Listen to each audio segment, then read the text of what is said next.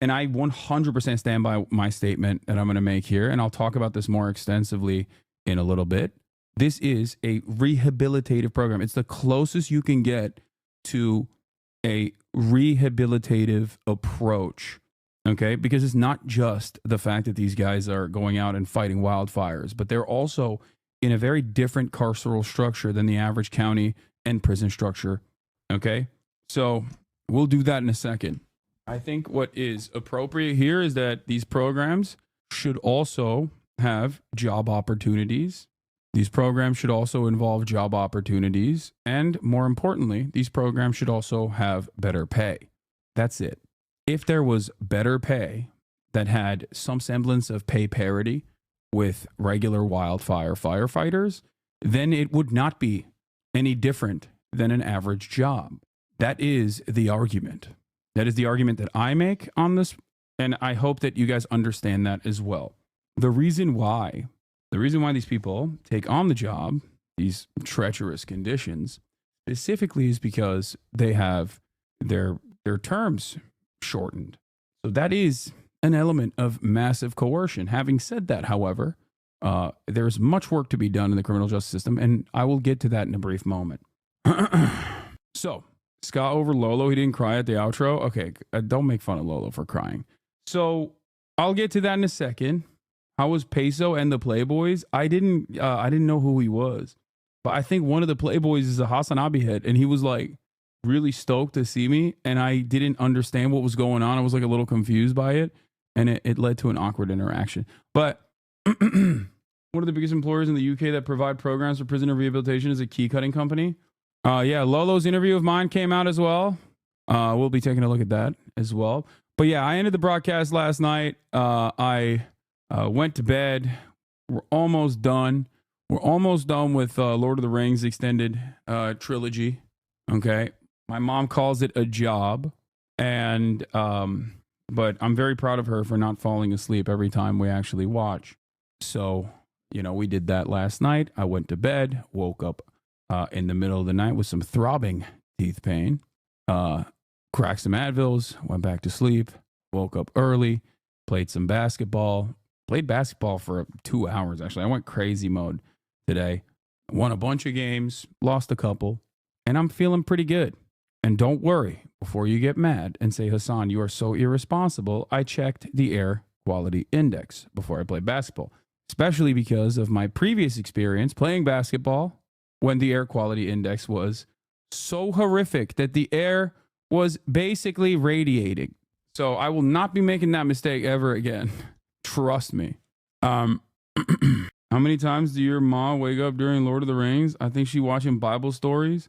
No, she doesn't. She normally falls asleep on everything, no matter what the length of the show is. But she's actually been staying up and watching it. So I'm very proud of her.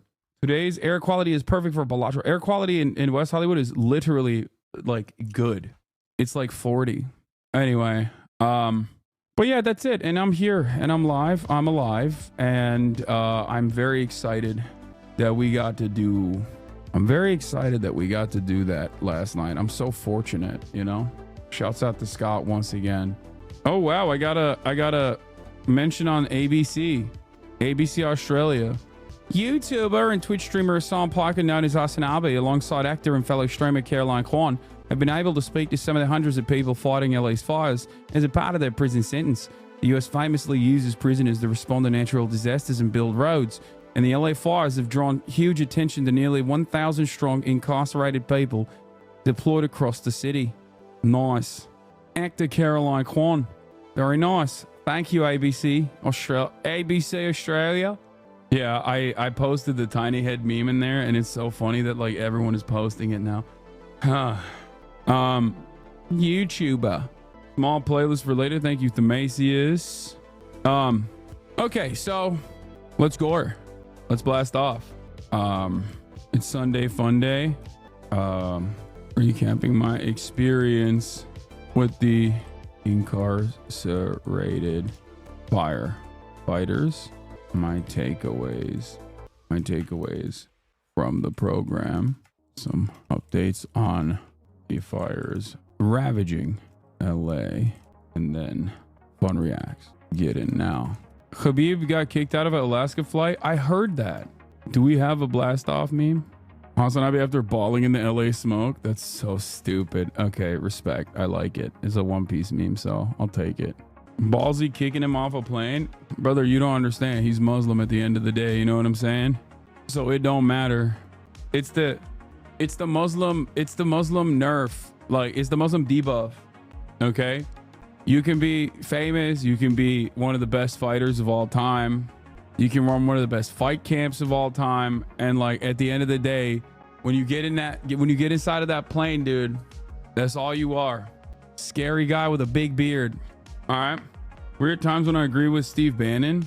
Far right fascist Steve Bannon. I mean, I'm racist, right? But holy shit, have you met that South African tech oligarch trio? They're the most racist people in the world. What are they even doing here with their South African racism? Peter Thiel, David Sachs, Elon Musk are all white South Africans, Bannon observed. He should go back to South Africa. Why do we have South Africans, the most racist people on earth? White South Africans.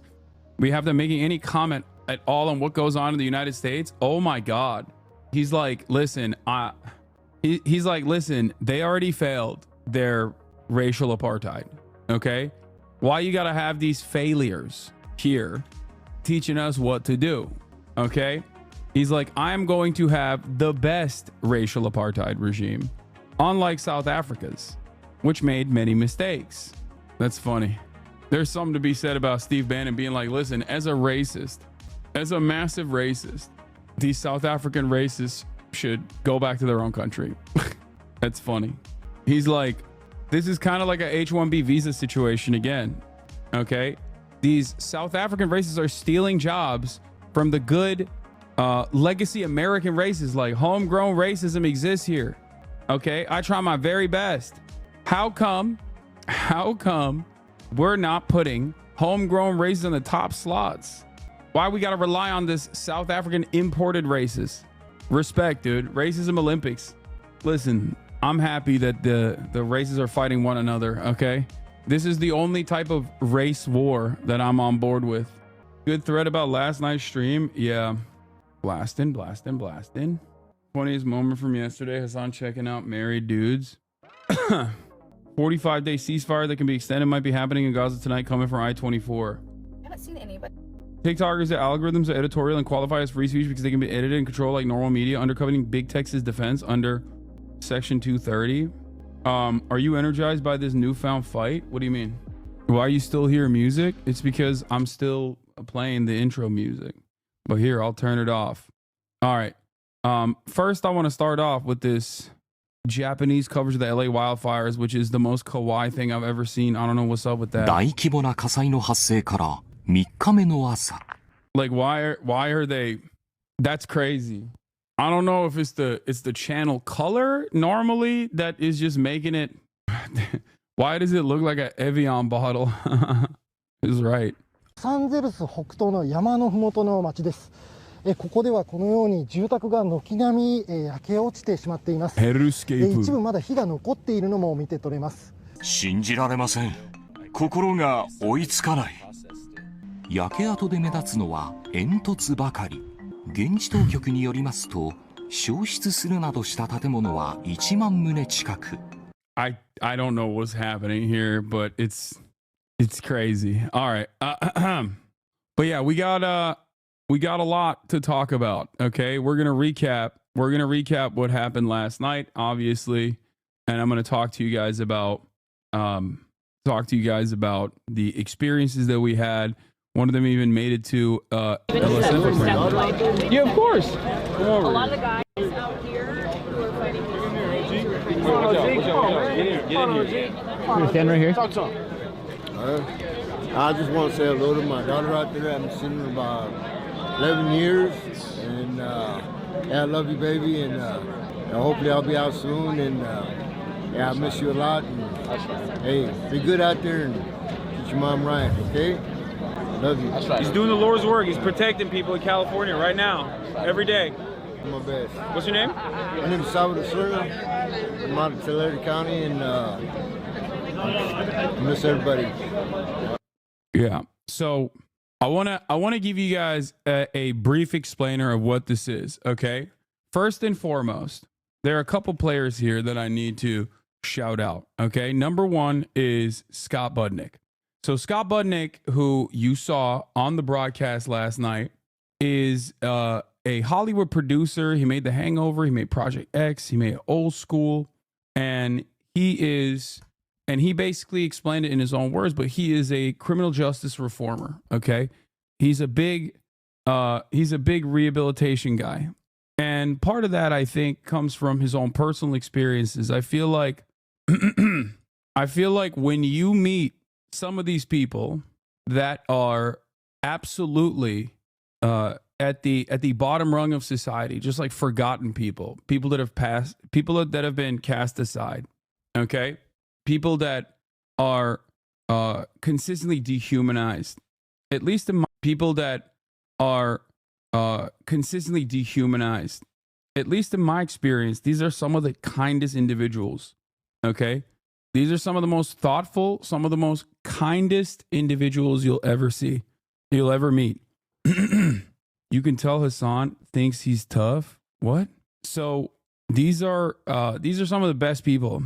I swear. Like, it's just, and it fills my heart with joy that, you know, any moment that I have working with these guys, talking to them, having a normal conversation. It's really funny seeing you cuss more than you have all of January so far. Oh, yeah. I dropped the whole knot. Are you saying poor people, peasants? No, I'm just going to ban people like this, I think, instead of responding to them. So, no, I'm talking about homeless people. I'm talking about prisoners. I'm talking about people who are actively dehumanized by everyone, that just like society is basically left behind. Okay. People that are oftentimes treated as pariahs. And these are just normal people, right? They're normal people that don't have the same support system that we are all privileged and fortunate enough to have. They're normal people who had a sequence of fuck ups, okay, back to back to back, and just kind of fell through the cracks of the system. And I think like what these guys need is someone to put their faith in them. They need a helping hand. And that's I don't know. That's just I'm going to try to do more stuff like this. All right? Human beings who have faced adversity after adversity in a system that was already set up not to help them. Yeah. Like, what do you think is the most common? What do you think is the most common part of everyone's backgrounds here? Is they come from incredible poverty. Okay?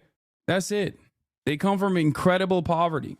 They have no support. They have no support system. They have nothing to keep them busy. Okay? That's it. That's the difference between these guys and like even someone like myself. Like I've fucked up when I was growing up. You know, we all have. And I know that if I did not come from an affluent background, like there is no difference between me and those guys. I probably could have kept stringing along those fuck ups until it erupted in this grand, explosive, like one final big one that got me permanently landed in prison. Huh? I never committed a felony. I don't think you understand. Okay. No one is just like, I love committing felonies. No one is born into this planet and their starting position goes, I'm going to do as many felonies as I possibly can. That is the entire point of this conversation. The point is, it starts small, okay? It starts small. You don't have a good family structure. You don't have a good support system. You don't have a good network. And the people around you are like, yeah, this is the only game in town. You're bored. You don't have any after-school programs that you can attend, that you can participate with, your community with. And then you just string along failure after failure after failure after failure until you're doing more crimes, right? It's never, a lot of people think that the way this works is you just one day decide to go pick up a gun and do a crime. Or you're in the vicinity of someone else doing a crime and then you're accidentally in jail forever, okay? And then there are some people who do get caught up in this dragnet. Now, I know fools that could have done other thing other than rolling with cholos. Sick, man. Take a week off, okay? Sick, bro. Okay. I hate this rugged survivorship bias nonsense, okay? That guy's going to permanently hate me now. 42-month subscriber who literally is like, nah, you don't understand. Well, you know, I also come from a bad background and I didn't do felonies. Why do so many people do that? Why do so many people have this attitude where they're like, how do they not realize that it's just survivor bias? That's all you're demonstrating here, okay? I'm glad that you didn't, you know, I'm glad that you didn't fall on this shitty path. I'm explaining something entirely different, okay? I'm sorry that they bullied you in high school and now some of these dudes that bullied you in high school are in jail, all right? Maybe keep that to yourself. My brother-in-law had every chance to do well, joined the military and messed up his back, got discharged being a long-haul trucker, ended up trying to unalive himself and ended up dealing and is now in jail in another state waiting for a trial to start. I mean, I can point just, you know, off of what you just described, I can point to like 3 different things where very clearly he got destroyed by the system. Not everybody gets the same hand is my point. There is a lot of probability here. Probability plays a major role in people's outcomes. Okay? It's rarely ever about personal choices. Having said that, however, are there people who are just constant fuck-ups? Absolutely. And there are constant fuck-ups in your immediate life as well. Like I'm sure you know someone that you no longer are friends with, that you no longer keep contact with, who is just a straight up constant fuck up, okay? He just gets in his own way. He can't help himself. Guess what? That guy's not in prison though, okay? But there are people like that, okay? You just have to keep focusing on people who do want a helping hand. People who may not even recognize that they need a helping hand and just unconditionally offer them that help. Every single person has infinite potential. It's up to us to try to maximize that, okay? In any case, I just always ask people to have a little bit more empathy, you know? Regardless, I saw a lot of stuff. I saw a lot of stuff last night. I saw a lot of things that reaffirmed my commitment. I saw a lot of things that I think proved me right once again. The very fact that, you know, like you never feel unsafe, right? Like for most normal people, I feel like they would just feel unsafe around prisoners. They'd be like, oh my God, these are prisoners. Like they're just normal people.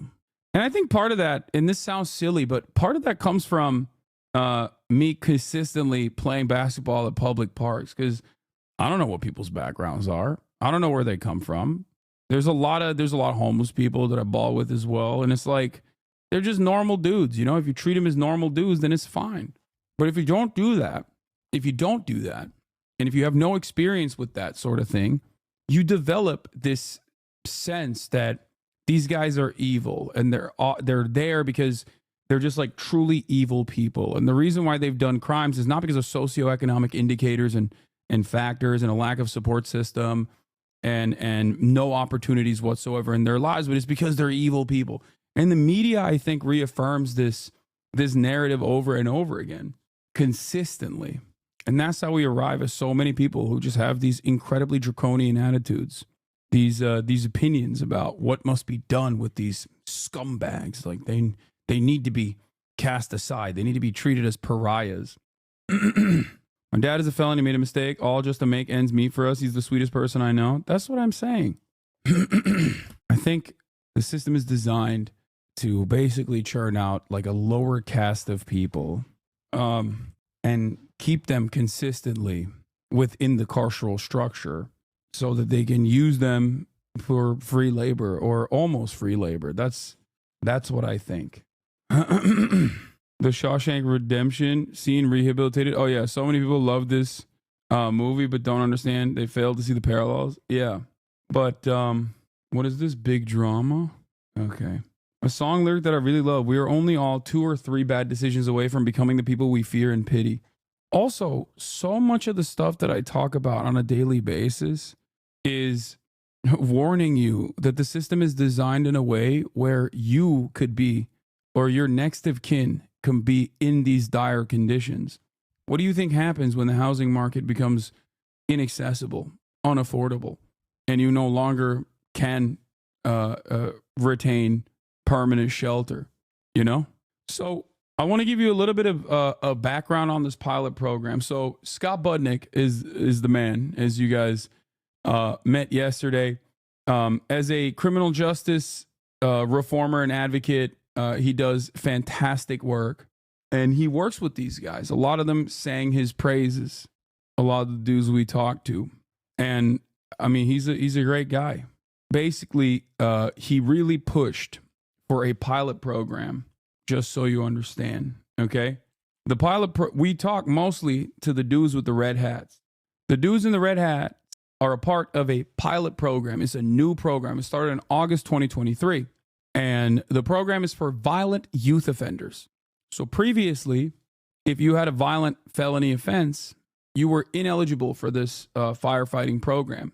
But Scott pushed for the California state by petitioning Governor Gavin Newsom to expand the existing California wildfire incarcerated firefighter program so that even violent offenders that committed crimes under the age of 25 before their prefrontal cortex developed could actually participate in this program as well. What kind of violent offending? You know, kidnapping, gun charges, things of that nature. Great clip from yesterday about decision before our brain was able to develop, before the age of 25, you know? So, I mean, this is our second chance, and this is our second chance to prove it. And, you know, at this point, it's a blessing, you know? It's not more about the material, but the growth that we gain from this experience. I think it's important to talk about how there are obstacles though after you are released, where you have this training, right? You have this experience. You deserve to have this as a career, but you know, it's still really difficult even with legislation that's been passed to work at expunging records and make it easier to get hired in this career. Like, it is still the reintegration process is as a woman, I have to say that scares me to death.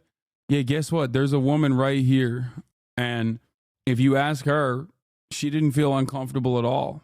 She was surrounded by violent youth offenders, and maybe it's because of her extensive experience being in Hollywood nightlife, where she was surrounded by infinitely scarier individuals who should be in prison, that she did not feel, she stated to me that they did not make her feel uncomfortable at all, that she didn't feel uncomfortable around these guys at all. It's a little tricky, you know, and I believe it depends and it varies on the individual, you know, because circumstances are subject to change. But at the end of the day, I believe if you want to change and you want to get out there, it's... How long you guys got, if you don't mind me asking? 4 months, I'm out. You got a year and a half left? 4 months, I'm out. 4 months, I'm out. Okay. I reside in the San Fernando Valley. December? Okay. How much time you have left? 2020. Also, for the record, none of them have sex offenses. They have other violent youth they're violent youth offenders, but they're ineligible for this program. So the types of crimes that render you ineligible for this program initially were violent offenses, if I'm not mistaken, unless there's some way to demonstrate good behavior over an extended period of time. And also on top of that, to this day, there are 3 things that render you ineligible to work to apply to be a part of the Cal Fire training structure as an incarcerated firefighter. And that is sex offenses. Like, if you're a sex offender, rapist, you can't do that. And also if you have a proclivity for escaping. I believe that's another. I said 3, but those are the 2 I can remember right now. Oh, and arson. Sorry. 3rd one is arson. Duh, obviously. Yeah. If you have an arson offense, if you have a sex offense, or if you have a tendency to escape. Yeah. Maras next to me, he says, you also have to be in a low-level prison as well. So, a lot of these guys, originally, they might start. Hasan, do you think it's correct to acknowledge people who are automatically afraid of prisoners have a superiority complex, or what would you call it? And do you think it's immoral to assume that incarcerated folks are dangerous people? I wouldn't say it's immoral. I think everyone is a victim of their own social conditioning.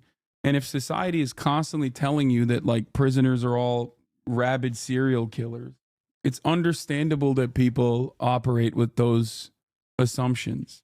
I would say it's misguided more than anything else. What if you want to right the wrongs of your arson offenses? Come on, chatter. Like, I get why. Really? Mara says that it's a common crime among firefighters that go to jail as arsonists. Because I am a rape victim, and he said violent offenders, if you were a woman, your mind would go there too. Okay, well, they're not. Can we please stop having a conversation surrounding your own personal feelings? We're doing, systemic analysis of how people's material conditions end up putting them in these circumstances. You want to say some stuff? All right, I'm muted. All right, what are you going to say, big dog?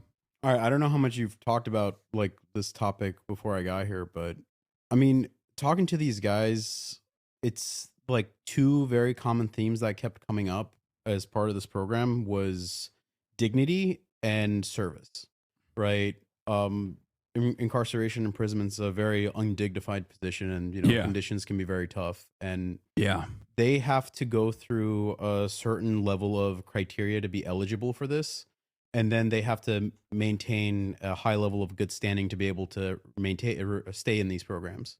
And talking to the small group of people that we talked to, like, their attitudes were incredibly positive. I was not expecting this level of positivity.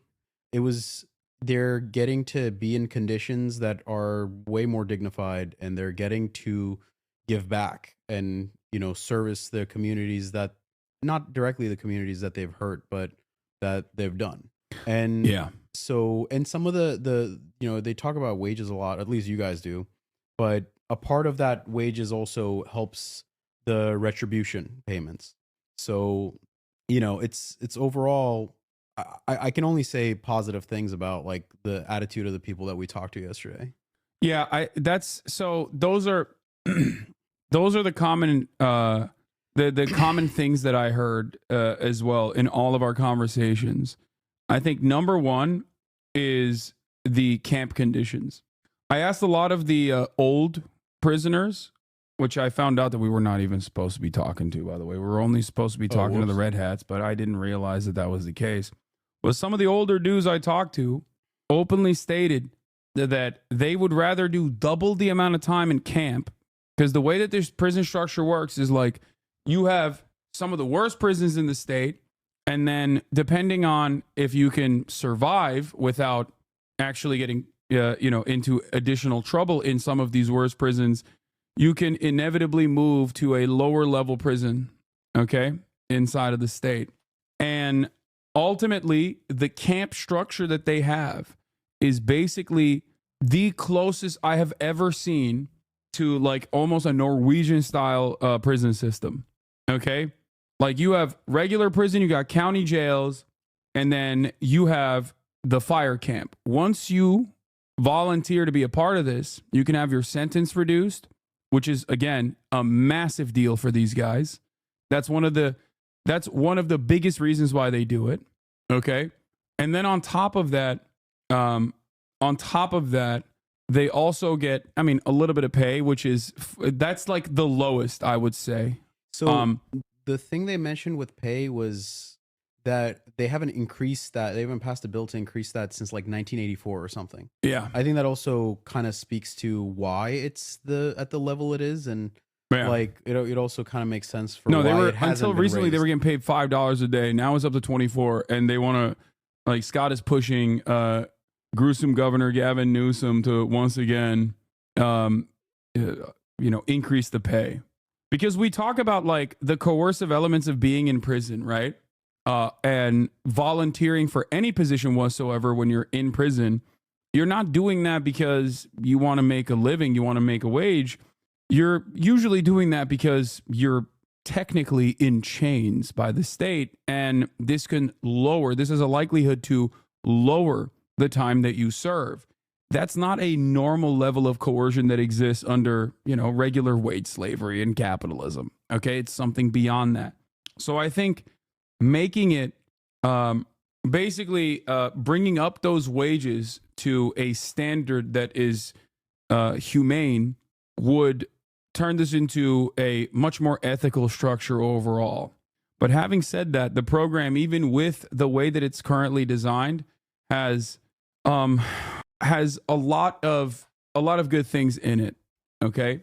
Now, the reason why I say that is because one thing that I don't even think they personally recognize, even though some of the prisoners we talked to openly mention this, is that when they're in camp, because when they're done fighting, they fight fires for 24 hours. They're out in the field. They sleep out there. They're constantly opening up trenches, right? They're trying to manage the vegetation.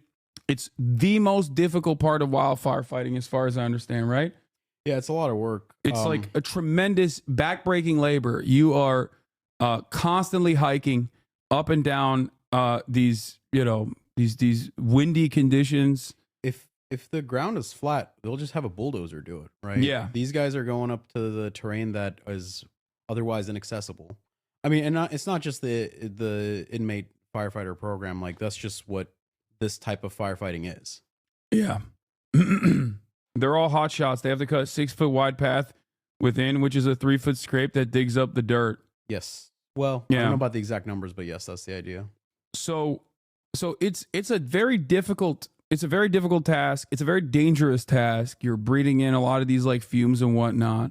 And the equipment that they have is the exact same equipment that Cal Fire wildfire fighters get as well, which is substandard in general, from what I understand. I mean, it could probably be a little bit better. I can't comment on that. But overall, it's a very, very difficult. It's a very difficult job. Like, they talked about one of the treks that they had to do called the rocket ship, because it's a vertical climb where you have to literally climb up, where they literally have to climb up a vertical climb with ropes, right? Why'd you say falls? So, you're risking injury, you're going up these mountains, and you're putting your life at risk when you're doing this, right? But I think one of the most significant aspects of their experience is that once they are in this structure, once they've been allowed to get this training, they go to a place called fire camp. And hopefully, if we have the opportunity, I want to shine a light on that as well and go to one of these fire camps to show you the living conditions there as well. But the fire camps, as far as I understand from the interviews that I conducted, is different than prison. So when they're done doing their 24-hour on, 24-hour off cycle, and the wildfire is contained, they don't go back to prison. They go back to fire camp, which is still prison, but it's not the same kind of prison, right? And the conditions at fire camp are nowhere near as substandard as like regular prison is. Okay. One of the things that they brought up about fire camp, for example, is that they have weights at fire camp. They don't have actual weights in regular prison. I didn't know that. Apparently, since like the 90s, one of the prisoners said Governor Arnold Schwarzenegger actually removed the weights, but apparently it was removed beforehand, like before he became governor.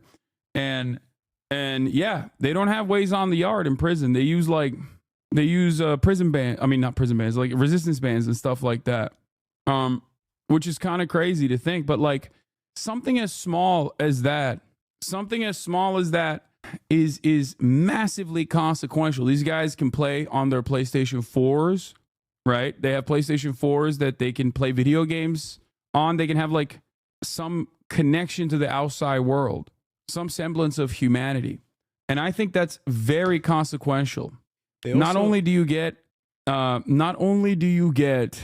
your time reduced, okay? Not only do you get your time reduced, which is massive. If we get in trouble, yes. But you also end up feeling like a human being, basically. And I think that absolutely plays a major role in reintegration, okay? So this is basically looking at the theory and applying it into the real world and learning that, there's a reason why there's so much empirical evidence that suggests that rehabilitation and retraining and reintegration initiatives like this one are actually massively successful in lowering the likelihood that someone actually reoffends. Because the conditions that these guys are experiencing in camp, which is still prison, is significantly better than prison. That positive incentivization structure paired up with the fact that you're getting your sentence reduced actually causes you to really work hard to not fuck this up. Okay? Even if you have a tendency to fuck it up, when you don't want to go back to prison, that's it. Like, you want to stay at camp. Some of these minor things that you would never even have to think about are massive for these guys. The fact that their family members can bring them food, okay? Like, that's huge. The fact that they have PlayStation 4s where they can play video games. The fact that they have regular weights as opposed to in prison where they don't have regular weights. This is huge. So let's hear what this guy has. Okay, and the camp is like much nicer than prison. Yeah, there's little to no tension. The racial disputes is not a thing there. You know, your family gets to... Yeah, they also said the COs that are nice make their way to the camps. I don't think it was particularly that they were nice. It's the more seasoned, like, more COs. seasoned. It's a more COs. coveted position within the Department of Correction and Rehabilitation. Like, it's a higher, it's a sought after position within the Department of Corrections. I mean, that makes sense. It's a more peaceful environment. Yeah, but that's it. It's a more peaceful environment because it's a successful rehabilitative structure. It's a successful rehabilitative structure because it's focusing not on like deterrence measures and dehumanizing the people there and treating them like shit and putting them in horrible conditions. And that's the reason why every single person that's involved in the program is, you know, a lot nicer overall, including the COs, the correction officers. That's it. That was also interesting. Like, I maybe shouldn't have even prodded that too much as far as like, what do you think about the cops? Or they're like some assholes or whatever, like how they treat you. Because I also personally thought it was interesting that the cops normally, you know, I've met COs before, and I would say that beat cops on the street are definitely, the beat cops that you're usually around on the street give off a worse aura than the COs do. At least these COs. And they were very forthcoming with this. Like, they straight up were like, listen, these are, even the corrections officers, like, there are some assholes, there's some power tripping assholes in general, but like in terms of like the experience at camp, like most of the COs, they get it, they understand it. Bring food to you from the street. That's you it. There visiting. It's nice. You feel like a human. Yeah, you got real weights there. Yeah. Definitely. Oh, they got fake weights in prison? No weights. They don't have weights in prison? No, Arnold Schwarzenegger took him out. He took him out? It's kind of funny that Arnold's the one who took him out. Cal Fire refused to give the inmate crew access to their showers. What the guy said, he said he would get kicked out of camp for saying it, if I recall correctly. Well, they did. They gave him they showered after we were done. Yeah. Why do you do that? I don't know. He didn't want nobody else to be brolic like him. I heard that's what it was. Yeah, he got jealous. That's what I heard. What it You was. know, I don't know how true was it is. Was it collie muscle that got jacked in prison? I think that's what it is. I heard of something like that though. Yeah, he got jealous. Fucking Arnold. Yeah. When he was the governor. Exactly. That's crazy. Yeah. Hopefully they come back. They've been giving us like resistant bands and agility ladders. Anyway, that's like, you're right. I've known a lot of COs, and I would say most are decent people, even if they're hogs. Yeah. I almost died when you say, like, what else are you going to do? What else you guys do if you didn't have a PS4? Crimes? Lol. No, I was joking. I said, what are you going to do if you get access to the internet? Crimes? Well, one of the guys was super into crypto. Yeah. But it was eye-opening, but they need proper pay, healthcare protection, and being a frontline and transitioning into society. No, absolutely. Absolutely.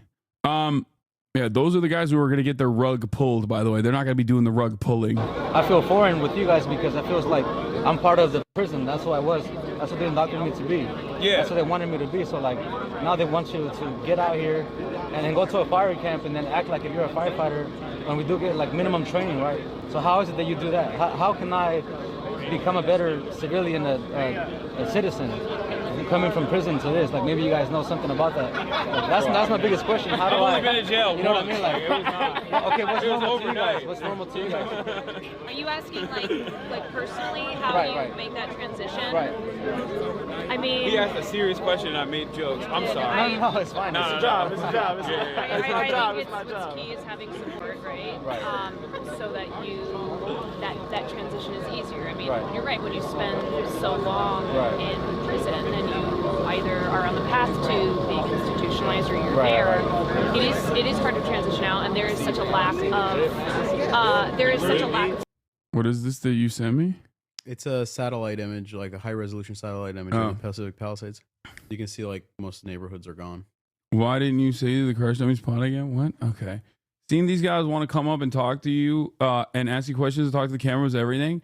Yeah. Well, you have to remember, like, these guys don't get a lot of access to the outside world. You know what I mean? Like, this is something that they consistently brought up. It was like camp conditions being significantly better than prison conditions overall was majorly beneficial. Okay. The fact that they get like work, the fact that they get time reduced was also majorly beneficial. But then they kept repeating that, like, they kept repeating that they were shocked that we were even interested to talk to them. They were like, why do you want to talk to us? That's what they kept saying over and over again. Why do you want to talk to us? Why do you care? Like, what the fuck? and I think it's because, you know, most people treat these guys like an afterthought, or if they think about them at all, they think of them as like evil beings that deserve the horrible conditions that they experience on a regular basis. I noticed that many of them seem to be pretty apprehensive at first until you started talking about being pro-labor and called the American prison system dog shit, etc. No, they weren't apprehensive at first. I think people are just like socially a little bit insecure, especially when there's a camera there. But no, I was with Scott, so they love Scott for understandable reasons. So, as someone who works with CDCR, I hope Hasan knows this interaction and ones like it are so morally lifting for these inmates. Yeah, so that's the other thing I was gonna say is that, like, the fact that, you know, people write to them, people send them like cupcakes, people send them like baked goods, people send them food when they're out fighting these wildfires. Like, they feel like human beings. They feel like human beings. They have dignity for once. Okay, and that's what it is. Like, it's just. Anyone got that clip of the one guy with a ponytail cooking Haas for being autistic? Oh my God, he did. He cooked my ass. In and out, giving our incarcerated firefighter Scott and some of the guys you talked to. Yeah. There's Scott again. Hey. It's just crazy because, like, most of those dudes that we talked to were younger than me. Even the adult, the adult offenders in the program, like, they were still younger than me, you know? They knew Kai Cenat. I hope he sees that. Yeah, one of them knew Kai Cenat. That was funny. Is this video you found, Chatter? Goddamn. But yeah, they get education in there too. They get a lot of sociology. Apparently they can get a degree in sociology, which I think is awesome. Younger than you and already 10 years in. Yeah, that's what I'm saying, bro. Seeing them chop it up between groups, just like any workplace, just some guys doing good despite everything trying to shove them down. Yeah. So one of the things that I wanted to highlight as far as the incarcerated firefighters is, hold on, let me find this real quick. That Scott actively pushed for. Yeah, they offered me their tacos, which was crazy. It's like, come on, dude, I'm gonna tear up. You're gonna make me cry. This is the Youth Offender Camp Pilot Program. Okay, in August 2023, CDCR launched an innovative Youth Offender Program Camp Pilot Program at Grolersburg Conservation Camp. Okay, in Georgetown. The program is designed to expand opportunities to volunteers to serve their time at the conservation camp and encourage self-improvement and rehabilitation. In addition to educational and rehabilitative programming, camp participants receive wildland firefighter training, enhancing their opportunities for future firefighting careers. The program provides additional hand crew members for emergency response to fires, floods, and other disasters in the state.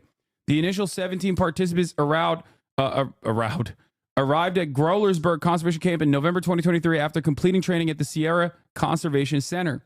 Now, what's important about this is that a lot of the dudes with the red hats that we talked to, they are youth offenders, which means that they did crimes under the age of 25. Okay? They committed crimes under the age of 25.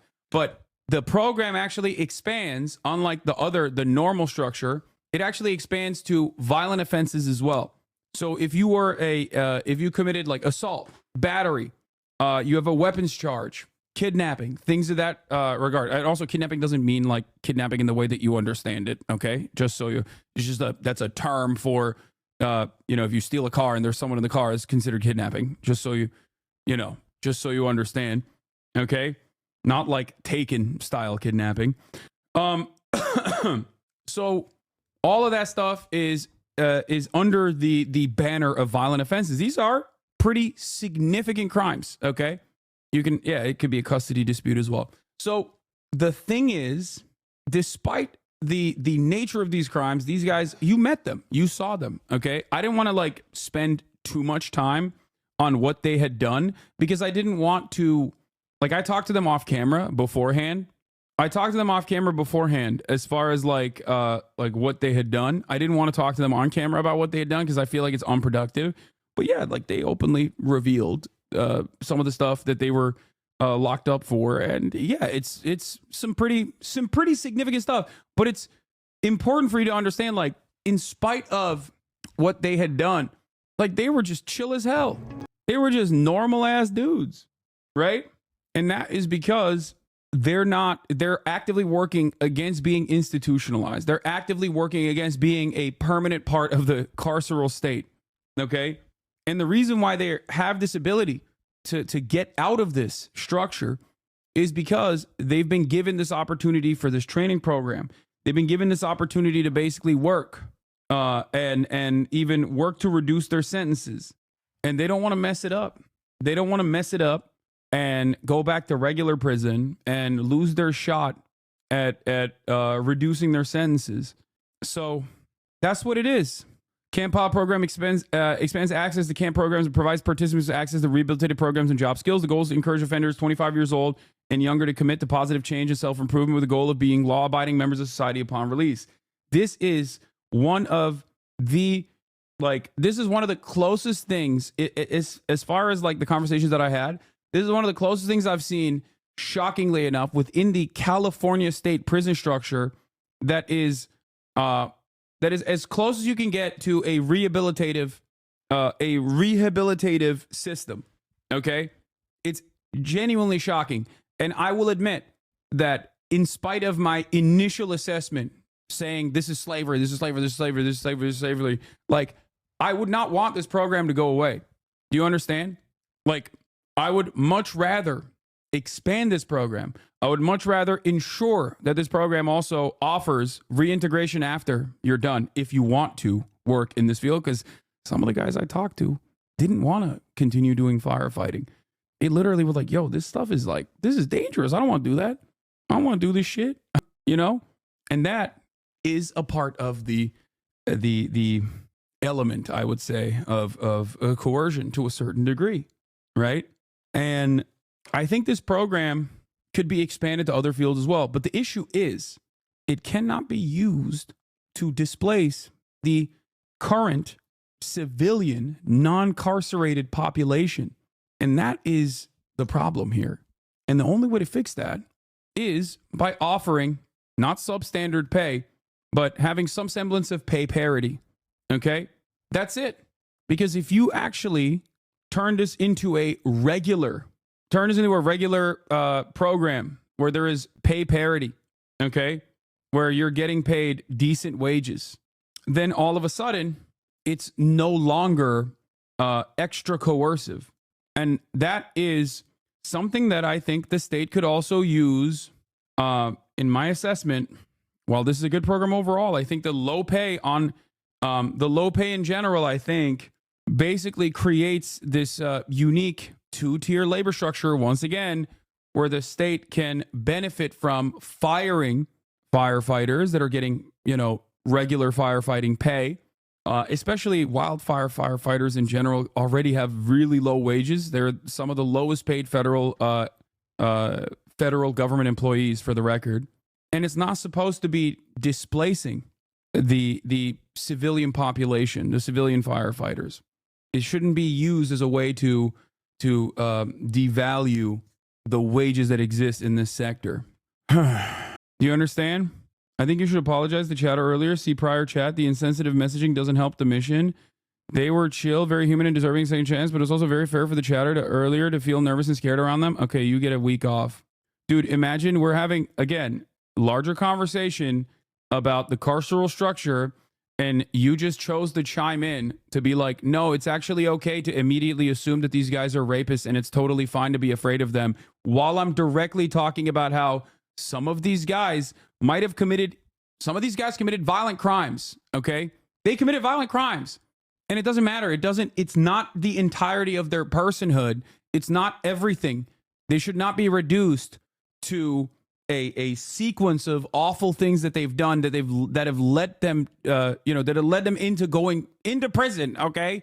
And you're like, no, you don't understand. I'm gonna reduce them to that, and I'm gonna be fearful. It's normal to be fearful. Shut up. How can you not see that this quite literally undermines the point that I'm making? The point that I'm trying to make here is the exact opposite of what you are trying to draw the conversation back into. And I don't care. God damn, Americans are so fucking selfish. It's so incredibly frustrating to have any conversation like this, especially as it pertains to sexual violence. What a crazy situation. How many rapists you know actually get incarcerated? What are you talking about? It's like one of the least punished, most commonplace crimes of all time. You are more likely to get raped by a fucking coworker or a boss or a family member than some random dude in prison. What the fuck? Shut up. I can't stand some of you motherfuckers, man. Jesus Christ. Yeah, you have to pay a lot of fees when out of prison as well. So that's the other thing. That's the reason why there's more. I think that's more of a reason to actually elevate their pay as well. It's so crazy because, like, even in a supposedly quote unquote progressive community, people still somehow find a way to use emancipatory language to center themselves in this conversation and then aggressively and actively defend, using academic emancipatory language, aggressively defend their self-centered attitude. It's a reactionary take. Anyway, what was the page? Like, imagine being like, oh, dude, I know you're actively trying to, in a nation where prisoners are treated like evil, dehumanized serial killers, every single one, and you're actively trying to combat that narrative by showcasing the humanity of these people that have been left behind by our systems. But you should apologize to the one chatter who wanted to bring the conversation back to that exact point. You can get that anywhere you want. Okay, go watch, I don't know, MSNBC or something. I promise you, they will have a very different approach. Please, Jesus Christ. You get that everywhere else. Why do you want to get it here too?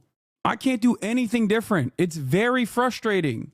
And then we wonder why America has the largest prison population on the planet. It's crazy.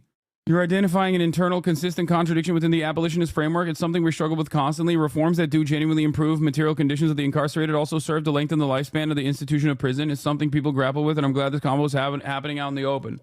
What is this? I went to prison around 15 years ago for a burglar one, which is a Class A felony. I was in dope and desperate to get high, so I stole shit. One of the people I was with stole a gun safe, which makes it a Class A violent crime. I never even interacted with the people at that house. Did my time and have been crime and drug free since. Married homeowner with a career. Nice, dude. Vast Stampede. Are you a Trigun fan too? Or is that like randomly? W chatter. Proud of you. I think the problem you posed, the question of whether we would be safe with these prisoners at a time when you were alone on screen, surrounded by 10 men. A lot of people would never feel safe in that situation. That's all they could think of when you said that. I don't care, dude. Please. The point is, it's incorrect to feel that way automatically. That's my issue. Okay? Like, dude, there are 1,000 inmates at that camp. There are 6 corrections officers at that camp. Do you understand? 6. 1,000 inmates, 6 corrections officers that I could count. Do you think that if these guys wanted to be like violent, it's the 6 corrections officers that are stopping them? Or do you think that it's because they don't want to mess this up, that they've gotten a new lease on life in their assessment?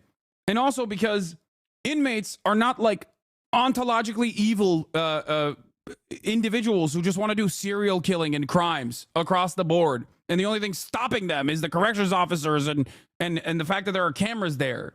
The problem with this kind of attitude is that if you have this opinion, if you operate like this, then you do not want these guys to ever be out. That's the problem.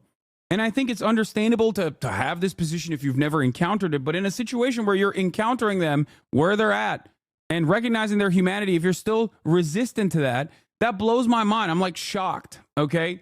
Like, how can you look at these guys and be like, no, they need to, you know, they're scary and they need to be, they need to be perma incarcerated. Like, I don't care.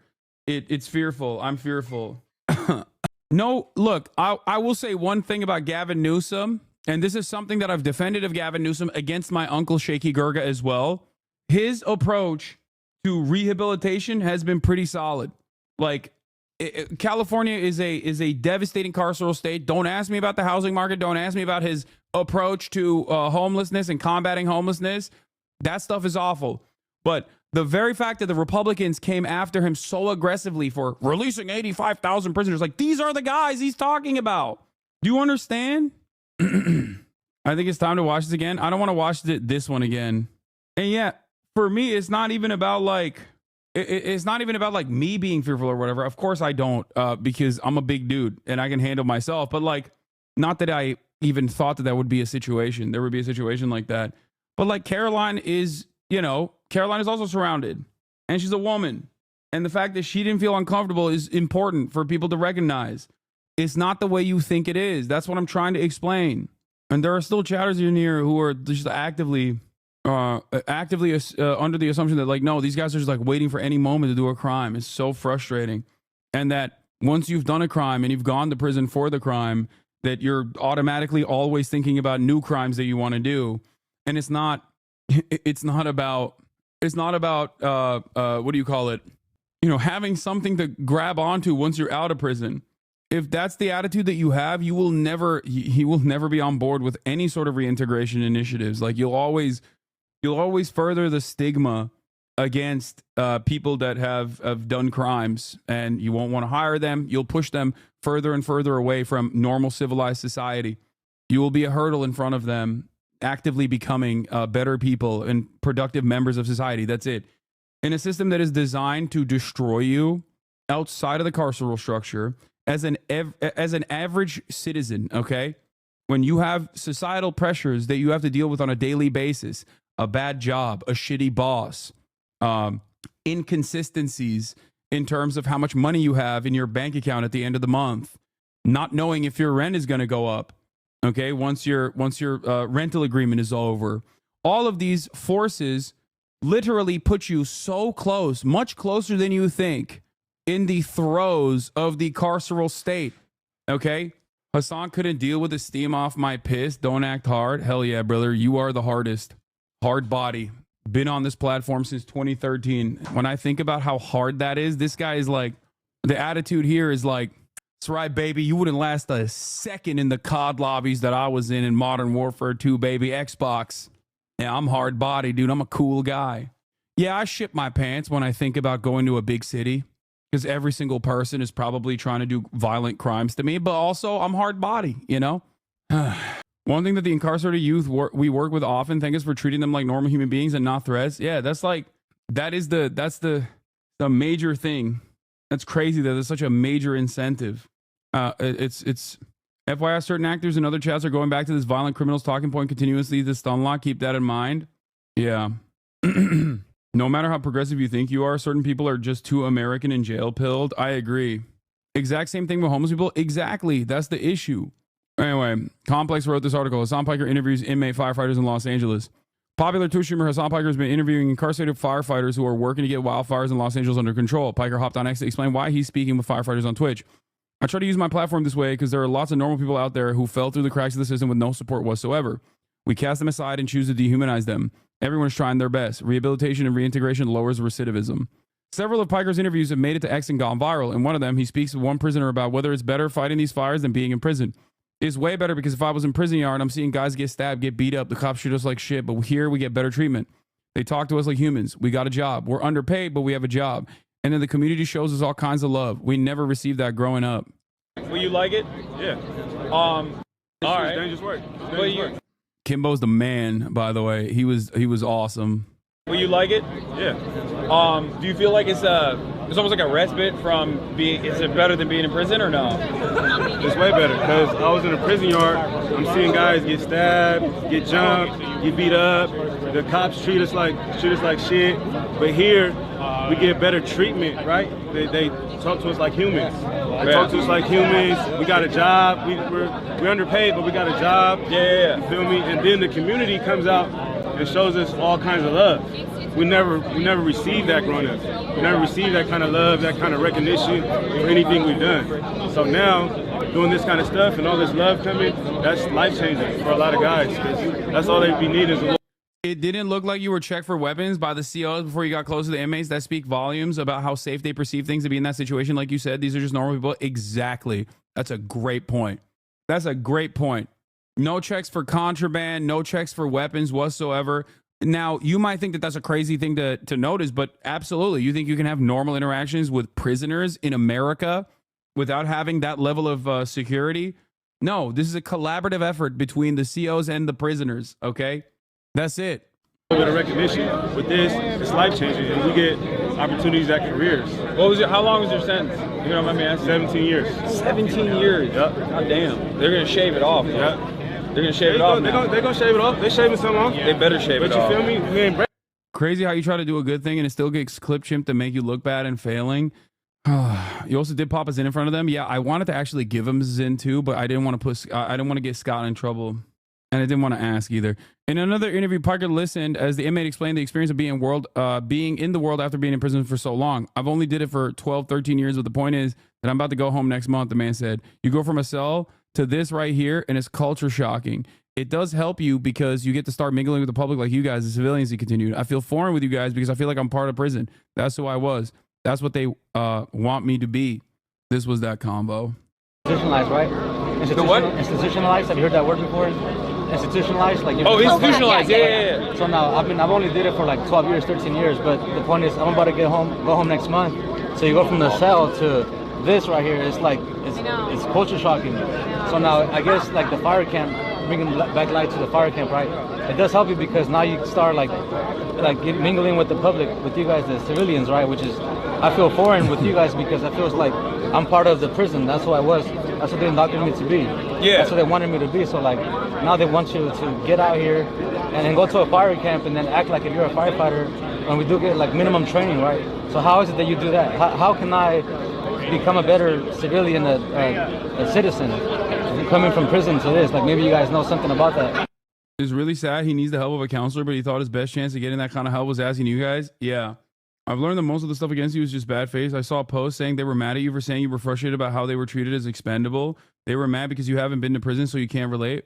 But dude, that's just called empathy. Wait, people scoured through 3 hours of footage of me interviewing prisoners that are fighting wildfires to find something that makes me look bad. I'm sorry, dude. You should be in prison. Actually, fuck prison. You should be lobotomized, dude. It is a sickness. Like, actually a sickness. These guys work so goddamn hard, dude. Holy moly. It blows my mind. Like, how do you fucking sit around and just actively work? Do you feel good? Does that give you happiness? There's no way that gives you happiness. In another conversation, Piker wanted to get the opinion of one inmate firefighters about the fact that they are private firefighters making up to $7,000 a day. Wow, that's crazy. It's a big pill to swallow to the prisoner. But the return that we get is our second chance at life, you know? This is a pilot program. A lot of us made our decisions before our brain was able to develop before the age of 25. This is our second chance. At this point, it's a blessing. $1 a day to do basically what you guys are doing. Wow. And think about that. You know, and it's crazy. You know, it's a big pill to swallow. But in this case, the return that we get is our second chance at life. You know, this is a pilot program. You know, a lot of us made decisions before our brain was able to develop, before the age of 25. You know, so I mean, this is our second chance, and this is our second chance to prove it. And you know, at this point, it's a blessing. You know, it's not more about the material, but the growth that we gain from this experience. The inmates are fighting fires through the Conservation Fire Camp Program, jointly operated by the California Department of Forestry and Fire Protection and the Los Angeles County Fire Department. There are 35 fire camps in 25 counties in the state of California where inmates can volunteer and receive classroom and field training. Hey, chat, fellow institutionalized person, how easily we are dehumanized is insane. I committed a victimless crime, speeding, turned, resisting arrest without violence, but turned into assault a police officer thanks to test to lying. But I'm looked at the same as the worst criminals. The dehumanization is the worst. I may be subhuman by some people's standards, but at least I still have my humanity. Yes, that's the point. And the reality is, like, there are plenty of people.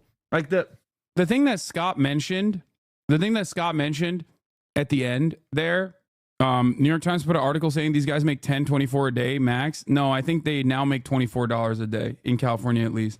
But the thing that Scott mentioned was really good. Like, he brought up his own personal experience, right?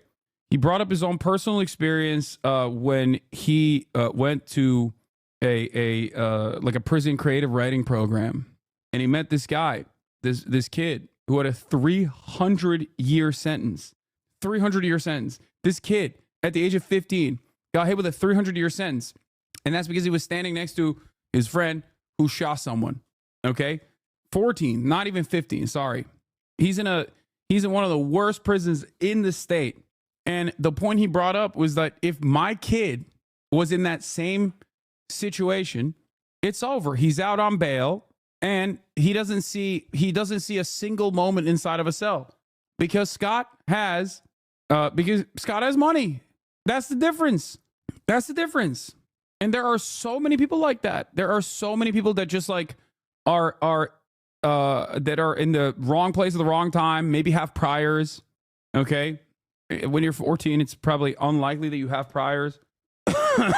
But Hasan gets invited to camp to do prison cribs and cook some food. Oh yeah, this was sick. To initiatives that, initiatives that are helpful with reintegration, initiatives that are helpful with like hiring, former inmates. For sure. We gotta get you to our camp, Groundlessburg. I'm down. Yeah, I'll talk cribs. I'll coming soon. No, I would love to do that for sure. Soon. I'll talk to Scott. If we can make something like that happen, that would be great. Oh yeah. Let's do it. Come check out my bunk. We'll make you a little spread. Eat real quick. Yeah. I went to an expensive private school, and kids in my class crashed cars, had drug problems, etc. But they're all doctors and run banks now. Exactly. Well, we'll go on Twitch, No, there's like Twitch cribs. There we go. There's actually a thing there's this thing on TikTok with like prison food, where they show like different things that people make in prison. So we could do something like that, like a little cooking segment. You gotta make it though. You gotta make it. I'll make it. Yeah. We'll tell you how to do it. The only thing I know how to make is chicken. That's all I know how to make. So I don't know. We're gonna do something with that. Yeah. We're gonna do something. What do you guys make? What do you guys cook? You cook your own open-minded. How are you so much taller than these guys? Bro, I'm 6'4". Yeah. Some of the younger guys talked about what landed them in the prison system. I would say kind of touch on the same thing. No guidance. Just not having a positive guidance. The environment that I grew up in, of course, it led me into a different direction. And yeah. What about you? So first off, obviously there's no excuses for what I'm saying, right? I hold myself accountable for what I've done, right? But I'm not the commissioner board. There's circumstances, right? No, I feel you. My circumstances, like my mental health, as in my insecurities, I didn't have no one that I could talk to. The schools I was in, they didn't really teach me how to like behave and like correct behavior. They were like favoritism toward different races and ethnicity, and I think that like made me go different ways with the social groups. So like I couldn't really like fit in with nobody, so I had to branch out to different people, and like that's what made me commit my crimes and find different people that had the same values as me, which is violence. Okay.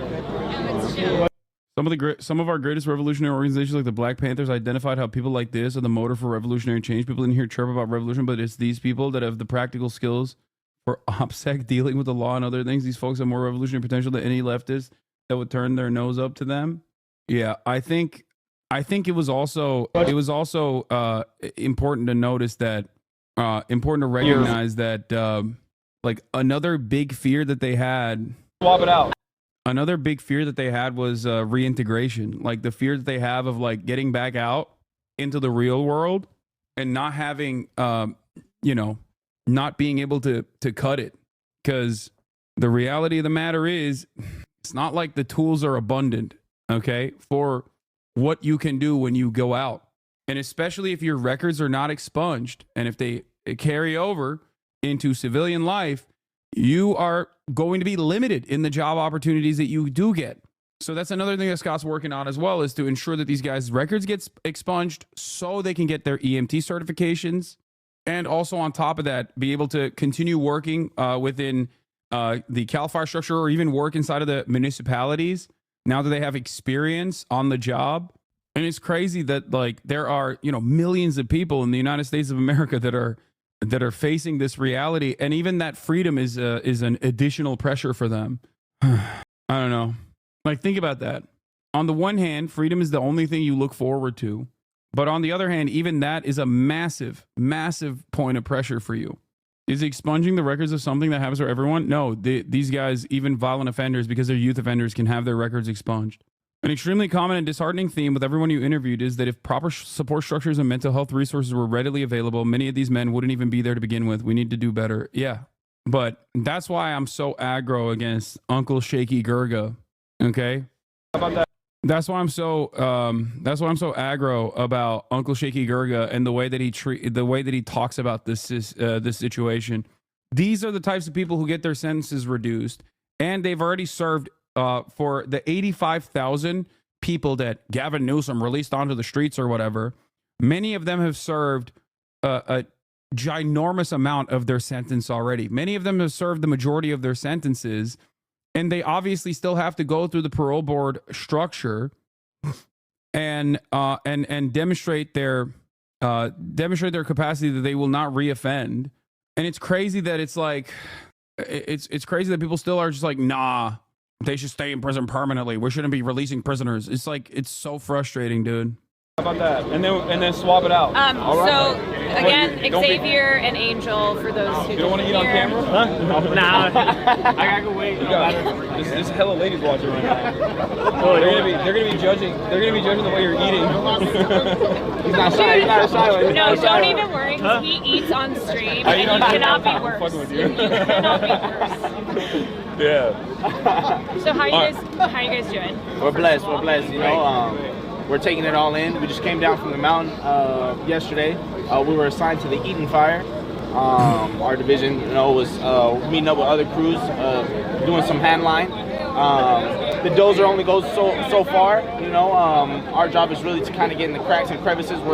Purely curious, what type of things fall under violent for these guys? Everything that you can think of, with the exception of sexual assault or arson-related charges. The dozer can go, and when we get. More of the OGs talking about the programs. Some of the older firefighters that have been in the program for a few years talking about how they've been treated by the police. Like, why? What? It's all bad faith, man. I'm sorry I ever fell for any of it, bro. What do you mean? I don't know if it's manslaughter, but maybe. We saw this live. Why are you self-reacting? Okay, take a week off. Is there JPay or something? Yes, there is. And you can also send video games to the camps as well. Would you ever run for public office? No. Oh, here is also the ARC anti-recidivism. They're on the fire line. Yeah. Give right now that they're on the fire line. Yeah. There's not so much to give right now, right? They're fairly good right now. It's when they get back to camp, right? There's not a TV that's working in some places, right? Yeah. There's the boots are all fucked up and they need better boots. Like, there's just things that are not so sexy, but that they need. You never think this, but we're getting a shower truck dropped off. No, I know what you're talking about. Yeah. By the way, God bless the dudes at Coachella. Dude. They got a shower truck coming in. These guys haven't showered in like 4 days. I know. So just stuff like that. And then I think also when they get out, if they want to work for CAL FIRE, as soon as they get out, how are they going to pay rent to wherever they're getting hired? How are they going to pay utilities? What about a car to get to and from work? Right? Those are give right now that they're on the fire line. Yeah. There's not so much to give right now, right? They're fairly good. With this entire program being only allowed as a larger labor force, do you think that moving into pay parity would dissolve such a program, or is CAL FIRE being a governmental agency would allow such a structure? I don't know, but I hope that they don't do that. Are you aware of any programs like this for women offenders? I don't know. Not sure about this guy, Hasan. What? Not sure about the guy who is literally spending his own hard-earned dollars and time every single day to work with some of the most fucked over people in American society in a system that doodly mofo. Okay. The guy that runs the program, they have a camp for women as well. Yeah. Look, the last thing I want to say is that I am so grateful and so fortunate that I have a platform of this size comprised of incredibly thoughtful individuals such as yourselves and maybe even the haters, that I can use opportunities like this to shine a light on some of the most forgotten people in society, talk to them, humanize them, and hopefully get others to see the situation differently. Because I fear that, unfortunately, every single outlet out there on a daily basis actively undermines these people's humanity. Okay? And it causes a lot of people to forget that they're like, these are just normal human beings. Okay? Yeah, they fucked up. They've done stuff. Okay? Some of them have done bad things. But at the end of the day, these are just, these are people who should have a second opportunity, a new lease on life. They're just human beings. Okay? And I hope that people can see that and not refuse to recognize their humanity for things that they've done. This is Lieutenant Hasan. Nice to meet you. Nice to meet you. I can't say nothing. How do we send these guys video games? There's a lot of people watching right now. How do we send these guys video games? Yeah. Video games are a challenge because I can't give them access to the internet without it being supervised. Yeah, no, I meant like hard copies. You donate them to the camp, so you send it to the address of the camp, and you state that you wish to donate it for camp, and then we'll include it in the systems we have. Hell yeah. Does it have to be like a maturity level restricted? Yes, it has to be maturity level restricted, and it can't have an online component to it. Yeah. Okay. There's a lot of good single player games. They have PS4s, right? Yes. All right. Get to work, chap. Also, shout out to this lieutenant. Even if you weren't supposed to talk to these guys, he didn't give a single shit. No, I don't think they. It's not a problem. It's not a big deal at all. Did you interact with Mr. Gavin Newsom, gruesome Governor Gavin Newsom? No, I did not. I didn't interact with Nick Cannon. I didn't interact with Governor Gavin Newsom. I didn't do any of that. But yeah, this tweet that I retweeted as well from D Machine has the information about Washington Ridge Conservation Camp 44, the phone number and the address. If you want to donate PS4 games for these guys, please remember PS4 only, single player, no online requirement, ideally PG-13. No, you can send rated M games. It's fine. They play Mortal Kombat and stuff. Why was Nick Cannon there? Because he knows Scott. I think like he knows Scott brings a lot of people like this, and they they come and show love. Also, I'm glad that Nick Cannon showed up because those guys don't know who I am, but they know who Nick Cannon is. They were so excited to see Nick Cannon. It was awesome. No, you can send whatever games, dude. Yeah, and also Peso, not Peso Pluma, a different Peso, a rapper. Yeah, one of the guys knew who Kai Cenat was. One of the guys asked me about Ninja. They knew who Soluminati was as well. The most heartbreaking thing, but also wholesome thing, is the constant question of why do you even care? Yeah, they should have phones in prison. They do. I didn't know this either, but this used to be a major problem with the. This used to be a major problem with the prison structure. Is like it was incredibly expensive. It's really important for people who are incarcerated to be able to have access to their family members and the outside world. And that structure was so awful in the past, and it still is in many other states, where you pay incredible amounts of money to even make these phone calls, and then the people that are receiving those phone calls are also getting the people that are receiving those phone calls also have to pay as well. It's a really, really costly endeavor. They have mobiles, but I'm glad you didn't say it on camera in front of the COs. Wait, what? No, not everyone. That's contraband. But in any case, for a lot of these guys, they have free phone calls now. Like phone calls for these dudes are now free. I pay $1 for 10 minutes to speak to my brother in Utah. Some are calling them worse than looters. I mean, these are the real looters, but once again, nobody will ever consider this is illegal, by the way. What they're doing is illegal, but you'll never hear that from mainstream media. Okay. It doesn't have any sort of were there any women inmate fighters? No, I didn't see them at that camp. They're probably separated though, but apparently there are. A furnished Bel Air home went on Zillow today for $29,500 a month. A few months ago, it was asking for $15,900. I called up the agent. She said she told her client to relist the home after this week's LA fires. People are desperate, she said. You can probably get good money. I asked why the rent had risen so much. The agent said she was getting another call and hung up. The listing was later removed. Here's my LA story on massive rent hikes people who've lost their homes are now seeing in their search for new housing. See? Look. It's not price gouging. It's simply supply and demand playing out. There's significant less supply and demand skyrocketed overnight. No, that is price gouging.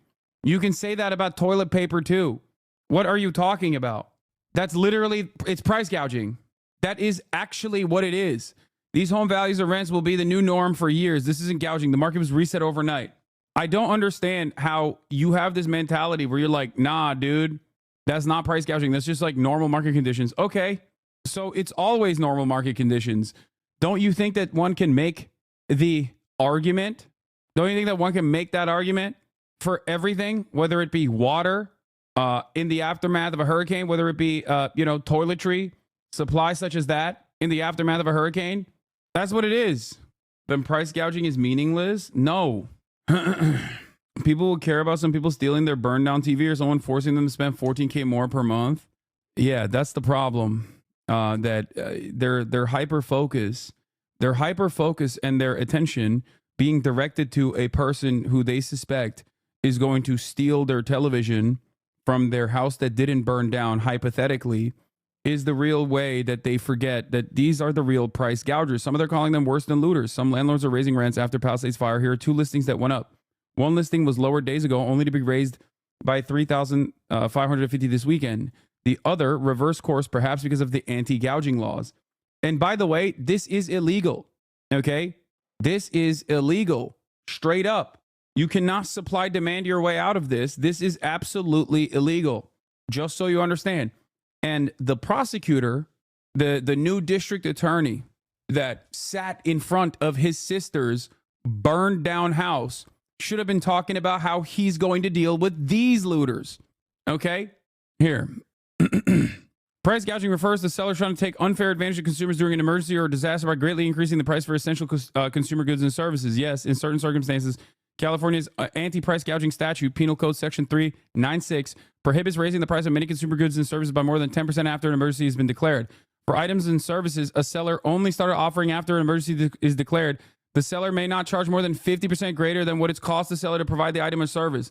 Local laws may also contain their own prohibitions on price gouging, which is crazy because even that is so expansive, and these guys still go above that. Evet. Peki. You going to the gym today? What? I already worked out. Normal market conditions, though, guys. Come on. But yeah, this went viral. Let's talk. Yo, those are. Does the state give you those? Yeah. We get them brand new. Those are kind of drippy, dude. Just a little bit. Yeah. So you look fly on the mountain. Something nice. Yeah. Do you get to keep it? Do you get to keep the Has? Yeah. Oh, you get to bring it back? Well, everything, they give us everything. Everything's kind of state issue when you get there. They kind of prepare you for the fires. So that way when you get out there, do what you gotta do. I'm saying, like, when you go back, do you get to keep them? I don't think so. It's crazy. It's considered an antique. I don't think he wants to keep that either. I'm not gonna, I'm gonna cop his shoe. You're like, hey, can I get this? No, but I did see some jackets there. They're pretty sweet. All right, bro, chill. We're not gonna take their clothes off their back, bro. They're fucking fighting wildfires out there. Look, we'll give it to you, man. We'll give it to you. It's a donation. All right. So, how are you guys feeling? Great. Tacos good? We're blessed. Yeah? I haven't even tried them yet. I'm not gonna lie to you. You want to eat first? Again, Xavier and Angel. This is the elevated content you want to do in 2025. This was great. Yeah, I'm going to keep doing that. I'm going to keep doing more of this. Just, with prior consent, try to put a face to a lot of these people that are oftentimes actively dehumanized by mainstream resources in general. Like, I think it's important to do that. And I think it's important to show that, hoping that people will see their humanity in this process. Yeah, they wanted to share their food with me. It was crazy. But yeah, we got an ABC Australia notice. So that's cool. But yeah, just to specify for those of you who don't know, I talk about how I don't do journalism, but this is one of the instances where this is journalism. This is new information. This is no different than what This is no different than what like media outlets would do as well. So this is, you know, something that I try to do, and I will continue doing more. Also, HasanAbi Productions had a incredibly viral Twitter thread, which is crazy. Shouts out to Caroline Kwan as well. No, the media would also report their crimes. My favorite comment on this, funny how Assange shows respect to these convicted felons, but can't extend that to our President Trump. Yeah. Why don't the local Dems cover these programs as the W that they are? Because there's a lot of resentment towards treating incarcerated people as human beings. Here, let's see how the media covered it, though. I'm sure there's a little bit of coverage on it. There are thousands of professional firefighters as well as volunteers battling the fires, but you might not know that there are also nearly 1,000 inmates, prisoners of the California correction system, also out there on the front lines. The Forestry and Fire Recruitment Program works to assist those who were released from being incarcerated transition into a professional career in forestry and wildland firefighting. Royal Ramey is the co-founder and chief of this program. Royal, thank you so much for joining us and talking to us about this. We appreciate it. I worked in LA, covered news for a long time, and I remember covering the wildfires. You would see, you know, the inmates up there, you know, cutting those fire lines. Talk to us a little bit more about the program that you represent. Yeah, so first off, I want to say thanks for having me. I also want to send out my thoughts and prayers out to the families who have been impacted by the LA fires, and a big thank you to all the first responders and volunteers who are serving the LA community. So what we do pretty much is 4 ways we do it. So we recruit, we train, we help them get I didn't meet this guy, Chad.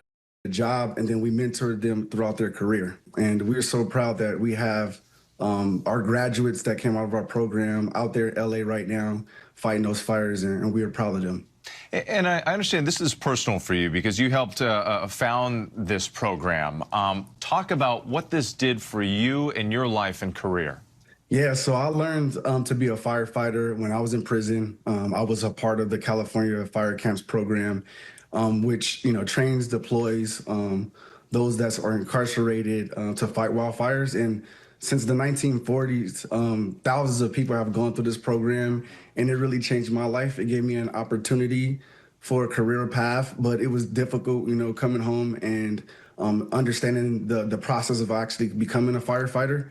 And, you know, I consider myself a modern-day Harriet Tubman and wanted to give other folks the opportunity to, you know, pursue a career in firefighting. Let me ask you this. There is some criticism, some people suggesting that, look, this is the state just taking advantage of cheap labor, right? Like where you can get some of these inmates and they might make a few bucks a day and they're doing this, you know, life-threatening, difficult work. What would you say to them? How would you respond to that criticism? It is a voluntary program. There's a lot of benefits that come with it. You know, you get better food. You get visits in the park-like setting. That's it. Like that. So that's the point, which is quite literally the horrific conditions in regular prison is an additional incentive for a lot of these guys to go into this program, because then they get to be treated like human beings in the camp conditions as opposed to the prison conditions. And that to me is like, you know, a very obvious indicator that there's so much more to solve in this carceral structure. But, you know, I'm not going to look a gift horse in the mouth. Dormitory living, you get out in the community and folks are eligible to get time off. But for me, it exposed me to that career that I love now. And that's one of the reasons why I started FFRP. So for me, and my experience was kind of a roller coaster mentally, physically, emotionally. But for me, I turned that negative into a positive, and I found a career path that you know, that I love, and I'm just trying to help others find their path too. Well, Royal Ramey, thank you so much for taking the time. We appreciate you and all the incredible work that you and your colleagues are doing out there, saving lives and property. Thank you. Thank you. And this is truly when we see the best of humanity is through these times. Tom Vakar has been live at Santa Anita Park in Arcadia for us. Tom, it just must be overwhelming to see the goodness in people's hearts. I think it's fair to call this a flash mob of friendship and faith. And I want you to just take a look at what's going on. This is remarkable. All this stuff has been donated. It continues to pour in. And now that the sun is up, people are coming, but you're seeing as many right now volunteers as you are seeing people. Yeah, I mean, this is what I was talking about when I said that, like, there's a lot of good in humanity. Like, people talk about the looting and whatnot and really unnecessarily hyper focus on that. And it's very frustrating when, by and large, this is what people are doing. By and large, across the board, most people want to lend a helping hand. They understand that food and visits, clothes for the wealthy. Yes, you're right, dude. All of those like middle class Altadena, all those middle class Altadena families, dude. I don't know why people think that like wealthy people are going to go to this pile to get other people's used clothes. Like, what's wrong with you? No, these are people who need it. Okay. Just think, please think before you speak. Okay. Think before you speak. You look at like an incredibly wholesome situation and immediately go, how can I ruin the vibes here? Like, why? It's just like, in many respects, is the same exact mentality of like looking at ash, looking at like all the ash, all the rubble, and thinking, oh, they're gonna loot this stuff, man. We gotta start shooting looters. Like, it's just a very weird mentality that people have. And I think the internet has greatly worsened the sentiment. People just straight up have lost their capacity to engage in collective action and lost the capacity to see others as human beings. And they just only see them through the cynical lens where everyone is out to get me. Everyone's out to get others. And the internet makes it certainly a lot worse. The less we see our fellow man out in the real world, the more we spend time online, the more our interactions are relegated to the internet, the worse we become, the more cynical we become, the more isolated we become, and the more anti-human we become. It's crazy. And people see it as like a point of pride almost to like constantly seek out the worst possible framing of situations. Wow, what a not a vice. Sorry, they see it as a virtue. Donate lightly used to new items. Some people have been donating dirty clothing and trash to clear out their homes. Yeah, that are actually coming to get these things. This is a remarkable ad hoc, let's just do it because it's the right thing to do kind of thing. And all of this clothing, remember, if you left and you had only the clothes on your back, this is something really critical. And the other thing that you have to realize is that, like, these are people who lost everything. They lost all their clothes in the fire. They lost their home. They lost their most prized possessions that have tremendous impact in their lives. And now they're just like looking to recover, looking to survive, looking to start anew. And you're over here being like, nah, a middle class person's getting shoes? Fuck that. Not on my watch, dude. this is something that a lot of people who are coming to were renters.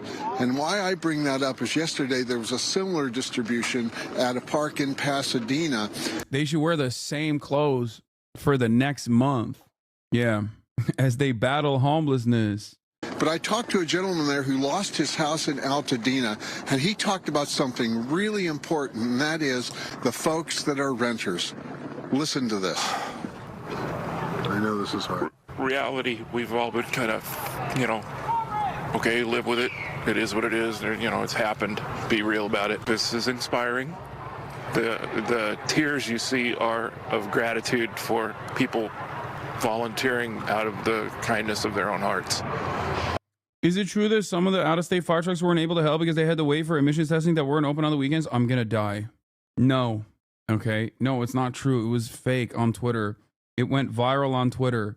No. And not only was it untrue, but like the Oregon firefighters Twitter account had already posted about how their engines were working in the state of California hours before that Twitter, this random Twitter account decided, lol, California emissions testing. No, sorry for getting aggressive with you, chatter. I'm not mad at you. I'm just so mad at the way that communication communication spreads, misinformation spreads. And it literally doesn't matter.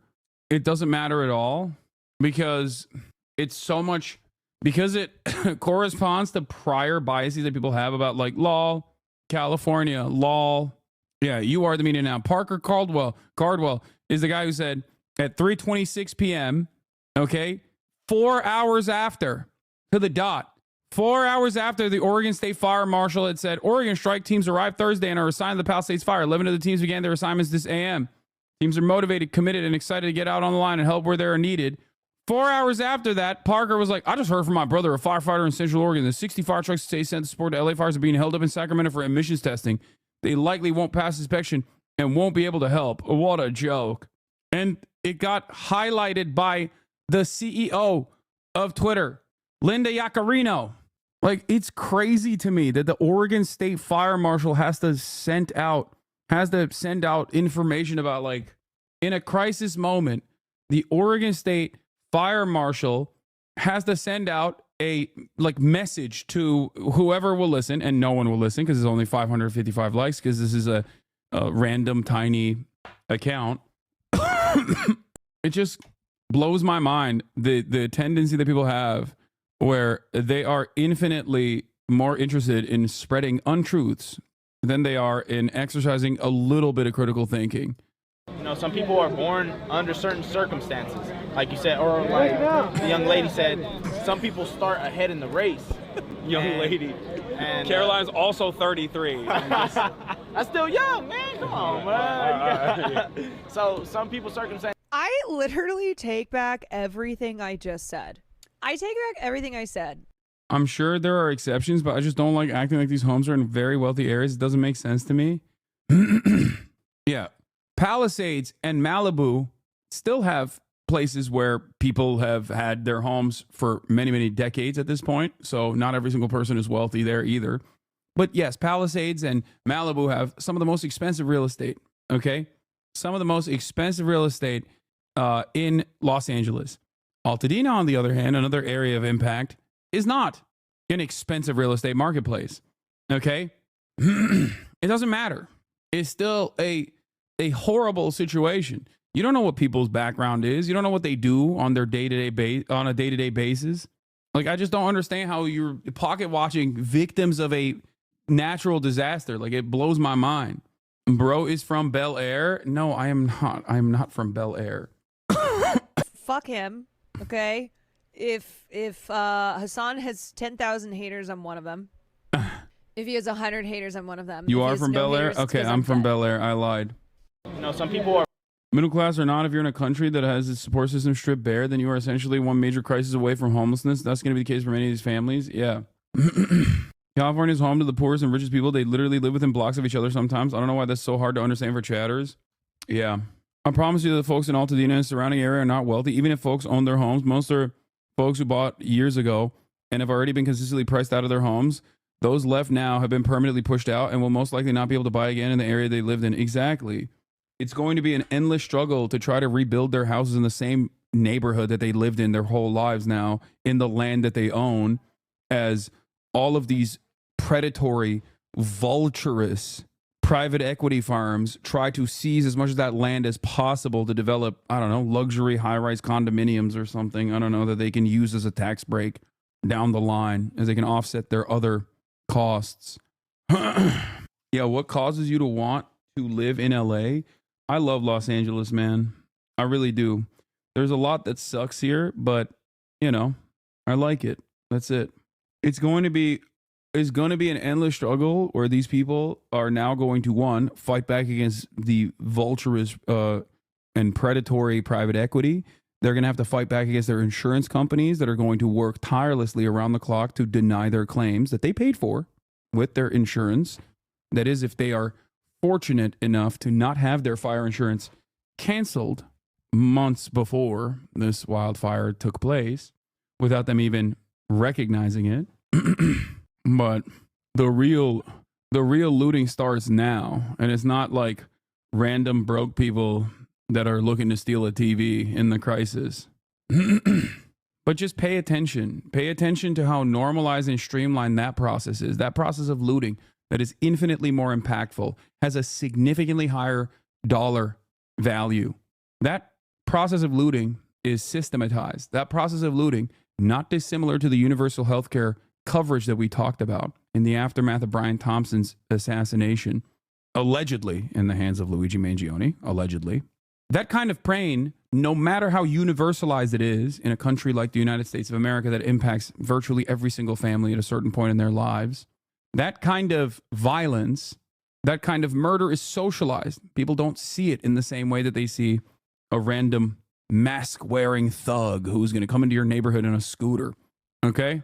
Although that kind of theft is far more consequential, and the dollar values that are stolen from the public in their weakest moments is far larger.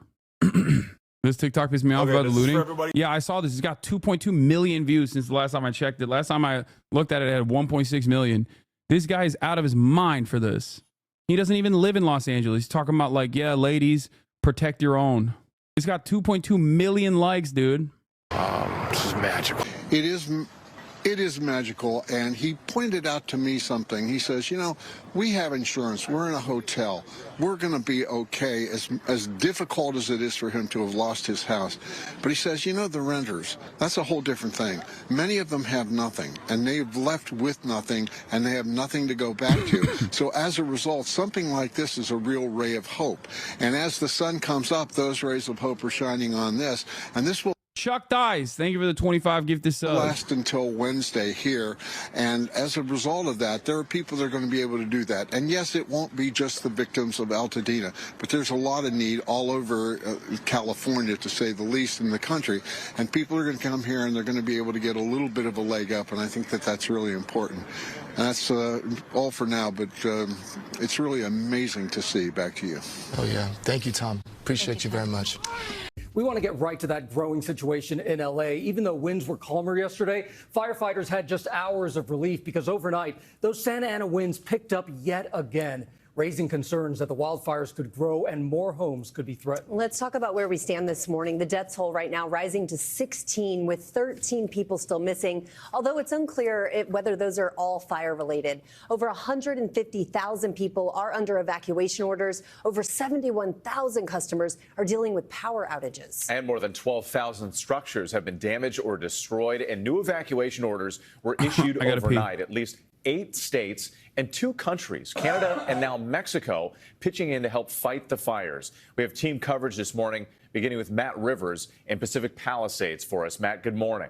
Hey, good morning. With yesterday, very tense scenes in a Brentwood neighborhood where we saw flames coming right up close to some properties there. But firefighters were able to fight those flames yesterday, thanks in part to a lull in the winds. The winds have gone down a little bit. That's a good thing. I think there's an uneasy calm right now in Los Angeles as we are expecting those winds to pick back up this week.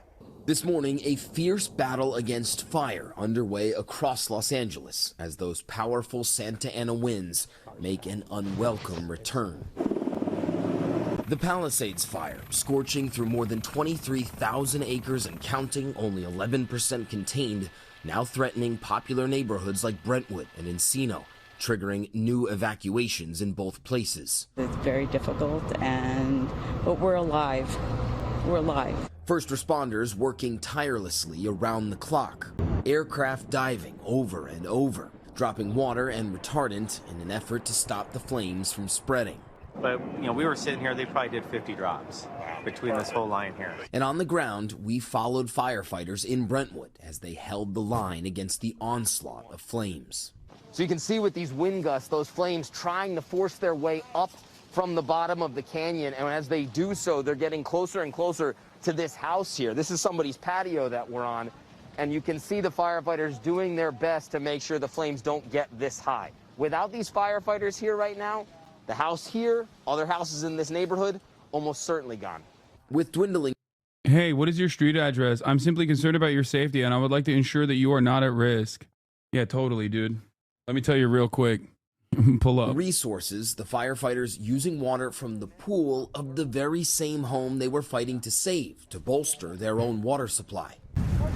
A flare-up early Saturday even spawning this stunning fire-nado, spreading the flames. New satellite Insane. images showing the Palisades fire burning south of the Encino Reservoir. Massive plumes of smoke blanketing the skies. Palisades just one of several fires still burning around Los Angeles. The Eaton fire scorching through more than 14,000 acres and only 15% contained. Malcolm Stewart did his best to save lives the night that fire broke out near his home in Altadena, racing around without water, still trying to put out the flames. I wasn't even thinking about it. I was just thinking about trying to save my neighborhood. I grew up here. And he managed to save several homes, but for so many others, he could only watch. I'm devastated. I wish I would have had water, and saved all these houses. The death toll from all the fires now rising to 16, though officials warn the full scope of the loss of life is still unclear. Governor Gavin Newsom now doubling the amount of National Guard deployed in Los Angeles. Firefighters even flying in from Mexico to join the fight, the governor greeting them at the airport. And local authorities vowing to find out what exactly caused these devastating fires, announcing a task force led by the ATF. This task force is made up of local, state, and federal partners designed to investigate the cause of these fires and to see if there's any connection between them. Volunteers descending on this parking lot in Arcadia, hundreds of people donating supplies like clothes and food to evacuees, coming together to help their community however they can. And so while things are relatively calm for the moment, we know that that might not last. These red flag warnings in place until at least Wednesday of this week. The winds expected to pick. My conservative dad is convinced that illegal immigrants are starting the fires to steal the land. He heard it on Fox News. Oh my God. The fire map I use is watch duty. Bro, I promise you, put parental guidance. Put parental guidance on your parents' TVs and their internet access. Okay? I promise you, if they can't figure out how to get onto these websites, if they can't figure out how to get to the TV, you will literally have a better life. They will be better because of that. Okay? Some of y'all's parents need parental guidance on their TVs. Okay? I'm serious. Back up, and when that happens, the threat of fire, of course, also rises. Gio? Unbelievable to see those flames so close to the house. Matt, thank you so much. Now to the growing questions about LA County's response to the fires and the lack of water to fight them. ABC's Jacqueline Lee is in Altadena with this major part of the story. Good morning, Jacqueline. Gio, good morning. That access to water critical for first responders and residents. You can see those flames burning in the hillside. It's powerful destruction so widespread. This used to be a coffee shop with nothing left behind. This morning, as people trickle back into their devastated communities. I can see my washing machine. I can see so many remnants of what used to be. Mujike Cooper and her fiance Alex stunned to see the Altadena home they spent 4 years in reduced to ashes. What do you guys regret not taking with you? Definitely my box of keepsakes. It had, my dad fought in World War II, came back to a segregated country, and there were little fragments of his tours around the Pacific that I really wish that I kept. Stories now emerging about the lack of adequate water supply as firefighters and residents battled the flames. The water supply cut off. Yeah, they shut the water off on us. After watching her home burn to the ground in Altadena, 24-year-old Marcela Banuelos ran to her grandmother's home, grabbed a garden hose and tried to save it. They shut the water off on us, and you know, there was nothing we could do. Like, we didn't have any water to try to put out anything, and you know, I tried my best. Governor Gavin Newsom demanding an independent investigation into the reported issue, while the LA fire chief claims her department saw a $17.6 million budget cut for the year. This as thousands of residents are now tasked with rebuilding from some of the worst fires in California history. You see the rake, all of this just fell straight down. Alex and Mujike say they will do so differently. I'm going to be very conscious, since we're rebuilding from the ground up, of the materials that we use to make sure that it is fire deterrent, and in hopes that this doesn't happen again. Residents tell me they are extremely nervous. Will California flip red now? No, why would it flip red now? I don't understand why people think that people that have lost their houses are going to be like, oh man, it's time now. Donald Trump would have saved us. Nervous about their ability to obtain home insurance after rebuilding, and the state banning insurance companies from canceling and not renewing policies for 1 year. Rhiannon. Oh, just devastating. Jacqueline Lee, thank you for that. As you heard Matt Rivers mention, a red flag warning remains in effect for much of Southern California as LA prepares for more strong Santa Ana winds this week. And then, sorry. Everybody except people who live there seem to be doing it. Yeah. Everybody's fantasizing about like a red wave in California, which is like such a freak like attitude to have. I don't understand it. Did Florida turn blue after the hurricane? No, that's not how this works. Just one more question. So we are expecting severe gusts of wind in the coming days. Is the city prepared regarding fire hydrants and water pressure? It feels like there's a lack of fire education in the USA. We're told not to rely on water lines to fight fires. We have ads on news in Australia about what to do in a fire. Yeah. I think there isn't enough communication of like mitigation stuff that you need to do, definitely, that is enforced by the local governments and the state broadly, like fire codes that you need to constantly maintain. And I think part of that is also a lack of adequate funding in terms of like fire inspections happening regularly. It would also be very upsetting for a lot of wealthy homeowners to consistently have to worry about their trim. And then I can totally see an argument being conducted that like this actually harms the working poor. You know, it would actually harm the landlords that don't want to engage in this real estate, like multiple real estate owning landlords and landlord management groups, like commercial real estate, I mean, not commercial, residential real estate management groups.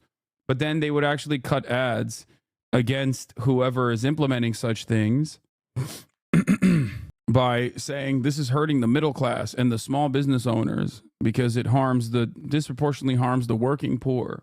I believe the city is prepared. I'm going to receive reports in a couple of hours from a couple of the other city departments. And Chief, if you want to expand on that. Thank you. Hi, Hasan. I just finished volunteering with Water Drop LA. Thank you for bringing this org to my attention. It was such a cool experience, and a ton of HasanAbi heads were there. Super cool org, and just wanted to say thank you. Hell yeah, chatters. I know that the mission is also looking for extra helping hands right now. That's like down the street from Skid Row. I think my mom left the fridge open. Oh my God. Thank you. We had I'm sorry, Chief. Any other comments?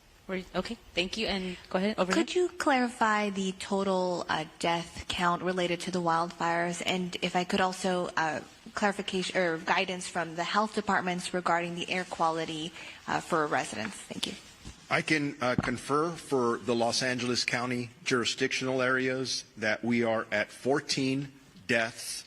That's 11 in the Eaton area and 3 in the Palisades area. But that's just for Los Angeles County. Los Angeles would have different numbers, and the city of Pasadena may have different numbers as well. I would say that the best source for that is the LA County Coroner's Office, because they encompass the entire county of Los Angeles, including the jurisdictions I just mentioned. She didn't leave the fridge open. It was Murat, and it was the freezer. Yeah, hi, Anish Mahajan, Chief Deputy Director at LA County Public Health. The air quality is improving as we have seen the smoke lessen with the better containment of the fires. At this time, the South Coast Air Quality Management Division is indicating a smoke advisory specifically in those areas close to the fires in the northwest component of the county. County residents should continue to monitor the air quality index, the AQI levels, wherever they are, but we are seeing improved AQI numbers. And so we encourage residents who are closest to the fire, who are smelling smoke or seeing it, who have the AQI levels in the unhealthy zones, to be using masks when they're outside. And I apologize, Tom Hansen with CBS News. What, if any, concern is there about animosity from the incoming Trump administration toward California and its efforts to fight this fire? And that's Mayor Bass, that's directly to you. Actually, I'm not worried about that. I mean, I joined in the invitation to the incoming president to come to Los Angeles. I joined with the supervisor and the governor, spoke directly with the incoming administration yesterday. It was a fine call, so I'm not concerned about that. There also, as I mentioned before, a number of my former colleagues who are up for confirmation. I feel like I will have good relations there. Is the incoming president expected to come here? I believe so. I mean, I certainly, it was a positive response yesterday. Yeah, you know, I will say, knowing what I know, and I represent Altadena, which is probably the most diverse community that in the 5th District, this is the exact constituency that he was talking to. You've got socioeconomics from all walks of life, and they are suffering. So I am confident that this president will come. Well, my conversation also yesterday was throwing around possible points of timing. Hey, it's Will Kane. Click here to subscribe. No. First, let's take a look at the criticism from the man who will be president in 8 days' time. Donald Trump said the fires are still raging in L.A.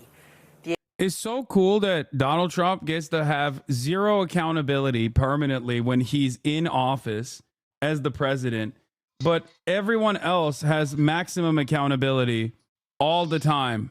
Like, the fires are the governor's fault, okay? But it's also never the president's fault. I need you to understand. Now, he wasn't president during this time, okay? And that's fine. But given the tendency for accelerated weather conditions caused by anthropogenic climate change, we're probably going to see a bunch of other natural disasters under Donald Trump's leadership as well. But of course, none of that will be a problem. We have seen many natural disasters under Donald Trump's leadership. I mean, he chucked paper towels at the people of Puerto Rico, if you remember, famously. It's great. The incompetent Poles have no idea how to put them out. Thousands of magnificent houses are gone and many more will soon be lost. There is death. That's so funny. He's so real estate developer brain, dude. Magnificent houses that were built so perfectly, let me tell you. All of these beautiful looking, magnificent houses. Like, it's understandable to point to the property loss in that situation. Obviously, it's devastating, but it is pretty funny. He's like, they're magnificent. The houses were magnificent. All over the place. This is one of the worst catastrophes in the history of our country. They just can't put out the fires. What's wrong with them? Well, the governor has responded to the incoming president's comments in an interview with NBC. He's hit back at what he calls misinformation. Coming. I called for him to come out, take a look for himself. We want to do it in the spirit of an open hand, not a closed fist. He's the president-elect. I respect the office. We have a president of the United States that within 36 hours provided a major disaster declaration over a text. We had support from the president of the United States, Joe Biden, with 100% reimbursement, all the resources you could hope for or imagine, constant communication. I'd like to extend that to the president-elect. I don't know what he's referring to when he talks about the Delta smelt in reservoirs. The reservoirs are completely full of the state reservoirs here in Southern California. That mis and disinformation, I don't think advantages or aids. It is pretty wild that like when you are in the midst of, look, you're in the midst of dealing with a major, perhaps the most expensive natural disaster in American history, right? And on the other, like, while you are trying to manage resources, I guess, maintain proper communication, and also ensure that you are not the responsible party, you also have to turn around and actively deal with the faucet of misinformation that Republicans are just pushing like crazy. Like, it is wild where we've gotten to. I live in downtown LA. It is a super surreal feeling being in the same city, but still feeling so detached from the issue at hand. It feels like I'm in another state watching from afar. Yeah. It is wild to me. Does insurance cover any of those laws, or does it all go under force majeure? It depends. Any of us responding to Donald Trump's insults, we would spend another month. I'm very familiar with them. Every elected official that he disagrees with, very familiar with them. We do know, though, from reporting here locally that one reservoir that serves the Palisades was not full. And that's exactly what triggered my desire to get the investigation, to understand what was happening with that local reservoir. That was not a state system reservoir, which the president-elect was referring to as it relates to the Delta and somehow connecting the Delta smelt to this fire, which is inexcusable because it's inaccurate, also incomprehensible to anyone that understands water policy. Multiple times, Mr. Trump has threatened to withhold aid for California wildfires, both as president and now again as president-elect. Are you worried that he might actually do that? Well, I mean, he's done it to Utah, he's done it to Michigan, did it to Puerto Rico. He did it to California back before I was even governor in 2018, until he found out folks in Orange County voted for him, and then he decided to give the money. So he's been at this for years and years and years. It transcends states, including, by the way, Georgia. He threatened similarly. So that's his style, and you know, we take it seriously to the extent that in the past it's taken a little bit more time. I've been pretty expressive about that in the context of someone threatening our first responders in terms of supporting the immediacy of their needs. That's what you take it as, that President-elect Trump is threatening the first responders here. Well, I mean, it's what he said. He said, I'm not going to support the firefighting efforts. I'm not going to support the state of California as it relates to its emergency management. I had to get my food. Click on the dog video. This is my mom's doing. She uses anytime I'm away, she thinks that this like dog anxiety music will help Kaya. I don't think it does. Why are you eating? I thought you were a socialist, bro. True. Well, I'm not. I'm a capitalist. Trump calls for President-elect Trump. Newsom's resignation. This is all his fault. Oh, this is from 3 days ago. FUNDAY's in the stream title, bro. I know. And I got some stuff lined up. We're also going to be talking about the TikTok ban. We got the Lolo coverage as well. We have this slop economics video that you guys wanted me to watch. Okay. This is, I don't know. This is the national correspondent for Fox News, Bill Melugin. This shit is going quick. Who posted these videos or reposted these videos saying this is the closest and clearest footage I've seen of the first moments after the Palisades fire started, and it shows the exact starting location, which appears to be near a trail. This is the last. Dude, that's right where we were standing. We were literally right there. Holy shit. This is the last. Dude, it's catching up. And people are like, will you be watching a new Bestie Marks vid? Bro, this person has nonstop. I don't know what Bestie Marks wrote about, but it's crazy to me that you have just been writing for this Bestie Marks video so much. Every insane conspiracy that ended up being true. Heart attack pistol. In 1975, William Colby. Wait, what is this? This is extremely in the pocket of things that I'm interested in. Any playoff football on your agenda tonight? You can see everyone's message story. Yes. Donkey Game of the Year video too, by the way. Okay. Donkey's Best of 2024. I like that. It's about German anti-Semitism turning into Islamophobia. Yeah, I don't want to watch that today, man. I've covered that so much. But yeah, we got TikTok. We got the TikTok ban as well. We're going to be covering that. And a lot more. Khabib Nurmagomedov removed from an airplane, which is a crazy situation. I'd never covered the Elon Musk thing. The Elon Musk like pro-Nazi Germany thing. Or not pro-Nazi Germany necessarily, but like his Holocaust revisionism, I guess. Southern California Edison preserving equipment near Eaton fire starting point. The number of faults on the power grid near 3 of the major Los Angeles County fires skyrocketed in the hours before the blazes began, according to a company that monitors electrical activity. Bob Marshall, the chief executive of Whisker Labs, said in an interview with The Times, the areas near the Eaton, Palisades, and Hearst fires also saw massive increases in faults in the hours leading up to the fires. Faults on the power grid are caused by 3 limbs hitting electrical wires or wires hitting one another, among other causes. Each fault causes a spark. This isn't 100%. This is not 100%.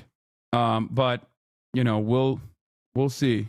We'll see what it is, but it's not. It wouldn't surprise me at all, like I've mentioned before. All right, let's do this. Every insane conspiracy theory that turned out to be true.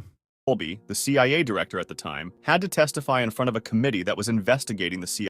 This happened because there were many accusations of assassinations of foreign and American politicians from the CIA, so the U.S. Senate put it under investigation for alleged covert action abuses, which resulted in 14 reports of major abuses by the CIA, FBI, and NSA. However, there was an accusation or conspiracy theory that was much more worrying than the rest of them. It was thought that the CIA had developed a pistol that could fire a poison dart from around 300 feet, cause death, and leave no trace of what the cause was. When William Colby declared declared that they had a poison dart gun that was potentially basically completely silent, felt like a mosquito bite to the target, went through clothes, caused a heart attack, and left no traces but a small red spot because the dart melted. The public was shocked. Furthermore, it was revealed that this wasn't an isolated case. It was part of Project MK Naomi, a project designed to increase U.S. biological and chemical warfare capabilities. This was the only time this gun was shown in public. Nice. USA's fake Cuban terrorist attack.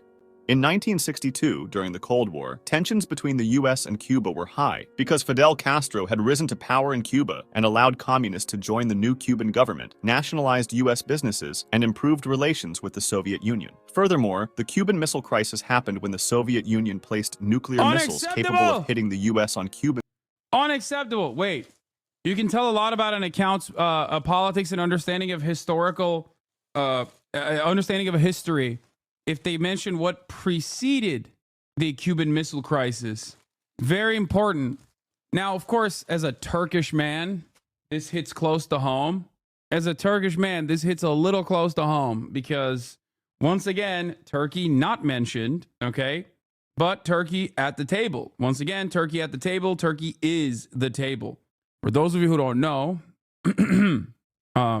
Russia said that the USSR said that they were going to put missiles on Cuba, directed in the United States of America's direction, after the United States of America put NATO missile bases in Turkey. Soil after the U.S. placed theirs on Italy and Turkey. Operation Northwoods was a plan by the United States. Respect! Hey, respect to the paint explainer, okay? Respect. You can tell a lot. You can tell a lot about a YouTuber and their genuine interest and genuine curiosity in history and understanding of the world by what they choose to omit and what they choose to mention, specifically Turkey. Very important to mention. Department of Defense to stage terrorist attacks against American citizens and blame the Cuban government in order to justify a war against Cuba. They wanted to hijack civilian planes and make them appear as if U.S. Air Force planes were shot down by Cuba, to simulate the downing of a U.S. fighter jet off the coast of Cuba, to blow a U.S. ship, and to organize terrorist attacks in U.S. cities. The plan also included creating a Cuban communist terror campaign in the Miami area, in other Florida cities, and even in Washington, which would involve bombing. By the way, how insane is that the federal government, like our state intelligence apparatus, was actively talking about doing this? Civilian targets. The plan was approved by the Joint Chiefs of Staff, but was ultimately rejected by President John F. Kennedy because it would have been too risky and could have led to a full-scale war with the Soviet Union. CIA's fake animals. In the 1970s, the CIA developed what they called the Insectothopter, which was a drone the size of a dragonfly and hand-painted to look like one. It was kept secret until December 2003, when it was revealed to the public at the CIA Museum, and the project was abandoned because it was too difficult to fly in crosswinds. Another similar project was the AeroVironment Nano Hummingbird, created with specifications given by the Defense Advanced Research Projects Agency. These weren't the only times they used animals or crafted fake animals to spy on their enemies. During the Cold War, they developed a camera so light that it could be carried by pigeons in order to take aerial photos. I wonder what happened to John F. Kennedy. Does anybody know? Like, after he said he didn't want to do the whole, like, false flag terror attack that would kill American citizens. Sure hope he, had a wonderful blossoming presidential career to completion. Seems like he's got a good head on his shoulders. And they even trained some of these pigeons to drop eavesdropping devices onto window ledges. However, despite successfully placing some of these devices, no usable audio was captured from them. They even used fake fish to secretly check water samples for the presence of nuclear runoff or other suspicious substances. USA's fake Vietnam attack. In 1964, tensions between the United States this account is amazing. and North Vietnam were at an all-time high, and things worsened on the 2nd of August, when North Vietnamese forces shot at a U.S. destroyer while it was doing a covert operation close to North Vietnamese territorial waters. The U.S. government then, on the 4th of August, said that a second attack happened, while this was false. The commander of the Maddox, Captain John Herrick, initially reported the attack but later expressed doubts, attributing the radar signals to freak weather effects, and despite these uncertainties, the Lyndon Johnson administration relied on misinterpreted communications intercepts to conclude that that the attack was real. Also, in October 2005, the New York Times reported that Robert J. Hanyuk, an historian for the NSA, concluded that the NSA distorted intelligence reports passed to policymakers. He said agency staff deliberately skewed the evidence to make it appear that an attack had occurred. This was probably done with the goal of providing the Johnson administration with the justification needed for military action in Vietnam. Years after the incident, Robert McNamara, the Secretary of Defense during the time, admitted himself that the August 4th attack had Wait a minute, what? never occurred. The Johnson administration was probably just seeking a reason to escalate American involvement in Vietnam as Cold War tensions increased, and the domino theory made its way through the U.S. military, which said that the fall of one country to communism would lead to the fall of others in the region, causing more fear. Because of this false operation, Congress passed the Gulf of Tonkin Resolution, granting President Johnson broad powers to conduct military operations in Vietnam without a formal declaration of war. Canada's gay radar. At that time, What? Okay, this one I didn't know either. What are we talking about? Every insane conspiracy theory that turned out to be true. That America staged a fake attack to, America created a fake attack to set the stage to invade Vietnam. That the CIA has a heart attack gun. That America openly, like the CIA openly tried to do a false flag terror incident to also set the stage to invade Cuba.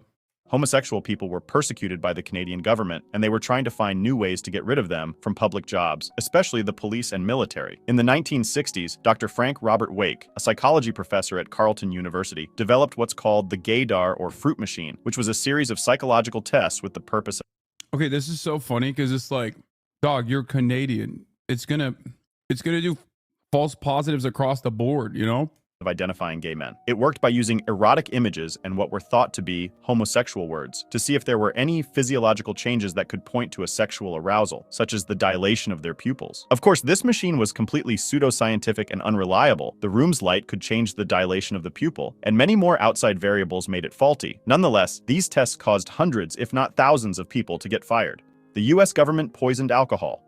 From 1920 to 1933, the United States banned alcohol, entering the Prohibition era. This made the alcohol black market flourish, enabling criminal organizations like the mafia to enrich themselves. So the United States government had to find a way to stop this. They went to extreme lengths to try to reduce the black market's activity and to make people stop drinking, but their efforts had poor results. So the government became frustrated and started adding large amounts of methyl alcohol, a substance that made the illegal drinks really dangerous, as a very small amount of undiluted methyl alcohol could kill a human being. This was probably done thinking that the black market sellers would have avoided selling poisoned alcohol to their customers, as they would have lost them when they died. But they didn't take into account that the demand for illegal alcohol was so booming at the time that the sellers didn't really care about their customers' lives. The effects quickly showed. In 1926, in New York City, 585 people died from this government action, and over 5,000 fatalities from this poisoning, at least a 600% increase I don't know this either. from the previous deaths from alcohol were said to have resulted in the entire country. CIA's fake vaccines. During the hunt I didn't know this. This account is amazing. for Osama bin Laden, the CIA conducted a secret operation using a fake hepatitis vaccination program in Pakistan to illegally collect blood samples and confirm the presence of bin Laden or his family. The CIA planned to compare the DNA samples collected from the program with the DNA of bin Laden's sister, who had died in Boston in 2010. The program ultimately failed. It led to the arrest of a participating doctor, Shakil Afridi, and was widely criticized for undermining public health. The operation is blamed for increasing vaccine hesitancy in Pakistan and triggering violence against healthcare workers, who were perceived as spies. As a result, Pakistan saw a resurgence of polio, becoming the country with the highest number of polio cases in the world by 2014. The CIA director issued a directive in 2013 prohibiting the agency from using vaccination programs for operational purposes, including Would it shock you to find out that the CIA deliberately spread vaccine misinformation as recently as 2021 and 2022? I wonder if he'll talk about this, but China, in an effort to increase soft power and also not be weird, gross, profit-seeking monsters, decided to send Sinovac, their own COVID vaccine, to the Philippines. Now, if you know anything about China, there's a lot of, let's just say, back and forth, a lot of water wars going on in the South China Sea, where Filipino boats will sometimes be sprayed with water by the Chinese Coast Guard. So there's already a little bit of friction between the two nations. But China wanted to offer a lending hand to the Philippines, whereas Western nations were taking their sweet time in delivering vaccines to the country. America saw this as a major problem.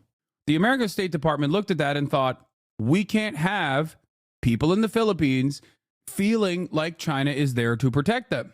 So they worked tirelessly behind the scenes to create anti-vaccine campaigns in the Philippines to undermine the public opinion on vaccination campaigns in general, and specifically Sinovac, that the Chinese vaccine would kill you if you took it. They did in the Philippines what Americans do here to our own. The Pentagon ran a secret anti-vax campaign to undermine China during the pandemic. The U.S. military launched a clandestine program amid the COVID crisis to discredit China's Sinovac inoculation. Payback for Beijing's efforts to blame Washington for the pandemic. One target, the Filipino public. Health experts say the gambit was indefensible and put innocent lives at risk. Anywhere where you saw countries that deal with China, where there is like a tremendous number of anti-vaxxer fears, who knows if the State Department had a hand in that? We know for a fact that they did in the Philippines. And that was certainly almost a decade after the CIA openly came out and were like, my bad about the Osama bin Laden, Pakistan situation. Yeah. Hashtag China on virus. This post, identified by Reuters, matched the messaging timeframe and design of the U.S. military's anti-vax propaganda campaign in the Philippines, former and current military officials say. Social media platform X also identified the account as fake and removed it. COVID came from China, and the vaccine also came from China. Don't trust China, one typical tweet from July 2020 read in Tagalog.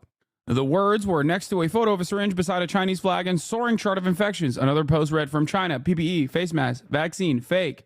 But the coronavirus is real. The U.S. military's anti-vax efforts began in the spring of 2020 and expanded beyond Southeast Asia before it was terminated in mid-2021, Reuters determined. So it was expanded beyond Southeast Asia. He doesn't understand a simple gambit. Yeah, that's true. It was a gambit, dude. It wasn't a tactical misinformation campaign. You're right, Chatter. Oh, man. I didn't realize it was a simple gambit. Oh, man. Masterful gambit, America. Recruiting healthcare workers. It's in situations like these that we see the impact information has on our perception and beliefs. The health of the Pakistani population was undermined by disinformation that caused disbelief in the healthcare system. It's crucial to get an objective view on matters. For example, news outlets might frame stories through a different lens based on their political leanings and interests. Fortunately, today's sponsor, Ground News, addresses this issue by enabling us to see a broader, unbiased perspective by gathering information from a multitude of sources. For example, it has been reported that Mexico warned they would impose their own tariffs in retaliation if Trump were to impose a 25% tariff on Mexican goods. 348 sources reported on this, primarily from the center, with less coverage from right and left-leaning outlets. This creates what Ground News calls a potential blind spot in critical analysis for people who typically consume right and left-leaning sources. The differences in I do find it funny that many of my friends who do wonderful YouTube videos, this guy I don't know, but he very clearly is like a smart guy, have Ground News as like a major advertiser, and Ground News is still at the end of the day using a lot of faulty methodology to figure out what their bias chart is, including but not limited to, as far as I understand, the Koch brother, funded Poynter Institute. Like media bias ranking structures are entirely dominated by far-right billionaires that have set up these like supposedly apolitical, apolitical institutions that almost always exhibit a right-wing bias. Coverage between political leanings are clear. For example, a right-leaning source calls Trump's tariff proposition a threat, while a left-leaning source describes the situation in a more intense way. Ground News doesn't tell you what to think. They gather the world's news to help you come to your own independent conclusions. One of my favorite features is their blind spot feed, which shows you stories underreported by one side of the political spectrum, so I can see stories I normally wouldn't have. I really think Ground News' mission aligns with what I aim to do here on my channel, so go to ground.news. I don't think these guys know that, by the way. And also, I still don't have an issue with Ground News. I don't really care. News/TPE to stay informed with context you can't find anywhere else. Or scan my QR code for 50% off the same top-tier Vantage plan I use for unlimited access to all their features. Thanks again to Ground News for sponsoring this video. Operation Sea Spray.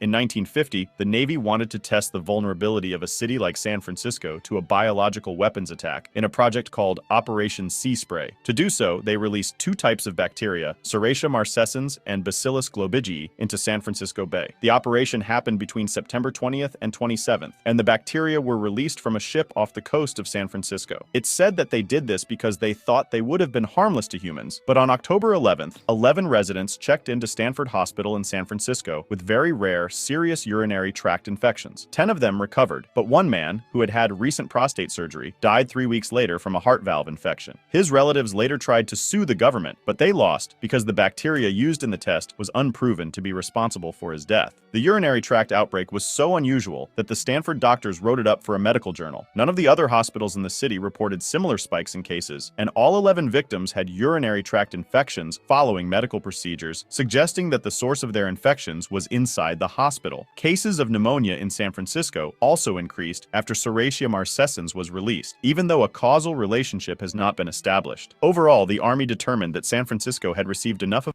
Dude, it's so crazy that, like, the American government is so out of pocket. This is something I try to explain to people all the time. Like, they don't even care about Americans, man. Like, what is the expectation that they would ever care about, like, Palestinians or Pakistani people or the Filipino population? They don't even care about Americans. These same institutions are supposed to, you know, protect all Americans from enemies, both domestic and foreign. Meanwhile, we need protection from the military. of a dose for nearly all of the city's 800,000 residents to inhale at least 5,000 of the particles, which is within the range of infectivity for anthrax. Project Sunshine. Project Sunshine was a series of research studies done by the U.S. government that began in 1953 to see the impact of radioactive fallout on the world's population, which remained secret until 3 years later, in 1956. They wanted to see the body's reaction to radioactive isotope strontium-90, which represented the most serious threat to human health from nuclear fallout, especially on kids, since their— I think this was done in my neighborhood VA. When I lived in Brentwood, there were certain parts that the VA owned. There was a dog park in Brentwood where there were certain parts that the VA, like certain land that the military owned, that was plotted out for the VA, and you were just like not allowed to. The one next to the Getty is a massive facility, exactly. And I think that that's where they did this Project Sunshine, if I'm not mistaken. Young developing bone tissues have the highest propensity to accumulate strontium-90, and thus they have the highest susceptibility to radiation damage. Of course, this type of experiment wasn't that feasible, since doing it on alive humans would be an ethical monstrosity, and there weren't many familiars that would like to donate their deceased loved ones to be experimented on like this. Somehow, though, 1,500 sample cadavers, mostly babies and young children, appeared out of nowhere. That's because they were taken from countries ranging from Australia to Europe, often without their parents' consent or knowledge. A British mother had even said that her stillborn baby's legs were removed by British doctors, and to prevent her from finding out what had happened, she was not allowed to dress the baby for the funeral. The Dalai Lama worked for the CIA. During the Cold War, it seemed like China and its— This guy's awesome. Mr. Tongue Suck. The Dalai Lama did work for the CIA. It's kind of funny because the CIA just gave up on Tibet. That's why he's saying worked for the CIA. They did. They literally had a program. They spent a bunch of money on it. And then I've never actually looked into it, but I wonder why they just straight up gave up on it. They're like, whatever. Like they shelved the destabilizing, like the destabilization initiatives that they wanted to implement in Tibet. There was like a big free Tibet movement. Some of it is also obviously, born out of people and their frustrations, specifically as it pertains to Dalai Lama. Oh yeah, I think they did. They did do that when Nixon normalized relations. You're right. But in a lot of instances, they don't actually do that. Like they don't actually give up on stuff like that far long after. I mean, it's like Nixon normalizing relations also still, Nixon's normalization agreements also still came with, what's the term? I mean, the normal term is lying, but there is another term that they used to use, strategic ambiguity. Across China's west, the Communist Party is placing children in boarding schools to assimilate a generation of Tibetans into the national mainstream and mold them into loyal citizens. Country that bombs schools with 4,000-pound bunker busters calls out country that provides boarding schools for its kids. Hundreds of thousands of Tibetan children are being separated. I mean, you'll see more of this sort of stuff in the upcoming administration, especially as we gear up. We redirect all of our efforts into all the evil that China is doing. So there'll be, I think what America is going to do in the next decade, as far as like anti-Chinese sentiment, is going to make anything that we've seen so far look silly. They openly allotted almost $2 billion to specifically this, some of which is these kinds of initiatives. Like they have a lot of money invested in instilling anti-Chinese sentiment. Its Communist Party wanted to increase their influence on Tibet, which worried the United States. Tibet. Consequently, the CIA created what was called the CIA Tibetan Program, where they trained and strengthened various isolated Tibetan resistance groups, which eventually led to the creation of a paramilitary force of 2,000 men. They also sent military supplies in stealthy ways to not attract China's attention, and they spread pro-Tibetan propaganda by showing the human rights abuses in Tibet under Chinese rule. The plan reached $1.7 million of annual funding, and the funny thing is that the Dalai Lama himself received an annual salary of $180,000 from the late 1950s to the mid-1970s, even though he stated that he used most of the funds received from the CIA to finance the activities of the Tibetan government in exile. His brother, Gyalo Thondup, was also considered a CIA's top asset. The program ended after President Nixon visited China to establish closer relations in 1972, but the Dalai Lama and his brother thought that this demonstrated that the US didn't care about genuinely helping the Tibetan people, but that they were following their own interests in the Cold War. The U.S. president's wife became the real president. Edith Wilson was the wife of President Woodrow Wilson when, in October 1919, he suffered a stroke that heavily incapacitated him. They hid the true extent of the president's illness and disability from the American public, and although she was never officially elected president of the United States, she played a significant role in managing the country after her husband's condition, and some scholars even call her the secret president or the first woman president. She took control of many of the day-to-day functions of the executive branch, deciding which communications, issues, and matters of state were important enough to bring to the bedridden president's attention. For this reason, she required that all members of the cabinet send urgent matters, memoranda, correspondence, questions, and requests to her. In this way, she became the sole link of communication between the president and his cabinet. Even though she claimed that she didn't take any decisions herself, her role as a potential gatekeeper of info gave her lots of power and influence, and some suggest that she even successfully pushed for the removal of Secretary.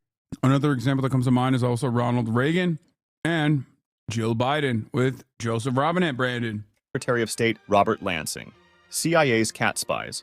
In the 1960s, Operation Acoustic Kitty was launched, which aimed to use cats as spies. This project's estimated cost, according to former CIA officer Victor Marchetti, was around $20 million, and the procedure consisted of implanting a microphone in the cat's ear canal, a small radio transmitter at the base of its skull, and a thin wire in its fur. The first mission of a cat spy was to eavesdrop on two men in a park near the Soviet embassy in Washington, D.C. The cat was released nearby, but was almost immediately hit by a taxi. However, Robert Wallace, a former director of the CIA's Office of Technical Service, disputed this version in 2013. He said the project was abandoned due to the difficulty in training the cat. This failure, accompanied by other failed tests, caused the project to get shut down in 1966. Respect. I'm back in. Impossible to tame. Impossible to train. Cat said, I ain't no fed. Yeah. 7. USA's gay bomb. The idea of a gay bomb, a non-lethal chemical weapon designed to make enemy soldiers attracted to each other, was considered by the U.S. Air Force. This hypothetical weapon, mentioned in a 1994 Department of Defense document, aimed to disperse sexual pheromones among enemy forces to generate mutual attraction, leading to mass confusion and panic. Along with the gay bomb, other ideas were discussed, such as remotely engineering body odors using compounds found in bad breath and excessive sweating, with the goal of making the enemy so smelly that they could be easily detected by their opponents. However, there is no evidence that these weapons were used or that it's possible to create such a thing. If you want to discuss this video or suggest an idea for the next one, join my Discord. Link in the description. I wanted to mention that the boarding schools in Tibet are genuinely a bit concerning. Propaganda aside, it's pretty classic internal colonial policy to take indigenous minority away from families into regimented boarding schools. Yeah, no, I know. I'm unfamiliar with what they're doing. And I doubt that this is, as cheery as the Chinese government suggests it is. But I also doubt it's as violent and as awful as the American news reports on it as well. I'm more inclined to believe that this is still some semblance of re-education, but only time will tell. Like, as far as people say they're being educated mostly in Mandarin and indoctrinated with official Chinese values of loyalty and patriotism, that's just public school, for the record. That is literally public school in general. That is how it works. That's what Common Core curriculum looks like. I think one of the major impacts for Tibet, like one of the major hurdles for Tibet, is that Chinese development has been sparse in comparison to other places. So I think that if they were to do major development projects, which there are some, as far as I understand, but if they were to do major development projects, like that would be infinitely more impactful in terms of making people happy with Chinese governance. The western parts of China are very sparsely populated and super spread out, so it makes more sense to build boarding schools rather than have a lot of small schools everywhere. It's really not sinister, in my opinion. Hasan, why is it easier to adopt other countries' kids than China? What? I don't know. Our reporting shows that far from home, the children are at risk of abuse or being stripped of their Tibetan identity and bonds with family. Across China's west, the party is placing children in boarding schools in a drive to assimilate a generation of Tibetans into the national mainstream and mold them into citizens loyal to the Communist Party. Tibetan rights activists, as well as experts working with the United Nations, have said that the party is systematically separating Tibetan children from their families to erase Tibetan identity and to deepen China's control of a people who historically resisted Beijing's rule. China doesn't really invest in Tibet as opposed to Xinjiang because they can't really make trade routes to South Asia over the Himalayas, but Xinjiang is getting a lot of bread because that's how China can link up with Central Asia and consequently the Russian and European markets. Yeah. But also, I think part of the reason why is I don't think that there is as large of a Tibetan resistance movement against or a Tibet separatist movement in Tibet as opposed to the Xinjiang separatist movement, which caused China to take action that was completely unacceptable, as I've detailed time and time again. I mean, this doesn't necessarily mean that like the situation in Tibet is perfect or great. As far as I understand, it's the classic process of it's not dissimilar to one of the major issues that the USSR fell into. One of the major traps that the USSR fell into with Russification, in spite of the Sino-Soviet split and a very different approach that focuses on learning from the lessons or the failures of the USSR in terms of the current Chinese communist governance. They still do. They still do genuine initiatives to create as much as a monoculture as possible. Oh, that makes sense. Central Committee says China is building the biggest hydroelectric dam in history in Tibet. They just announced it last week. That's why this article is coming out. It will provide clean energy for 330 million homes per year. Oh, okay, that makes sense. It's larger than the Three Gorges. It's going to be Gorgina. From an Indian Tamil perspective, this reads as something similar to what India has been trying to do for decades, which is making states, especially South Indian states, that don't speak Hindi, learn Hindi through force, which is something that Tamil Nadu has fiercely resisted against. I think that this is 100% unacceptable in its entirety if they are not allowed to learn their own culture and their own language. But I don't know. I've heard reports. I've heard people say that they are allowed to do that. I know India is mad as fuck about the dam being built. Yeah. Tibetan rights activists as well as experts working with the United Nations have said the party is systematically separating Tibetan children. They've estimated that around 3/4 of Tibetan students ages 6 and older, and others even younger, are in residential schools that teach largely Mandarin, replacing the Tibetan language, culture, and Buddhist beliefs of the children once absorbed at home and in village schools. When China's top leader Xi Jinping visited one such school in the summer, he inspected a dormitory that appeared freshly painted and as neat as an army barracks. He walked into a classroom with Tibetan students, listened to a lecture on Communist Party thought, stood and applauded to welcome him. Mr. Xi's visit to the school in the Qinghai province in June amounted to a firm endorsement of the program, despite international criticism. Education, he said, must implant a shared consciousness of Chinese nationhood in the souls of children from an early age. Chinese officials say the schools hope Tibetan children quickly become fluent in the Chinese language and learn skills that help prepare them for the modern economy. They say that families voluntarily send their children to schools which are free and that the students have classes in Tibetan culture and language. But extensive interviews and research by the New York Times show that Tibetan children appear to be singled out by the Chinese authorities for enrollment in residential schools. Their parents often have little or no choice but to send them. Experts, parents, lawyers, and human rights investigators said in interviews, many parents do not see their children for long stretches. Dozens of research papers and reports from experts and teachers within the Chinese system have warned about the anxiety, loneliness, and depression and other psychological harm of the schools on Tibetan children. My nephew no longer gets taught Cantonese in school. It is to ensure that they only speak Mandarin, even though Hong Kong is Guangdong, which is Cantonese speaking.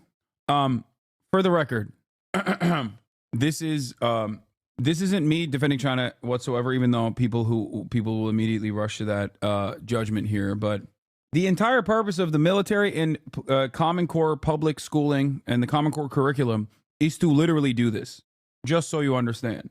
For every country, this is a universal value. Every nation state on this planet, since nation states have existed, have done this exact same thing. That's what it is. So in terms of the in terms of the educational opportunities like this one, like, people are of two minds where they say, like, this is a residential school, this is exploitative, but we have a process in the United States of America for this as well. Like, I don't think anyone here would say that people that live here in the United States of America shouldn't learn English and get English education. They wouldn't. But there's a reason why the American schools also teach and make you say the Pledge of Allegiance in the morning, and Turkish school makes you sing the national anthem on Monday mornings and then Friday night, and also say the Pledge of Allegiance. Dozens of research papers and report for experts and teachers in the Chinese system warn about the anxiety. The Times reviewed and analyzed hundreds of videos posted to Chinese social media sites by Tibetan boarding schools, state media, and local propaganda departments that showed how the schools operate and serve the party's objectives. Student life is heavy with political indoctrination. Schools, for instance, celebrate what China calls Serfs Emancipation Day, referring to the anniversary. So, once again, I remember the New York Times article from a couple years ago where they were like, the Red Museum in Beijing is filled to the brim with historical inaccuracies. And it's so funny because the report basically was just describing a museum. Virtually every museum, both in the Western world and also in China, okay, serve that same purpose. And they were very upset that Beijing had made a museum and, I don't know, weren't talking about how they killed 700 Gorillion people or something. And I thought that was really funny because it's like, yeah, of course, like, well, one, what are you saying? That's ridiculous. And two, even if that was the case, why no nation state is going to do that? Have you been to an American museum? What the hell? Dude, I went to a naval undersea museum, which was cool, but historical inaccuracy is an understatement here. No, that's what I'm saying. It's like, that's why there's always a two-tiered structure in the way that American media, Western media covers China versus Western media covers itself. But because Western media is private rather than like state-owned broadcasters in general, we often have this tendency to think like, no, these are independent outlets. They do not have some specific interests. Anyway. This street has many Tanka painting studios, and at this time, every studio has an artist who's painting now. 青金石、绿松石、金子，就是你们别看我们这边有黄金，但是黄金其实在比起这些矿物。As far as what China is doing here, as long as students are still taught their own culture and their own language, I don't see an issue with it. But if they're actually forcibly bringing people into boarding schools and also forcibly teaching them Mandarin and nothing else, then no, that is not acceptable. That is completely unacceptable. That is yet another instance of a major power player in the world engaging in the destruction of cultural remnants of a population that they are dominating. Student life is heavy with political indoctrination. Schools, for instance, celebrate China calls Serf Emancipation Day, celebrating the anniversary of the Communist Party's full takeover of Tibet in 1959, after a failed Tibetan uprising and a Chinese crackdown that forced the Dalai Lama into exile. The party accuses the Dalai Lama, the Tibetan spiritual leader, of having ruled over a slaveholding society. Dude, it's kind of crazy. Japan did this with the Ainu, and only now is the culture being restored. No, they did this with the Ainu so successfully that I don't think the culture will ever be fully restored. I'm confused by this. I'm confused by this because it's like, this is not, like, what do you mean accused? Like, this is, like, there was a serfdom implemented in Tibet at the time. Tibet had historically been under Chinese rulership. but had some semblance of autonomy. This is before the KMT. This is like predating. I'm talking about Chinese empire, in and out of Chinese governorship, but the former nationalist control over Tibet allowed Tibet to do whatever it wanted, and it still had it still absolutely had serfdom and torture. I mean, this is like relatively well documented. So I'm just kind of surprised that the New York Times is just openly saying this was an accusation. The Times also found video accounts of boarding school teachers and travels that showed how some schools are underfunded and overstretched. We are not crediting some of the accounts by name to avoid drawing backlash against them. China has been expanding its boarding schools for Tibetan children, even as countries like the United States, Canada, and Australia have been grappling with the trauma inflicted on generations of indigenous children. Yeah, they're really grappling with that trauma. Come on. China has been eager to show that happy, well-fed Tibetan children are proudly declaring that they are Chinese. Chung Ken Sumdo Town, Tibetan Boarding Central Primary School, 10-cent video. Wait, what is this? I heard from some drama farmer YouTuber that your take on this matter is incredibly stupid. Yeah. I wonder what the drama farming YouTuber knows about like historic conditions or not only just like the conditions of serfdom in Tibet, but also outside of that, like the long and extensive history of Chinese empire and its control that it's maintained over Tibet, allowing Tibet to operate autonomously while still, entertaining the notion of serfdom existing until Mao Zedong. I work at a major news outlet. I think you're just a dumb guy. True. I am a dumb guy. You cooked on that. They should show the kids Sopranos. Oh my God. All right, let's continue with the article. Strangers of their own homes. Gallo, a Tibetan education researcher, became alarmed by the boarding schools in 2016 when he saw that his two preschool-aged grandnieces were who were attending one of his hometown in northwestern China prefer to speak Mandarin, not Tibetan.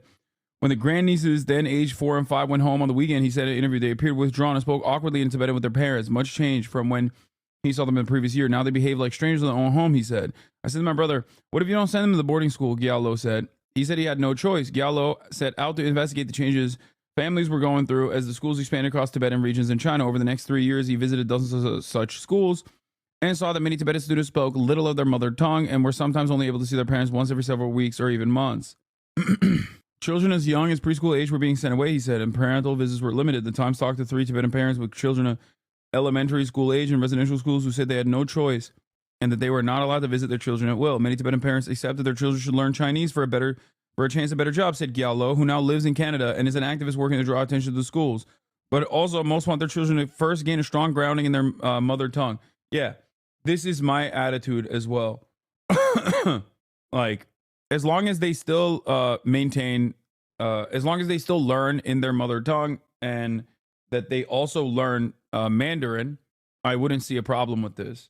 I think the issue in and of itself is whether or not this is done by force or what the parents mean when they say they have no other options. Do they have no other options because they live in a remote village where there is no like Tibetan first education readily available? Or is there no options because the Chinese government's like, yeah, you have to send, what is this? Giallo works for an NED-affiliated NGO. The Tibet Action Institute is a human rights organization that campaigns against censorship, propaganda in schools, and surveillance by the People's Republic of China targeting Tibetan people. The organization also provides Tibetans with digital tools and strategies to create prevalent and nonviolent protests against the actions of the Chinese government. Tibet Action Institute is a human rights organization created in 2009 to assist Tibetans. After large protests were held before the Beijing Olympics in 2008, the organization provides activists in Tibet with digital tools and strategies focused on nonviolent protests and tools to defend against cyber attacks, censorship, and surveillance from the government People's Republic of China. The organization was founded by Ladong Tatong, who previously worked as an executive director for Students of Free Tibet. She received the James Lawson Award for Nonviolent Achievement by the International Center on Nonviolent Conflict in 2011. Is the co-chair of the International Tibet Network, a coalition of Tibet-related NGOs. The Tibet Action Institute received the 2019 Democracy Award from National Endowment for Democracy, a private nonprofit grant-making organization that supports the development of democratic institutions around the world. Though formerly private, the NED is almost entirely funded by the United States Congress. Oh, man. I'm once again reminded of the many different... What kind of job opportunities you have with only Tibetan language? Limited. Very limited. This same stuff was always a point of contention with the USSR, a facet I'm actually researching currently. Cold Warriors always took any push for Russian to mean intense Russification, but now most scholars see it, at least with some more nuance, since many minorities in the non-Russian republics saw Russia as a power to empower them over national leadership. The National Endowment for Democracy is not. I mean, it is the CIA. That is what it is, like, quite literally. Yeah. Look, ultimately, you can't necessarily spark any sort of like real momentum if there isn't any sort of real harm. Okay? So what I mean by that is, I'm sure that there are very real issues in terms of Chinese governorship over, and there are very real issues in terms of Chinese governorship over Tibet. Okay? Many of said issues could be addressed through economic improvement for the most part, and also by not necessarily trying to, the term isn't Hanifying, but, you know, not necessarily creating a incentivized or by force, I guess Hanification structure, not the appropriate term here, but regardless. in terms of like people's real gripes, cynicization is better. Yes. Cynicization. Sure. Cynicization. The point is, America can't operate successfully if there isn't any real gripes from the local governance. They can't just like simply give money to people and hope that and hope that there is some momentum. Okay?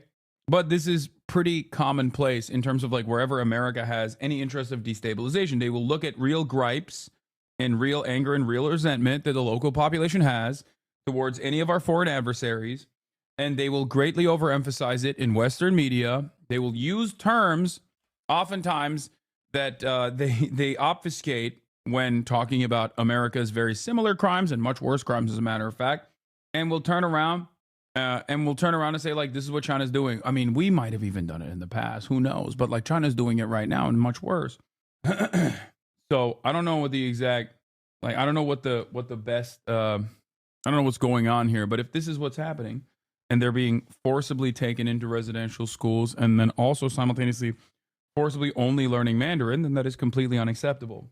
And I think that the best possible way to combat any sort of American intervention, Western influence in this regard, is to focus on economic development, economic opportunities, and improving the lives of Tibetan citizens, and not interfering in their cultural affairs, which, of course, China has done for quite some time with the controversies surrounding the Dalai Lama.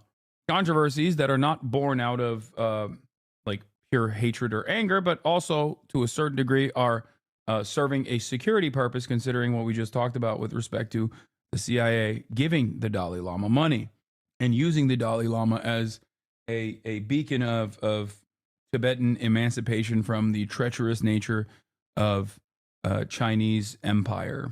Children who learn from their grandparents when their parents about their local language. Under Xi, such schools have sharply cut classes in Tibetan. Instead, most classes are taught in Chinese. Wait, what? So they do teach Tibetan.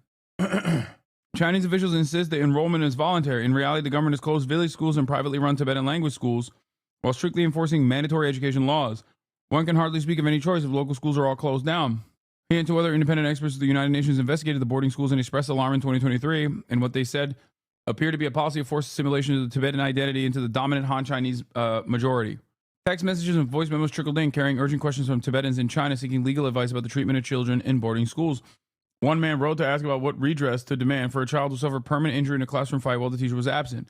Another said that the child was found dead in the bathroom of a boarding school of unclear causes, and that the child's parents wanted answers. The questions have been sent over the past 3 years to volunteers offering online legal advice to Tibetans. Times reporters reviewed several such messages, which were shared with us, but were unable to independently verify the accounts.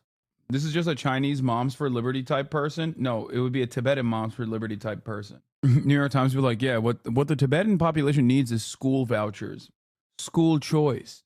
Yeah, there's long been protests surrounding and controversy surrounding language education policies in Tibet. In 2021, a video surfaced online showing an elementary school teacher in eastern Tibet beating a child with a chair in his classroom.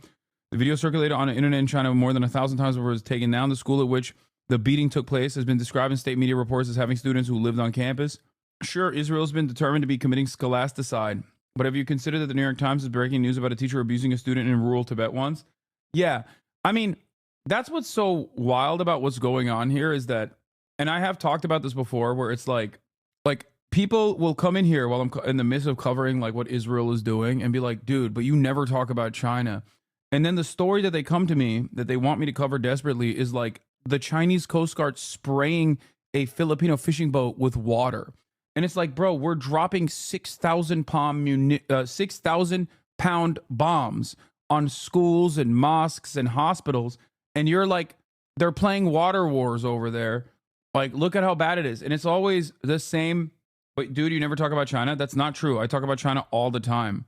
As a matter of fact, I talk about it very frequently, which is why a lot of people get very mad and say, Hasan, you're pro-China unconditionally. China does a lot of good and China does a lot of bad, as any state does.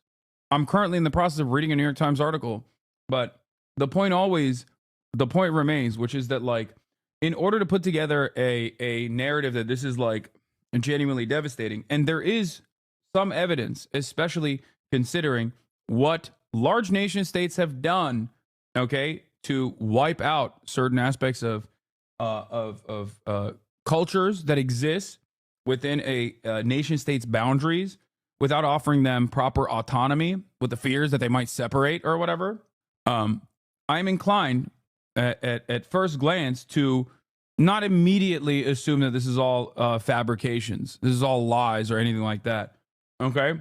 Having said that, however, the article then does this very classic thing that virtually every country of origin perceives as completely normal, which is talking about like a random school having an abuse against a student. Like, yeah, no, there's like, this would be akin to China writing an article about like a pedophile teacher that was outed, like a gym teacher in an Ohio suburb. You know what I mean?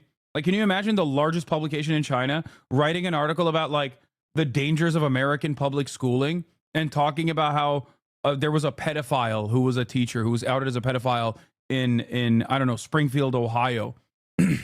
Now, the reason why I'm not talking about the school shootings is because that is a valid thing to cover. If there were that many school shootings happening in China, do you think the New York Times would not cover it? They would literally cover it every single day.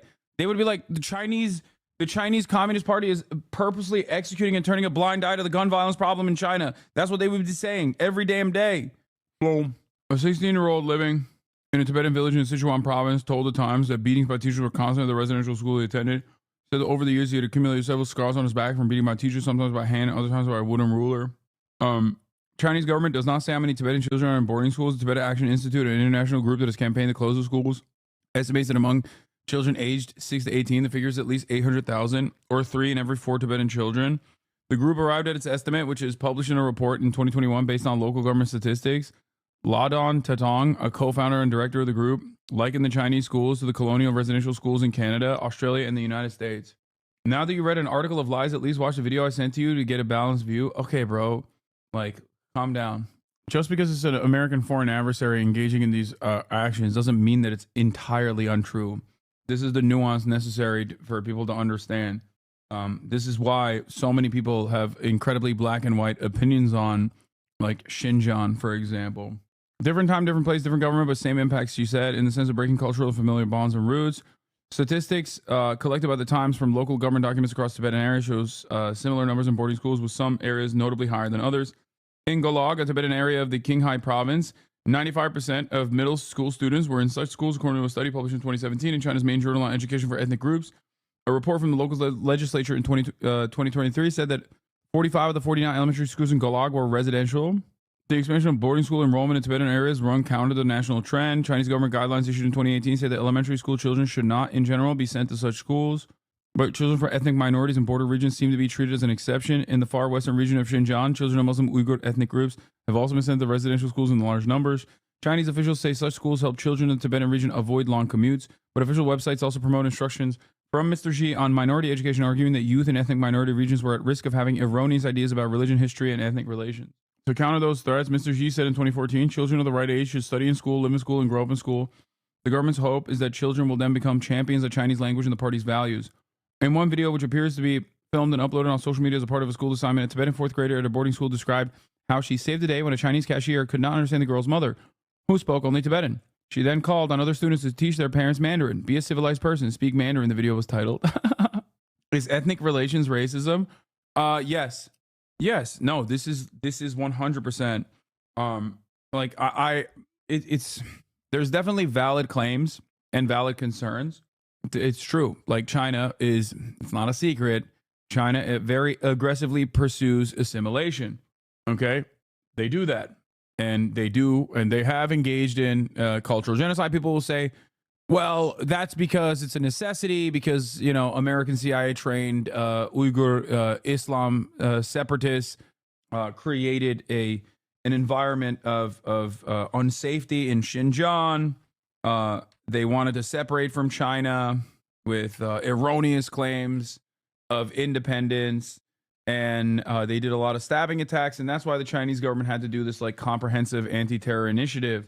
And I personally find that to be ridiculous overall, because regardless of the veracity of what people are talking about, it is akin to making that argument against undocumented migrants in the United States of America. Okay? It's ridiculous.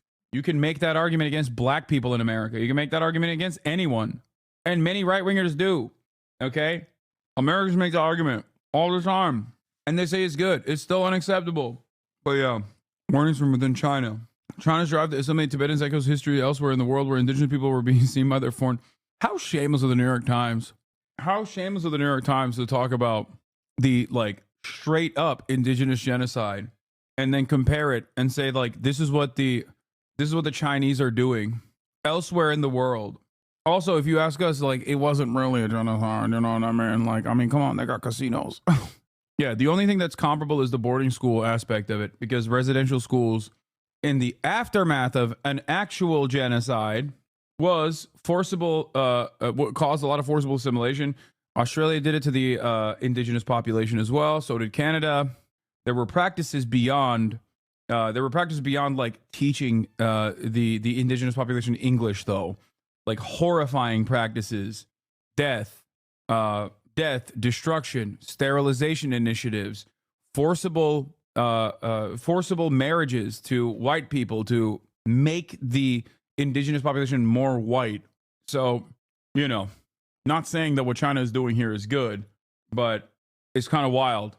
Removed from family, not allowed to speak their language, not allowed to practice their cultures, all their cultures were uncivilized. But some of the major difference is this, okay?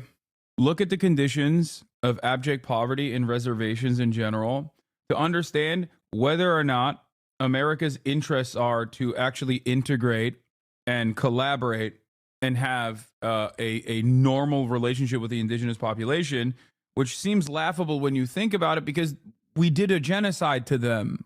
You know what I mean? At the end of the day, if the Chinese government engages in cultural re-education, forcible re-education, in an effort to make the Tibetan population more subservient and then wipe them out or something like that, then the comparison is apt. They're taking Tibetan brides, and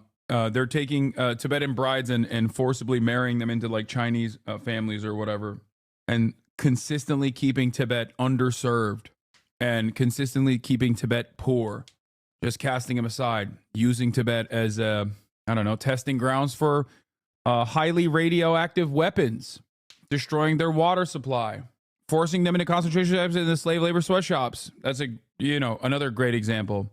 Those sorts of things are remnants of what those sorts of actions taken by the government will show you what the priority is. Is the priority to instill some sort of assimilation that is as ethical as possible, which I don't think it is, for the record. Just pointing that out. I don't think what China's doing here is I think what China's doing here is absolutely assimilation, for sure. How can they develop that region? Well, you'll see. I mean, a massive dam in the region seems like a good start. Tibet is the fastest growing province as a point of common prosperity. Real growth rate of gross domestic product in China in 2023 by province or region. That's interesting. China's building so much infrastructure in Tibet. Tibetan students get preferential treatments when applying for universities. That'd be really funny if people started talking about affirmative action for Tibetans. 金元档里面就是最便宜的，黄金也贵，对吧？但是最便宜的珍珠粉、对珍珠粉、绿松石对和青黄金。金石。China's doing woke DEI for Tibetans. They don't let my daughter from Shenzhen go to school. I want to send my daughter Li Hao from Shenzhen to the best possible school. She studied real hard. She applied the Confucianist principles, the values appropriately of meritocracy.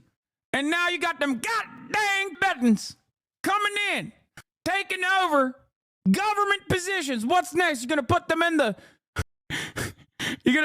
the Communist Party of China leadership? My daughter deserves that. These top government jobs are going to Tibetans.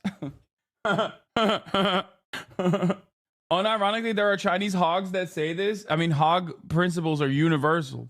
Goddamn Tibetans taking our goddamn jobs. Anti-DEI hog Han Chinese is an incredible character. Yeah. A lot of the affirmative action policies were put in place in the 50s when the CCP was arguably maximally pro-ethnic minority rights. I'm triggered. They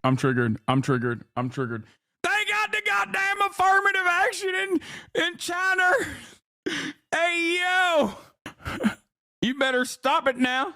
You better stop it. I'm having a conniption thinking about the goddamn DEI. No taxes in minority regions are required to be sent to the central government. All of it can be spent locally. Minorities receive proportional representation in local government.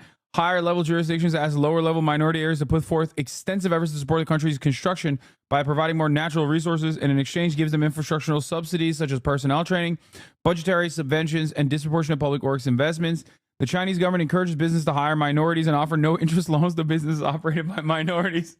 This actually happens. Most Han Chinese think the CCP is beholden to ethnic minorities. You should see what liberal Chinese say about the Uyghurs. They say the government didn't go far enough.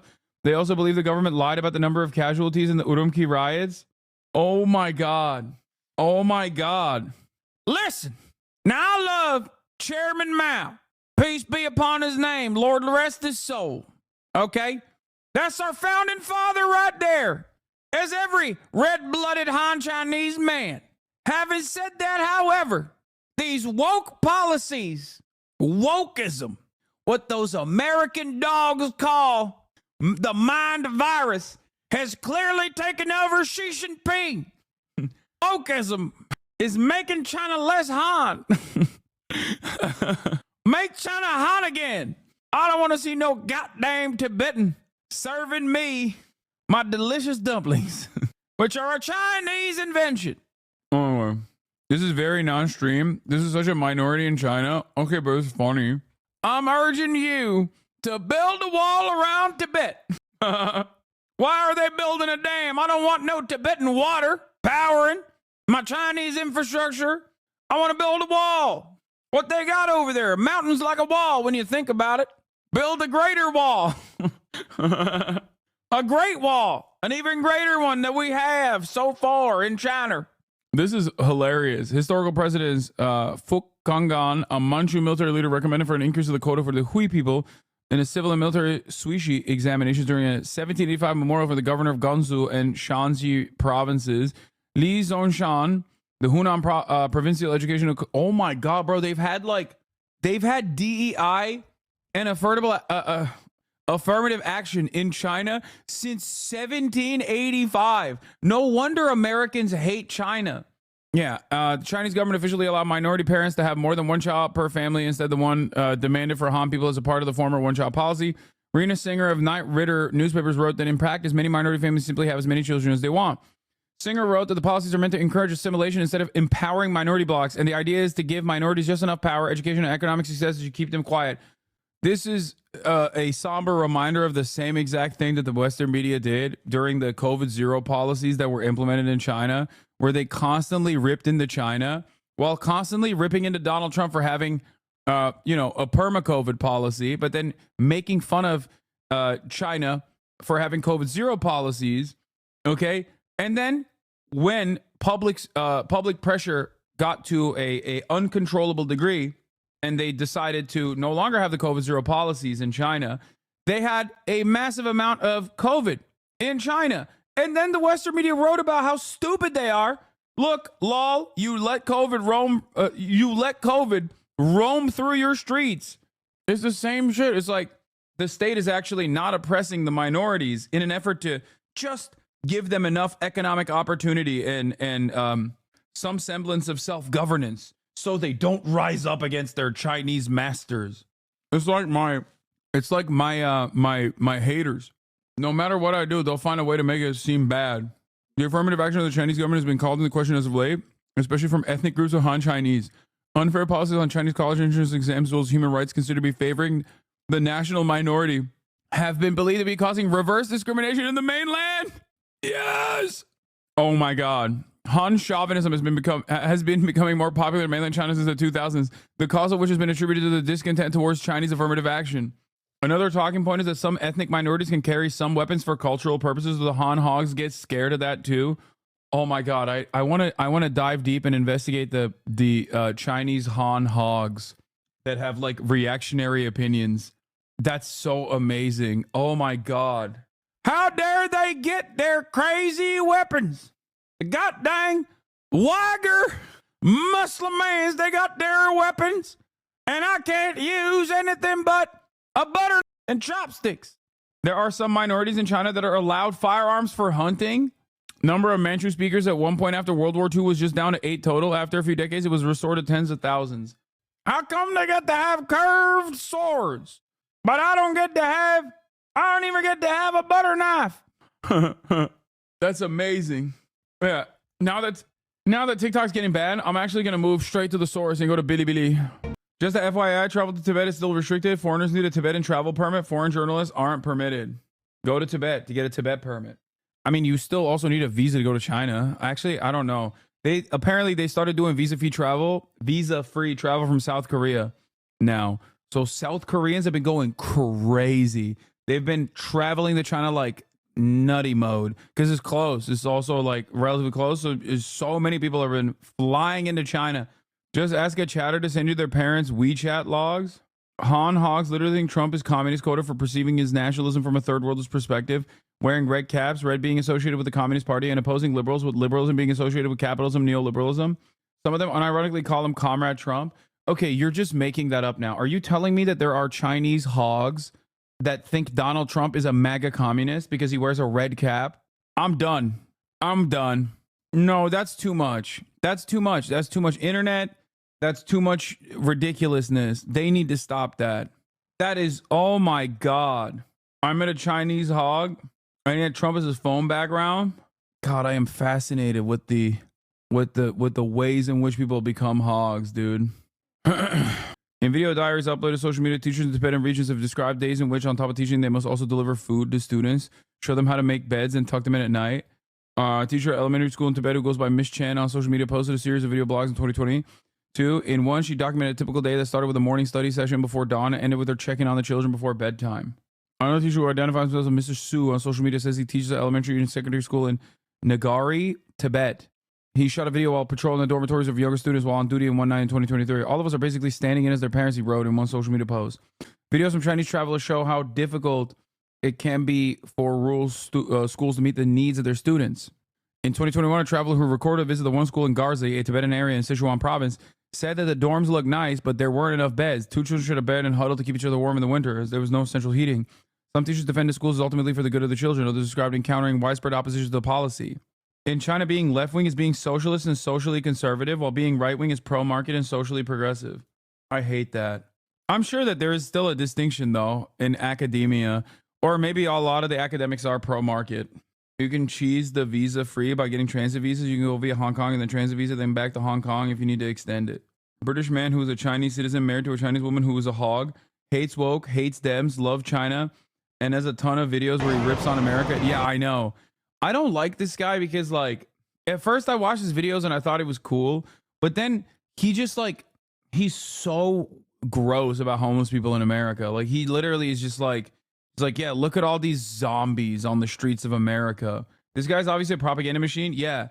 Like, as a person who is not immediately like, I hate the Chinese Communist Party. Their government is poison. It's a parasitic force. It must be eradicated. I'm not like the average American in that regard. I think that, you know, China does a lot of really solid policies that I wish we implemented here in the United States of America, and also a lot of regular big government shit that is completely unacceptable. Having said that, you know, this is the exact type of guy who I should love. You know what I mean? Because he's like so pro-China, showing all the good sides of China, when there is an endless faucet of misinformation and hatred being presented in mainstream outlets.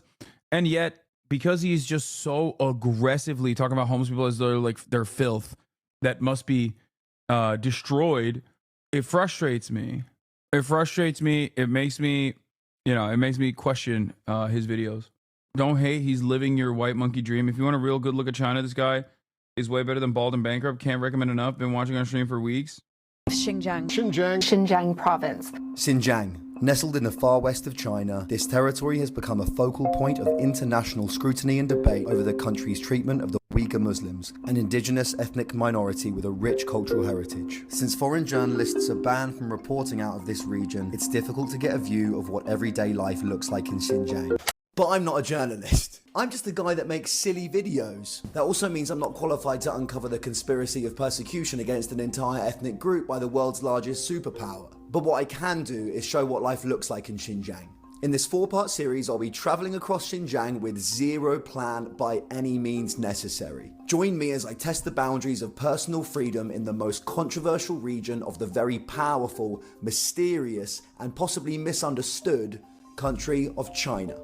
There are police coming, and I'm sure they're probably coming to see me.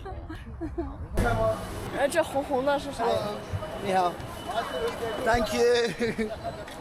So many bags. Right. We had a few beers last night, and I have a train in 15 minutes. And that means I've got about 10 minutes to figure out this massive fucking Chinese train station. Platform 3. Where is platform 3? Where is platform 3? Excuse me, sir. Yeah. Okay, thank you. Thank you. It's crazy seeing a British lad put on the colonizer drip in China. If Carter hadn't shown me this video, because I trust Carter, I'm watching this. But if Carter hadn't shown me this video and someone just randomly showed me this video, I'd be like, there is no way I'm watching this, man. Like, the aesthetics of this is so unimaginably busted. But to be fair, he couldn't overcome his epigenetic memories, okay? My man literally unlocked, regardless of the good-natured attitude that he has, he just could not stop himself from looking like a colonizer. Yes, of course you can take a photo. Of course you can. Thank you. That's okay, bro. That's okay. Thank you for asking so politely. Thank you. Goodbye. Bye-bye. Okay. You know what? We can be late. When someone asks really nicely for a photo with the token white guy, we like that. Oh, I've overpacked massively. So now I've got 2 huge bags instead of 1 huge bag. And I'm pretty sure my bag is leaking. Caller? Passport? Carriage 13, seat 051. Today we're having a big adventure. Ni hao. Ni hao. Passport, yes, passport. Thank you, 谢谢. Okay, they gotta be asking him this many times because he's white, right? Dog, he got asked for his passport, what, like 4 times? He just kept getting randomly profiled. Is that normal how they operate in China, where they're just like every single person that's just like traveling by train gets asked their passport multiple times? Oh, no. He's a white guy with a camera going to Xinjiang. That's why. That makes sense. Oh, ain't no fucking... Okay, bro. Come on, dog. You got the... Oh, come on. Oh, come on, bro. take care of things by train. Okay. 谢谢. Okay. Okay. 谢谢. Thank you. What I love about China, everything's so incredibly convenient. There's one app for everything. Everything's pretty easy. You know, is there this kind of constant feeling of being kept tabs on, being watched everywhere you go? You need to show an ID card, you need to be scanned in, you need to be scanned out. He honestly comes off as suspicious of China boo to me. I'm sorry. I don't see you anymore. I'm sorry that the 4 minutes where you see your son could feel like a chore. What is happening? Now, I went to a locker the other day where you had to scan your face to use the locker. And even just then, the policeman sat down with me. He said, you can film outside of the train, the scenery, but you can't film inside of the train. Big adventure today.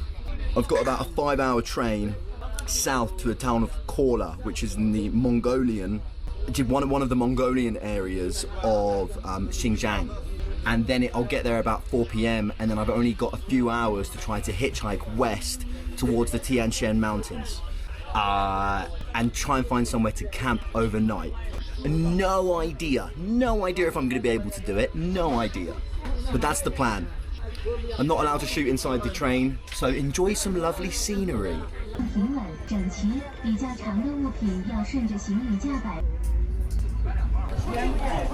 Bye bye. Bye bye. 谢谢. Bruh. 谢谢. See you. Bye. I have one and I have some here. 谢谢. Yeah. Goodbye. We are in Korla, a few hundred kilometers south of Urumqi. I just got off a 5-hour train and there was a Uyghur family sat next to me, and the little boy came up to me, offered me some eggs, so confidently offered me some eggs, innocently. And I gave him some sausage that I bought. No! And we just hung out. We couldn't speak a word. Dog, you give a Muslim kid fucking pork? White devil. Immediately enters Xinjiang, does haram. No wonder the mom didn't want to shake your colonizer hand, man. Astaghfirullah. Word of each other's language. We became friends. It was really, really beautiful. Right now, I need to travel about another 200 kilometers west to a place called Kucha. But I'm trying to wild camp somewhere between here and Kucha. Problem is, it's 4 p.m. in the afternoon, so we've only got a few hours to do that. And yeah, let's figure out how to get there. I need to get to the highway. I might get a taxi to the highway, and then from the highway, I'm gonna hitchhike.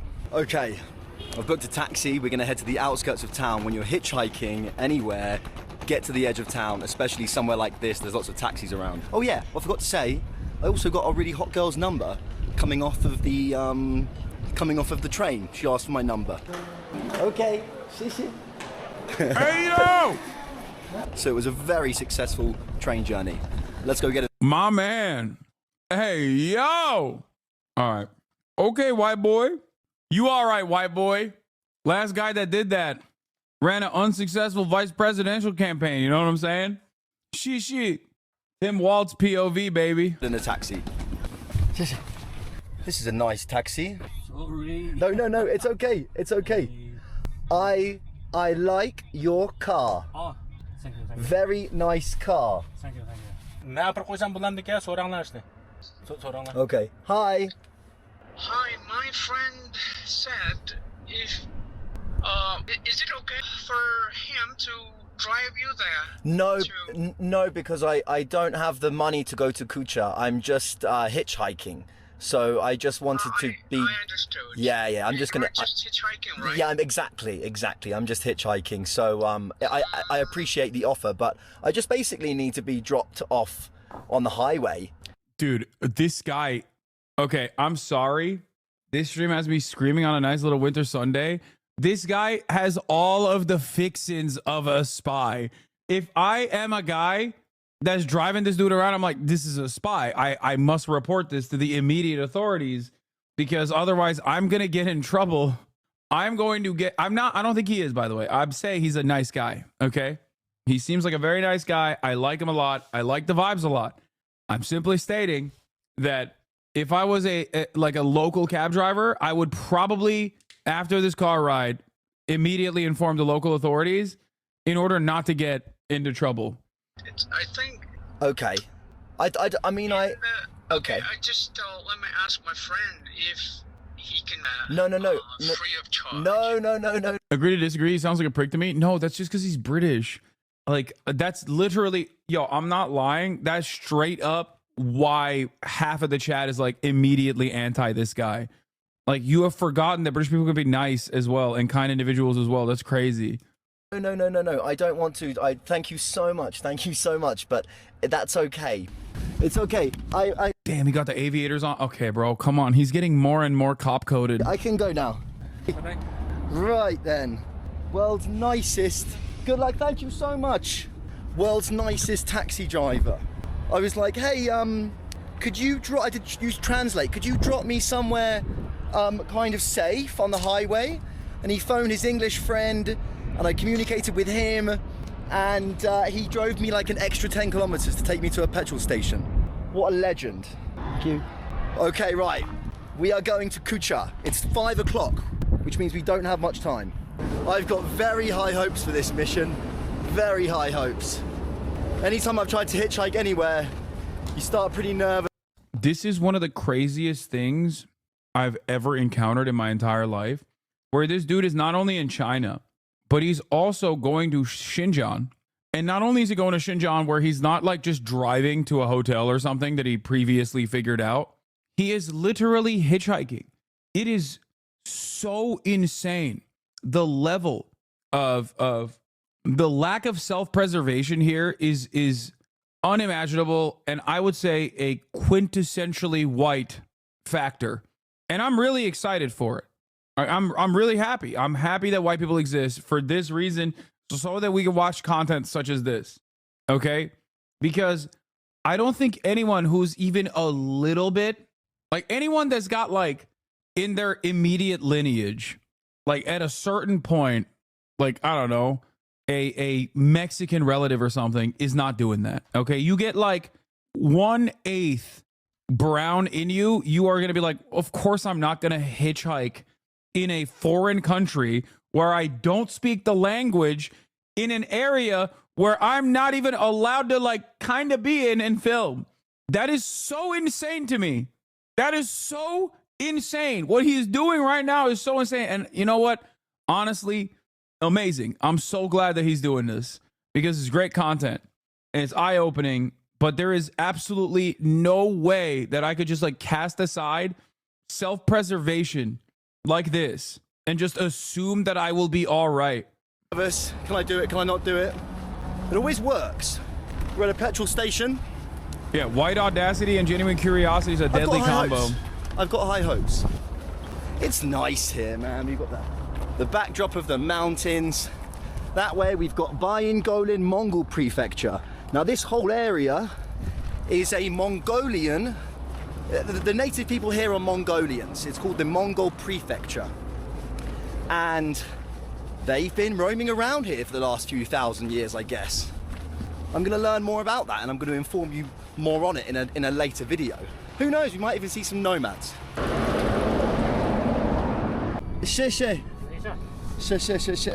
Wait, did he give him his passport? What's your name? My name is Zhang Xinliang. Zhang Xinliang? 对。 Zhang Xinliang. This is my friend Zhang Xinliang. 工厂长张新亮。 Zhang Xinliang. 张工厂长。 Zhang Gong Chang Chang. 对。 Zhang Gu Chang Chang. This is my friend Kang Chu Chang Chang. And not what he said, big dog. Hey, yo. He just gave up. Oh, he just gave up. Oh my God. I can't even repeat what he said because I feel like you would clip it and you would clip it and be like, Hasan is being racist and xenophobic. God damn. He just started noising it. He missed that QTE so hard. Oh my Lord. No, it's a little card with pre-written sentences explaining why he's there and what he's doing. Oh, okay. That's cool. He is giving me a lift. 我的下一站。你的下一站在哪里？阿克苏。我的下一站的阿克苏。阿克苏。He's heading all the way to Akashu Prefecture. Kashgar, where I think Kashgar is. Akashu Prefecture. So he's going past Kucha, which is great because that's kind of where... I just came back from 2 weeks in Yunnan, China, the equivalent of Utah, except the only city where there has 9 million people.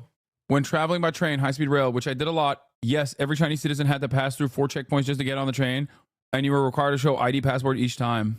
This is the most entertaining drive this truck driver had in a while with this ridiculous white boy. Yeah, I mean, this is awesome. It's like having a pet go on your travels with you. You know what I mean? You got a pet white boy. Where I want to go, and he's going to Akashu. Hitchhiking isn't as nearly as dangerous as people think. No, dude, you didn't understand. I'm not worried about a random serial killer picking him up. I'm worried about no one picking him up and him having to brave the elements in the middle of an area where he doesn't speak the local language. I'm not saying he's going to get killed by someone who picks him up. I'm saying it's far worse if no one picks him up. What are you going to do? Walk 400 miles in the desert? Like, what are you doing? He's just, that is a far worse fate for him than being picked up, okay, by a dude with like weird vibes or whatever. He's a white boy in China. Someone's going to pick him up. White privilege take. What? White privilege take? What are you saying? Yes, dude, I'm not insane to assume that every single person that picks up hitchhikers is a serial killer. That must mean my white privilege. Whoever said hitchhiking isn't dangerous must be white law.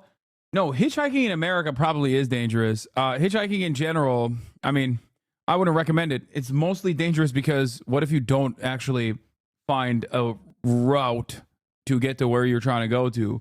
The inconsistency and the likelihood of being stranded is, I think, what makes hitchhiking more dangerous than a random guy killing you.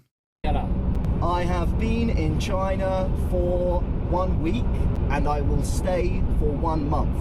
Yeah, that's what I was saying. The province is massive. A lot of town cities are spread out over a huge distance with like literally nothing in between except rocks and desert with animals, wild animals.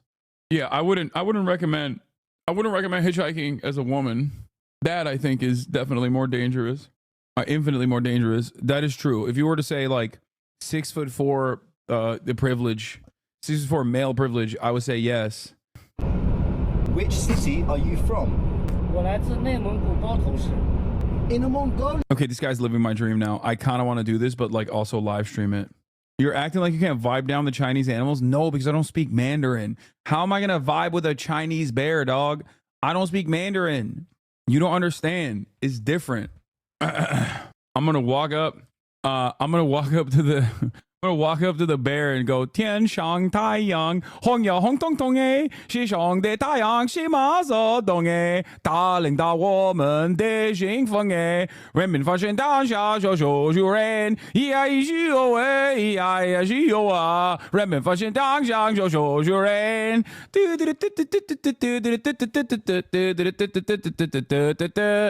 And then the bear's gonna be like, that's right, that's a G, right? That's my G right there. Somebody stop him. No, this dude pays my bills, man. Dude, I just popped off on that. We're going global, baby. We're going to China, March. Watch this man, because we are going to do this. We are sneaking into Xinjiang, not sneaking in, going in with official authority.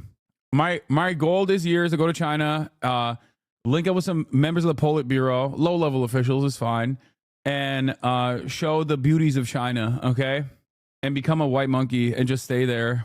Vibing a bear isn't about speech. I fear you have an incorrect notion about this now. I used to believe you could do it. It's about vibes, not speech. No, speech plays a role in it too.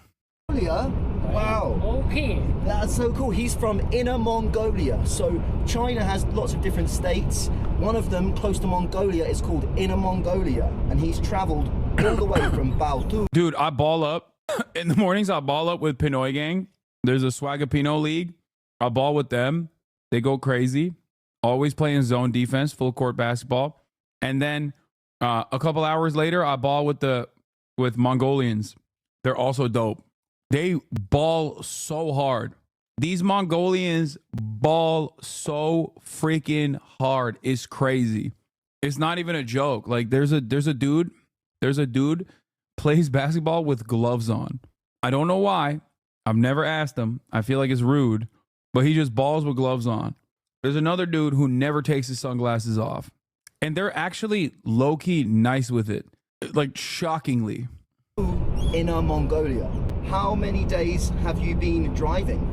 There's fan cams of you on Xiaohongshu. You're lying. Stop. 20 days. 20. Oh, he's been traveling 20 days from Inner Mongolia. Do you have a family? 有，我2个小孩。 How old are they? Just came and saw you bashing Britons. Britain is the best country in the world even today. If you don't think that respectfully, F you. I can get in a Discord call and prove it in 2 minutes.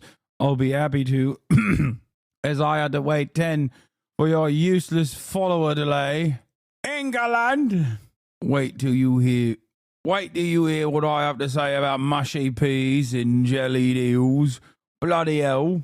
Wait, is this guy's name Jamie Le Racist? Are you taking a piece? Okay, this guy's not actually British, I think. This is why you get haters. Yeah, haters like dudes whose names are Jamie Le Racist. His nickname is badly written French. Oh, he means in French, he's saying, I love racist. I love the raciste. I love the racism. 22了，小的12。 And how old are you? 我44。 44. My name is Mike. Mike. Mike. Yes, Mike. Nice to meet you, Chang Xinjian.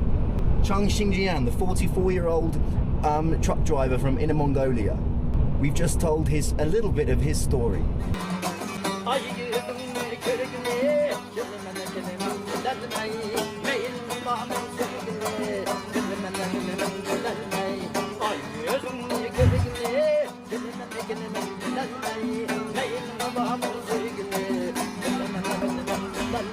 Chang Lian just said he's going to rest for 20 minutes and he's got out the car, so we're going to go with him.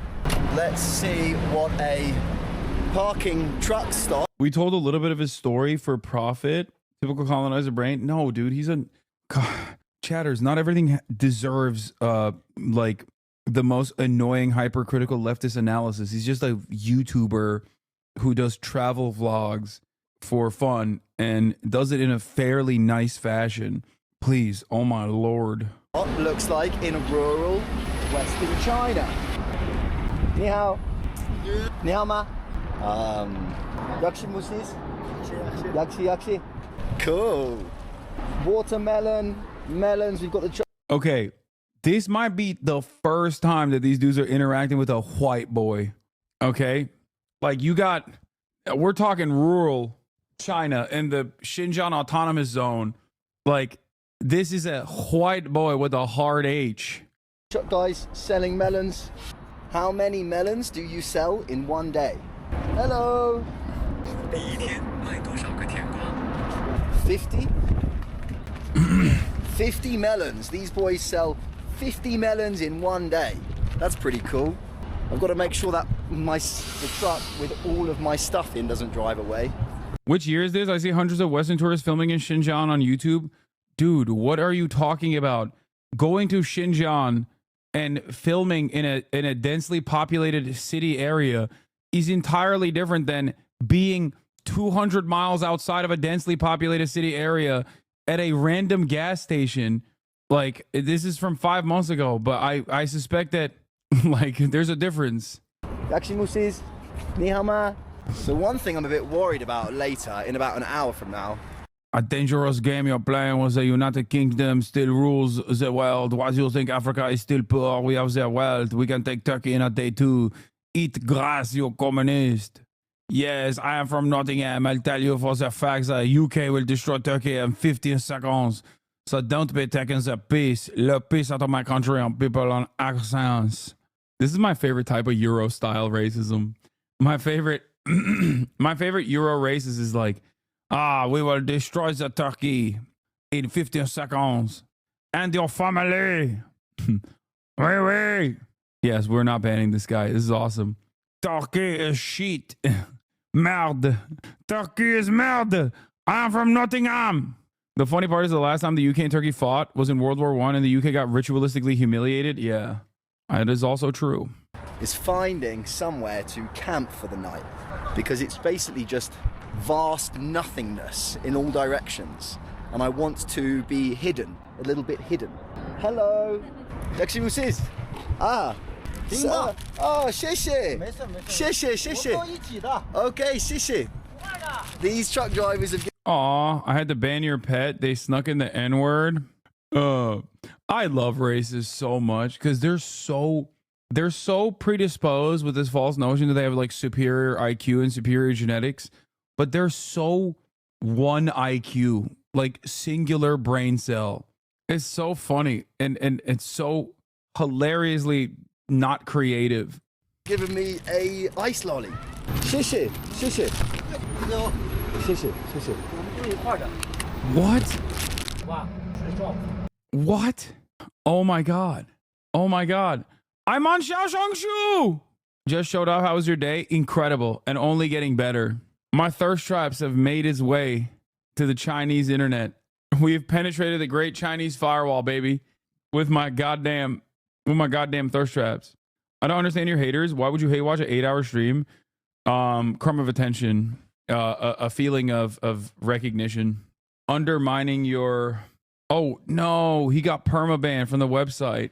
He got smoked. 你们说给他去哪？他来中国是有名字，去哪了？记住啊，你让他骗看哪儿的？我让骗看咱们，是不是？你给他骗了，这是中国这个名字，中国名字是最善的。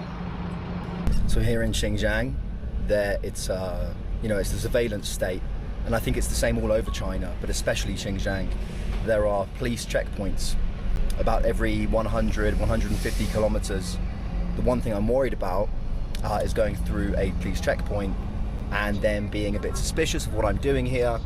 I don't want Zhang Xinlian to get in any trouble. And I think this is a police checkpoint. 上情况，小伙。路上不要超速，不要提高计划去哪？等一下。你和外国我路你也不用啊，你没给我说呀。不是我路上接的，他在服务区拦我坐的。 First police check. I'm going to turn the camera off. Okay. First police check. I've got to turn the camera off. Hopefully everything goes okay. He didn't turn the camera off. Stop. Which port of entry did you enter from?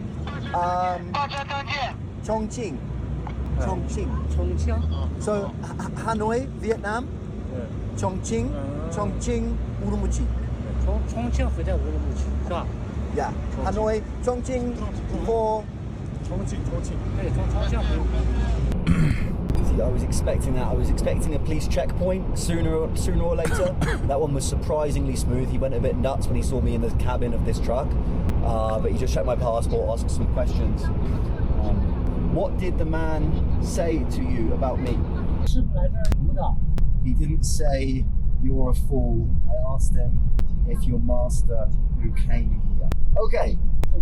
What? The Chinese still welcome you. The Chinese still welcome me. China is a kind nation. I know. I can see that every day. Thank you. So yeah, it seems like, they weren't like keeping... He was asking if the white fella was his boss. That's so funny. That Han racism ACAB is universal. He didn't go nuts. There's the typical Chinese tone. The language is a bit like German in that way. Everything sounds a bit aggressive. Tabs on me. You just have to register. You have to register everywhere. You register at a hotel. You register. I had to register at a train station, and you have to register at the checkpoints just so they can kind of, make sure they know roughly where you are at all times. Now, for someone that wants to camp and hitchhike, it's not good news. But hey, when in China, do as the Chinese do. God, I was so thirsty. Look at that. We've looked this before. The HasanAbi Bilibili mentions Jed Toasty, repost double toasted spill show donkeys video and some funny videos from YouTube. The registering thing is because people have got lost or died on foreign soil and it's not good for international relations. California law enforcement to conduct training on involuntary celibate extremism later this week. Oh my God. Got about a litre of water in my backpack. Zhongsheng Lian said I could have one of his waters. 谢谢, 谢谢. So sweet, man. So you might be wondering how I managed to kind of communicate. Obviously, I can communicate with Google Translate, but I planned ahead, and this is the #1 tip for anyone if you're going to be traveling through China or hitchhiking anywhere in the world where you don't speak the language. A laminated piece of paper that says who I am, what I'm trying to do here, why I'm hitchhiking, and can I have a lift please, basically. And it's super helpful because you can just show it to them and they know exactly what you're talking about, because it's not common here to hitchhike, especially seeing a random white dude on the side. Egypt will be a lot worse for these tourists than China ever will be, and Egypt is an American ally. I mean, a lot of places, dude, there's certain parts of America that would be more dangerous for people to do this sort of thing in than you know, random parts of China. Side of the road. This tells them everything. But this guy also goes to like Iraq and stuff too, which is, you know, definitely not. American tourists aren't known to be good people at all. A lot more dangerous for a Chinese national to do this in rural US than a white guy in China. No, that doesn't dude, are you kidding me? Oh my God. A Mandarin first speaking Chinese citizen who doesn't speak a lick of English trying to get a trucker to help him hitchhike across rural America, they would kill him. They would beat him with hammers. And then after that, they would report him to the local sheriff's department. They'd end up like that robot. Yeah. Don't go to Philly. Instant Chinese spy accusations. Straight up. Come on, dude. You haven't spent much time in rural America. Shit's actually not that bad. Metro, maybe, but mostly also safe. I'm a firm and committed believer that the cities in the United States of America are pound for pound safer than many rural parts of this nation. And there's plenty of evidence to also back up that statement. But not only that, but we're also talking about someone, not myself, not a white guy who's white passing enough, who could just like, who could, you know, hang with the local population. We're talking about a Chinese citizen who doesn't speak a lick of English, like the reverse of this guy. Because you guys have to remember, like me and Marat, Marat used to live in Oklahoma. We visited gun shows, things of that nature. Okay. Like I can hang. Oh no. Ominous news on Tuesday. The National Weather Service is forecasting a PDS, particularly dangerous situation, their highest warning. They've declared PDS 3 other times this season, all led to catastrophic fires: Mountain Fire, Franklin Fire, Palisades, and Eaton. The worst wind is yet to come. Bro, it depends what rural area you're in. Some states better than others. Oklahoma has a higher murder rate than New York City. I live in Tulsa. And this was a talking point used by the Democratic candidate for governor and was laughed off. Yeah, I remember. We watched it. Yeah. Yeah, people straight up, like the entire room erupted in laughter when the Democratic candidate for governor brought that up. And the Republican said, okay, sure. Does anyone even believe this? And everyone started laughing. Everybody started laughing. It's just like, at that point, it's so set. It's so completely set that, you know, blue states and blue cities are bedlam and have incredible rates of murder. And that sort of thing never happens in red states. Which bucket of water do you drink at night? This is okay. This is okay. 这里天气热渴。 It's okay. It's okay. It's okay. 不用在 No, no, no, no. It's okay. It's okay. 不用在服务区买，没事。 This is okay. 没事没事，你不用在服务区买，我有呢。你拿上一桶，你再拿一桶，你拿2桶。 Okay. Thank you. 谢谢谢谢谢谢. Right. I've just pulled into a service station where I think I'm going to sleep the night. I think we're going to eat something. And then I'm going to find somewhere to sleep. Chongsheng Lian has given me 2 bottles of water because he's just the nicest chap ever. And I think I'm good to go. Me and the boys at the service station. We're going to eat some food and then I'm going to find somewhere to sleep. And then I don't know what these boys are doing. I don't know if they're staying here. I don't know if they're continuing on. I don't know if they're sleeping here tonight. I don't know. But I think this is going to be a mini adventure. We're getting, which one are we going to, chaps?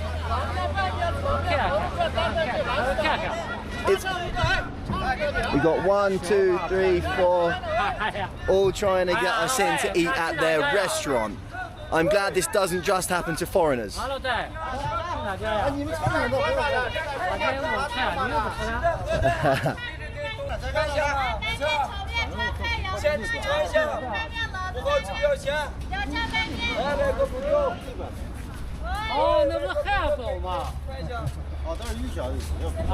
Never seen anything like that in my life. The best thing that could all signs of ethnic autonomous regions have to be written in both Mandarin and the local language by law. Possibly happen to me in China is making friends with a group of Chinese people. Oh, dude, Uyghur noodles are freaking amazing. Excellent. I have some in Australia. It's so good. People who can just do everything for me. They can order the food. You know, can I communicate with them? No. But I'll take that. It means you haven't got to make small talk for hours and hours and hours. Right, what have we got? He's in. He's in the autonomous. He's in the autonomous Xinjiang Uyghur region now. Hello, ni hao. Yaxi musi, yaxi musi. Yaxi, yaxi. Let me give you some money for the food. How can I recommend videos for you to react to? You have to subscribe. Biang Biang Noodles. Yeah. You have to subscribe for $6 or for free with a Twitch Prime in order to get link permissions. That's how it works. There is no top of the hour ad breaks anymore. I stopped running them. But there are still many benefits that you get aside from the good feeling that you have in your heart for subscribing. It is the singular source of revenue for all of the operations that I do. Did you understand Uyghur language? Some words. A stain on your soul, a HasanAbi sub is. What are you, a pirate? A stain on your soul, a HasanAbi sub is. Once you've been tainted with the golden chalice, you'll never be the same again. Yeah, you're on the big screen. Meth Survey, they give the 5 gifted. Throwing bagels at a wall, they give the 5 gifted. Hero of Zoe, they give the 5 gifted. Never subbing. No. No. Shishi. What's this? T. Ah, okay. The boys are buying me dinner, which is incredible. The boys. The people of China so far have been absolutely amazing. And I love them. And I love China. And I'm going to stay here. Shishi. Will you sleep here tonight or will you continue driving? Dude. What the dream, dude. Blasting cigs in the middle of China with the trucker boys, dude. Just chain smoking cigs. Oof. Ah, you're staying here. Okay. I have whiskey. You want as well? I stashed a little bottle of whiskey in my bag this morning. We've got noodles. We've got, I think this is pork. Like this?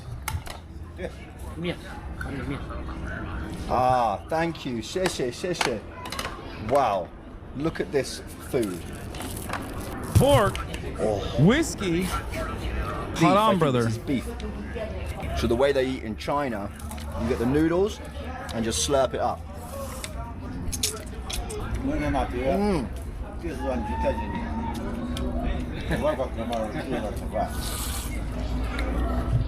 We got beef, veggies, a little bit spicy. It's good, man. So here in Xinjiang, the culture is very like Central Asian, Kazakhstani, even like Turkic culture.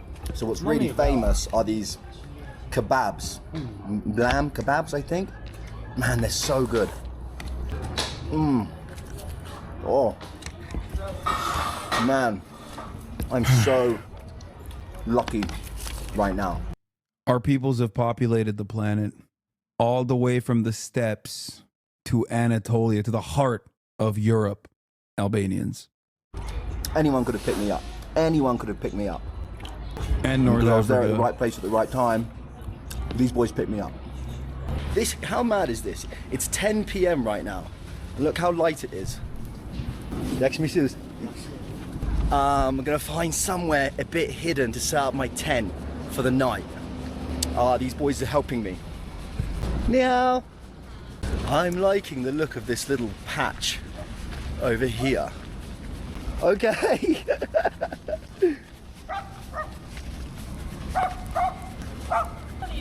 Perfect.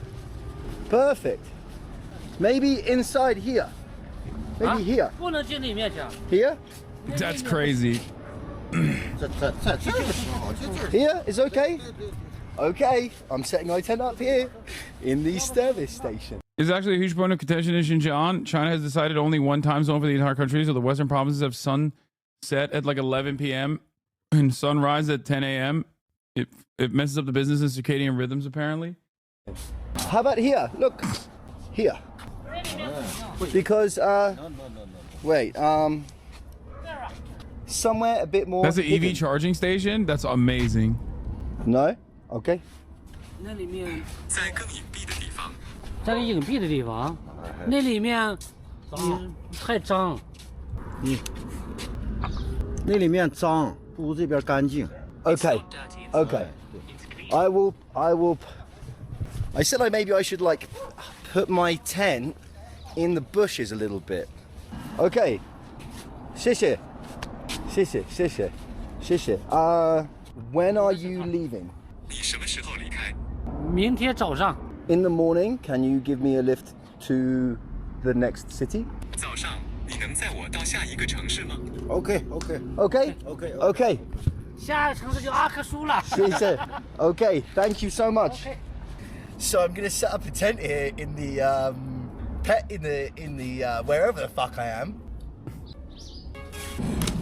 It's the. I feel like Batman or Halo. Thank you for the 7 gifted subs. Matthew Livisberger is alive and well in this chat. One of his last words to his ex-girlfriend famously was, "I'm in the Cybertruck. I feel like Batman or Halo." The end of the day, and those guys were just the best. They bought me dinner. They would give me some water. Wherever I go in the world, I'm starting to realize that it's not just India, it's not just Indonesia. There are friendly, kind people wherever I seem to go, and I'm so lucky. You know, anyone could have picked me up. I was stood there for 30 seconds. I put my hand out when he drove past, and I was lucky enough to meet him and learn about him. This guy would be beaten by police and sent to jail for being a vagrant by American police. I mean, look, I don't know if the Chinese police are famously kind to the existing homeless population in China, okay? Come on now. And he looked after me, and he got me dinner and given me 4 liters of water. It's incredible. I've got some whiskey, some cheap Chinese whiskey. So we'll do a quick Chinese whiskey review before I say goodbye. It's actually not that bad. It's actually not that bad. You hear a lot about this being the most controversial region in the world, and as I said before, I'm not qualified to report on it or to even discuss it because it's such a complex situation. There are people that are obviously going through some horrible situations. How do they handle homelessness in China? If you're in a tier 1 city and you're homeless, I think they send you back to your village or a village. That's what I've heard. That's what I've read.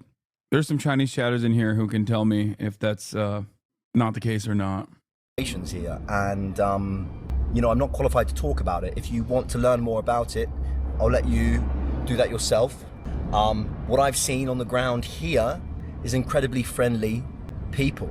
The little boy on the train, you know, the people that I met yesterday that I was drinking with, and obviously these truck drivers. I know that they're from a different region, but I'm just very lucky and fortunate to be in this position.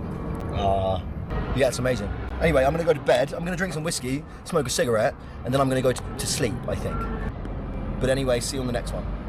Okay, maybe it's different now. Wait, where's the second video? Please tell me there's a second one. This is from 5 months ago because I really want more. The what is it? The hukou system is like the registration system. So if you're in a city and you're registered to a rural area, they will forcibly send you back.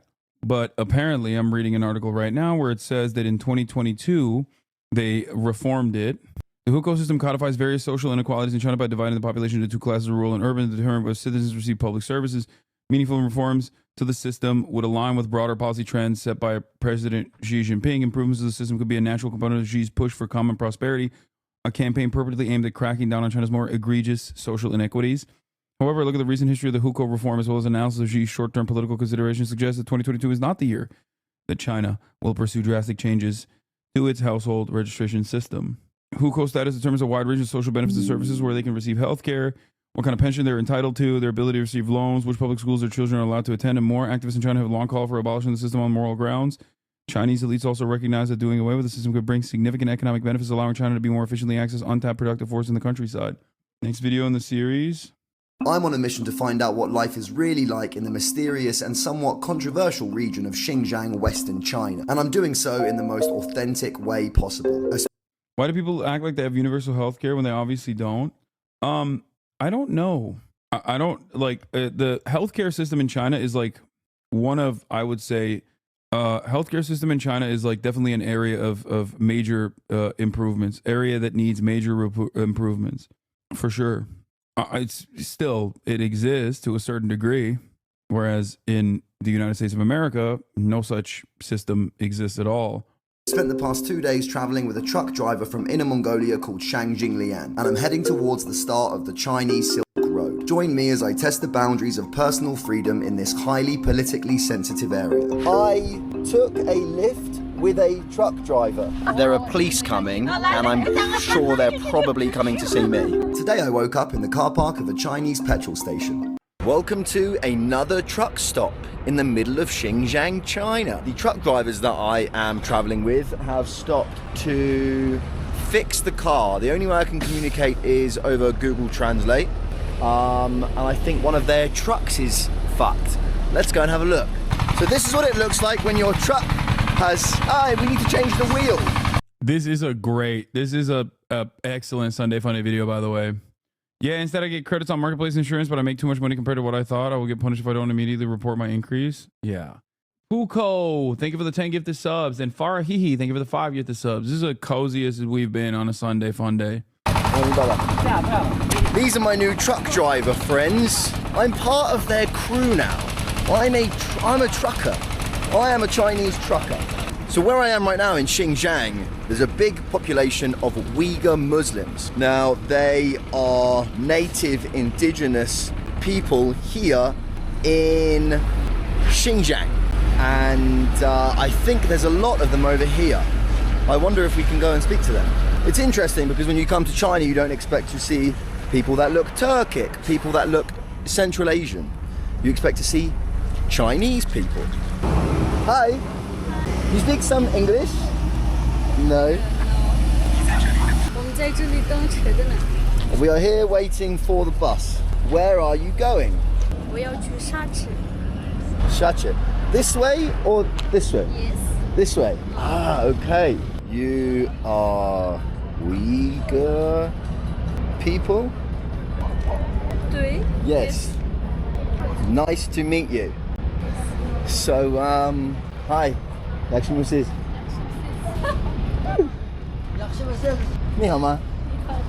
Wow. This is the Uyghur people of Xinjiang, and she was the hottest Uyghur woman in Xinjiang. 你来这边下不下？我再有10来公里就到了。 Okay, 谢谢。不用谢。谢谢。Thank you so much. Thank Very you. much. 谢谢谢谢谢谢。Do I have everything? Okay. 再见了啊。 Thank you. 再见了，朋友。再见了。谢谢。Thank you so much. Bye bye. Bye. Bye, Chung Xing Lian. Love you. Okay. I'm not gonna rewind. It's a 23-minute video. Oh, I still can't say that properly. We've been dropped off in the middle of nowhere. I need to sit down and figure out where I'm going and what I'm doing.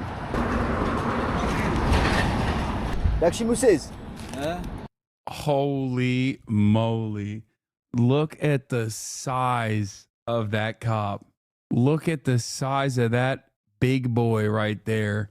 Bro, hog universality. Oh my God. Even in the autonomous Xinjiang Autonomous Uyghur region of China, you still get Paw Patrol looking ass cops. No matter where you go, baby. I love that. I love that so much. Maximuses. Do you speak Chinese? No. You speak English? I don't know English. No English? Ah. They're snapping pics of the whiteboard. Hang on. I am traveling through Xinjiang. I'm traveling Xinjiang. I am traveling. 你是从哪个地方过来的？你是从哪个地方过来的？ I came from Kucha. Kucha. Kucha. Kucha. 护照。 Kucha. Kucha. 你的护照。Passport. Passport. Yes. Yes. Yes. USA 吗？ UK. UK. Maximuses. They're tactically ascertaining whether the white boy might engage in a kinetic situation or not, dude. That's amazing. That's amazing. My man is so excited. He's flicking him up. Minecraft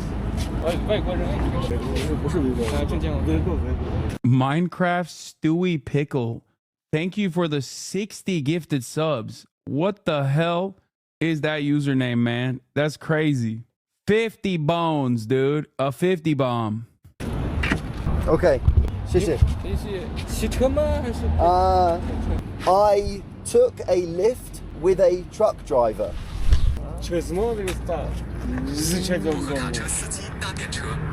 你下一站准备去哪里？I am on my way to Kashgar. 我们这个地方没有公交车。Okay. Okay. 谢谢。谢谢。I also have about 400 RMB. Okay, we interrupt this broadcast because I'm going to be on with Alex Michelson of Fox 11, and I'm briefly interrupting the broadcast to join in and talk to him about my experiences interviewing the incarcerated wildfire firefighters. Okay. 27 miles away from the fire line in Montebello, there were tears, prayers, and fellowship. The location? The Montebello Plymouth Congregational Church. As soon as I heard that Altadina's buildings had all burned down, there was no question that if they wanted to worship with us, it would be a joint service. Someone's going to reach out and invite us to come, and they did. What we saw was an amazing example of generosity. Church faithful, side by side, dozens sought solace, and the belief that faith moves mountains. It means a lot to me. I almost didn't come because I'm using the Shure mic. I already checked it. That's the first thing I checked. Hey, actually. Hasan, how you doing, man? This is KTTV TLC. Can you hear me? Yeah, I can hear you. You're live, by the way, on my end as well, just so you know. 19 homes from our congregation. Okay, just I'll let them know. Down. This married couple took a final picture as they fled their neighborhood turned inferno on Tuesday. So I took this last picture. I do not have food on my face. Do I? What I need for, I don't know, for memory. At Sunday services, they found strength. To know that they put on this extravagant welcome for us is just heartwarming. The church is not a building. The church is the people, and the church can worship anywhere. So beautifully stated. And I should point out, too, that the church is not the only thing that will be missing soon. The pastor you just heard from, he has to resign soon because he has severe case of Parkinson's. And so in the next couple of months, he'll be stepping down. So that congregation is feeling loss from every side. I'm Laura Diaz reporting live from Montebello, where a lot of people showed up. Hi, I'm good. I can barely hear you, by the way. Sending it back to the studio. Over the TV. Laura, hearing the programming, right? Over the programming, yeah.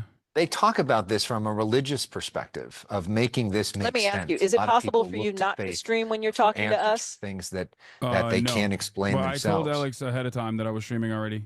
Well, you know, stand by, please. Obviously, one of the tenets of the Christian faith that sometimes terrible things can happen in life. I mean, I don't have to be on, to be honest, chat.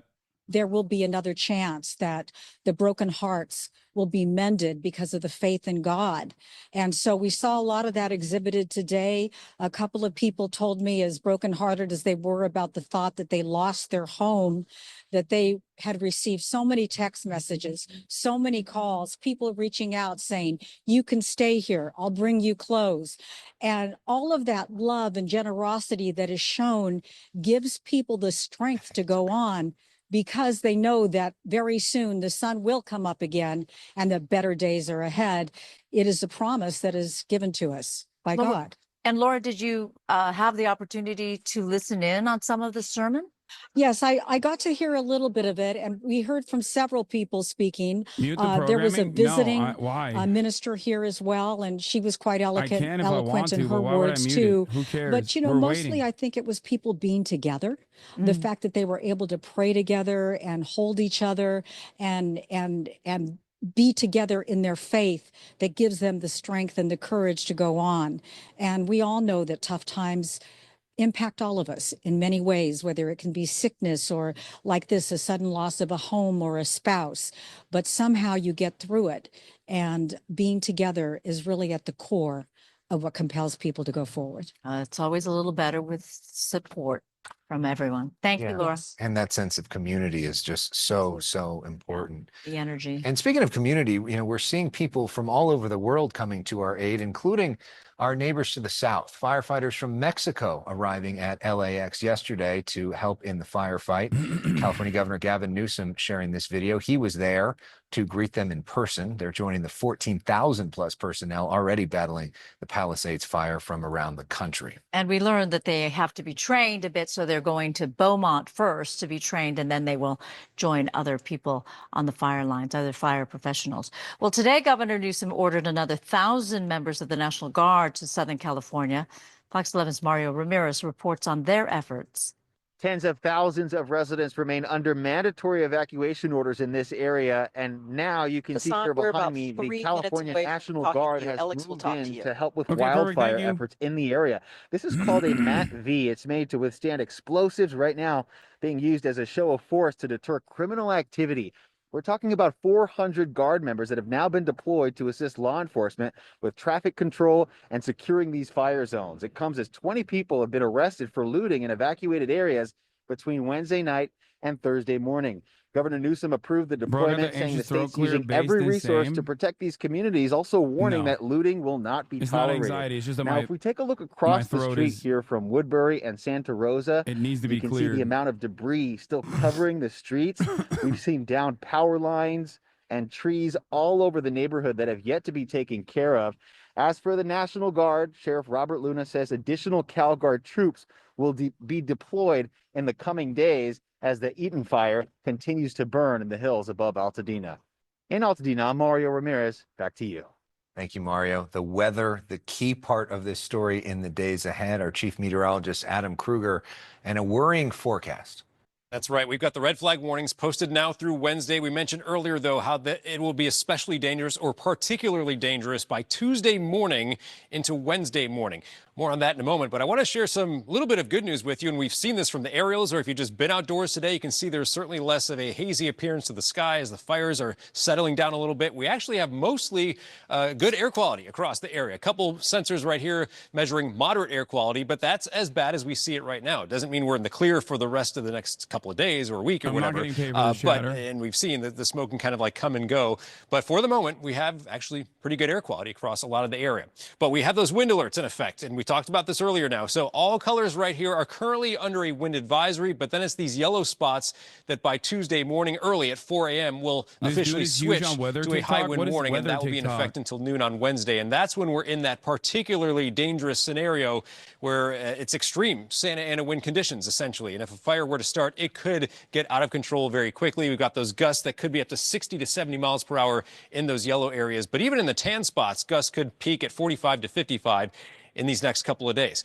Now, we haven't talked a lot about temperatures because it's all been wind focused and for good reason, but I do want to let you know, I mean, we've got, millions of people that are kind of away from these fires right now and just going about kind of normal weather and actually pleasant weather. But I do want to say that we've got some pretty cold temperatures coming our way for tonight. And a large part of this is because the air is so dry and the winds are kind of calming down, especially around the LA Basin area. And that's going to lead to some low 40s in parts of Los Angeles. And then we go into tomorrow, it's going to be a lot of sunshine mixed with, of course, some of the smoke in the air. And we've got temperatures 60s to near 70 degrees in many spots. And I'll just show you the 7-day forecast, which I haven't even used in, I think, 4 or 5 days or so because we've been so wind focused. But I just want to show you that there is no rain in the picture. The National Weather Service is hinting at Friday through Sunday there might be something showing up rain-wise. I'm not quite seeing it on models, not buying into it yet, but it'll be something to watch. Of course, we would hope for a little bit of rain at that time. But again, we got those winds. That'll be an issue through Wednesday. Then we're past the next upcoming Santa Ana wind event. And we do expect a cooler pattern and some less dry air, so slightly more humid air as we get into the end of this upcoming week. Guys? All right, Adam, thank you so much. Up next, we're going to talk about the incarcerated firefighters and their extraordinary work on the front lines. Hasan Piker, one of the biggest names online, went out, spent some time with them. He joins us live next. Your virtual assistant. Stand by. We're to break and then it's you. All right, perfect. What I would give to be able to make art on this scale. You will one day, but it's equally important for you to be thinking about. What's up, Hi, Alex? Can you Hasan. hear me?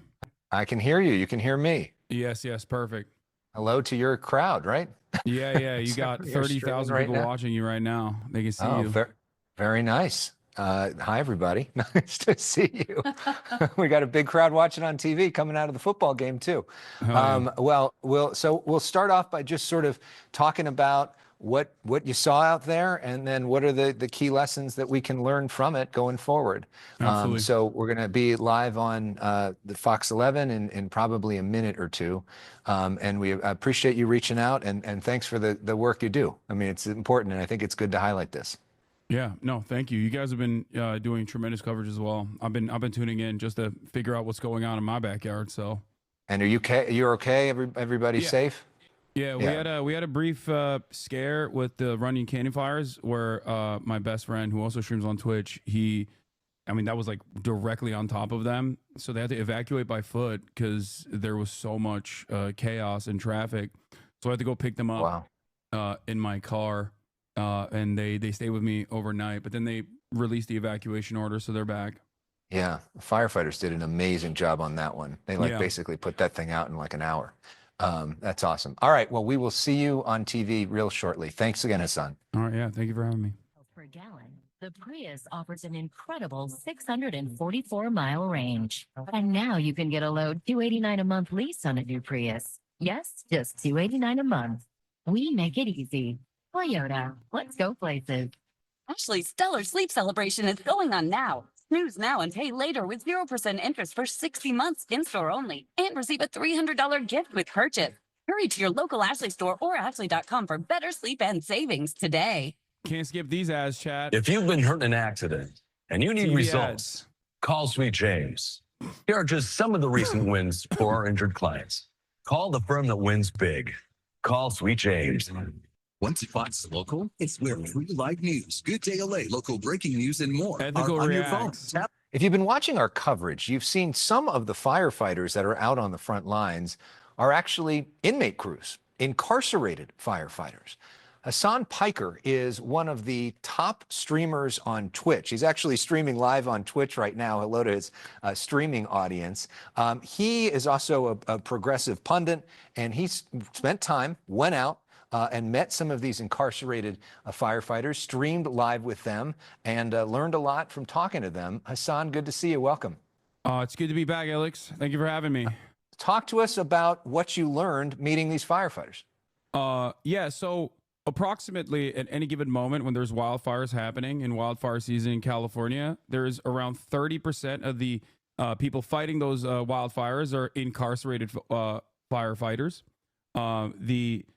California State and Cal Fire have a collaborative program with the Forest Service where they basically train some of the incarcerated at what they call camps, conservation camps, where they learn how to clear brush and reach areas that bulldozers can't get to. by foot. It's a lot of trekking. They're going and putting their lives on the line, basically, to ensure that Californians are safe during wildfire season.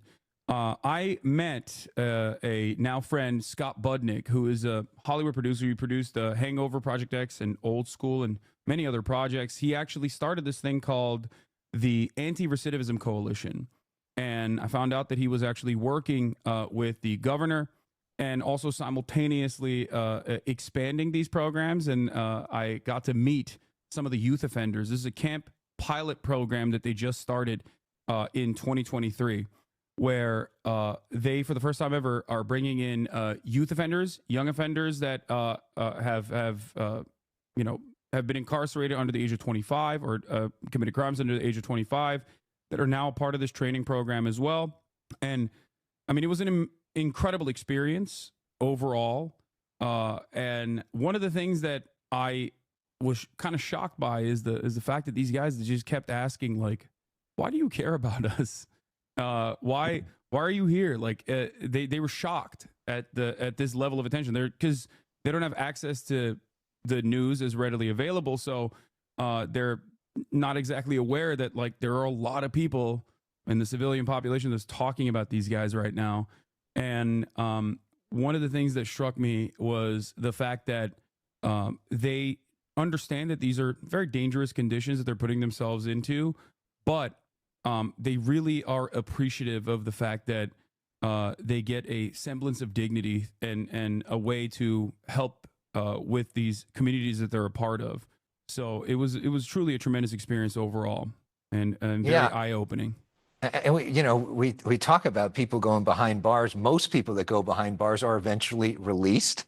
And so you want there to be a rehabilitation process so that they come out potentially even stronger than when they came in. And I know for you, you were really struck by the sense of hope that these guys felt. Yeah. So it's not a secret that the county jail structure and the prison structure in the state is pretty bad overall. Like, the conditions are pretty bad overall. There's a lot of violence. There are major problems.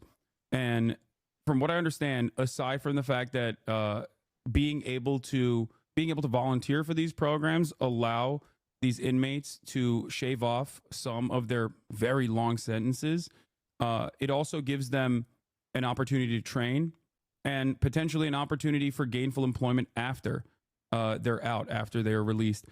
And there have been a lot of initiatives to make sure that this is as ethical of a process as possible, especially in recent years. In the past, a lot of these firefighters, a lot of the incarcerated firefighters could only get seasonal employment, and they could never get municipal employment in the Los Angeles Fire Department because if you have a felony, you're not able to get an EMT certification.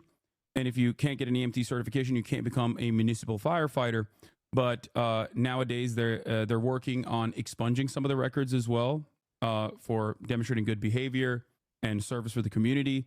And I think it's wonderful, because one of the things that I heard from virtually every single person there was the anxieties that they had as far as what they will do once they are released, what they like, how will they find an opportunity to reintegrate into society. This is something that obviously I read extensively on. There's a lot of data available on this, but it was truly interesting just seeing it in person, where these guys were also talking about the anxieties that they have about like wanting to become productive members of society. And this program, I think, is fantastic. And there are still some issues, of course, specifically around their wages. I think since the 80s, they had not seen any meaningful wage increases. I believe they were getting around $5 a day. And they're doing basically the same thing that everyone else in CAL FIRE is doing as well. One of the hardest jobs on the line, basically. And now that wage has been increased to $24 a day, and I feel like it's a wonderful opportunity for reintegration. It's a wonderful opportunity for rehabilitation, and the conditions of the camps are significantly better overall than the conditions of the prisons. But having said that, I think that there's still room to grow. This program could grow as well, and hopefully their wages can be fair in terms of adequate compensation. because utilizing incarcerated firefighters as a way to displace the existing non-incarcerated firefighters is also, lowering the wages of non-incarcerated firefighters. Hasan, thank you so much for bringing this issue to our attention. We really appreciate it and appreciate the work you're doing. Yeah, thank you so much for having me. All right, we got some breaking news now, Susan. We now have new information about the death toll from the Eaton and Palisades fires. It's risen. 24 people are now considered dead. The Los Angeles County Medical Examiner's Office says 8 of those deaths were attributed to the Palisades fire. Pretty good, the right, other Chad? 16 from the Eaton fire. The latest cost estimate for wildfire damage is now $150 billion. I'm good to go, right, and guys? climbing. To put that in perspective, the 2018 Camp Fire in Northern Appreciate California you. cost All right, thank you so $30 much. billion, Have a great day. and that fire was considered the state's. There it is. I try to slam as much information as possible into the 3 minutes that I had there. No, Alex is the man. He would never cut me off. It's not like that. He wanted to offer more coverage to the issue. Arrow 55, thank you for the 25. Get the subs. Was there anything you didn't get a chance to squeeze in? Did you accidentally say concentration camp? No, conservation camp is what I said. ChatGPT couldn't have done it better. Thank you. My conservative dad is watching Hasan Piker. Let's go. That's so funny. That's amazing. This is how we do it, chat. This is how we infiltrate the conservative households. Chuck Dies. Thank you for the 50 big ones. 50 bones. Oh my God, I just realized we got on local Fox affiliate a Cuban flag and a Palestinian flag. Hasan's Scam Coin. Thank you for the 10 gifted subs. Are they doing any kind of holistic coverage on the incarcerated firefighters? Like, is there any kind of opinion slant from this on Fox? My dad couldn't see you because he told me to set parental control so we couldn't watch Fox earlier. I didn't say Fox 11. Y'all, why are they playing Hasan Piker on these big ass TV screens at the restaurant like I'm invested? That's funny. Get all your videos off TikTok before we lose it. What do you mean? All of my videos on TikTok are videos that come from the stream. There's like very little original content on TikTok. Hasan's stepson, thank you for the 5 gifted. And Iffy, thank you for the 20 gifted subs. Why did they show this image law? Why does chat always have to play like this? Like, why do y'all got to play like this? Who was that nerd that Alex had you debate on TV back during COVID again?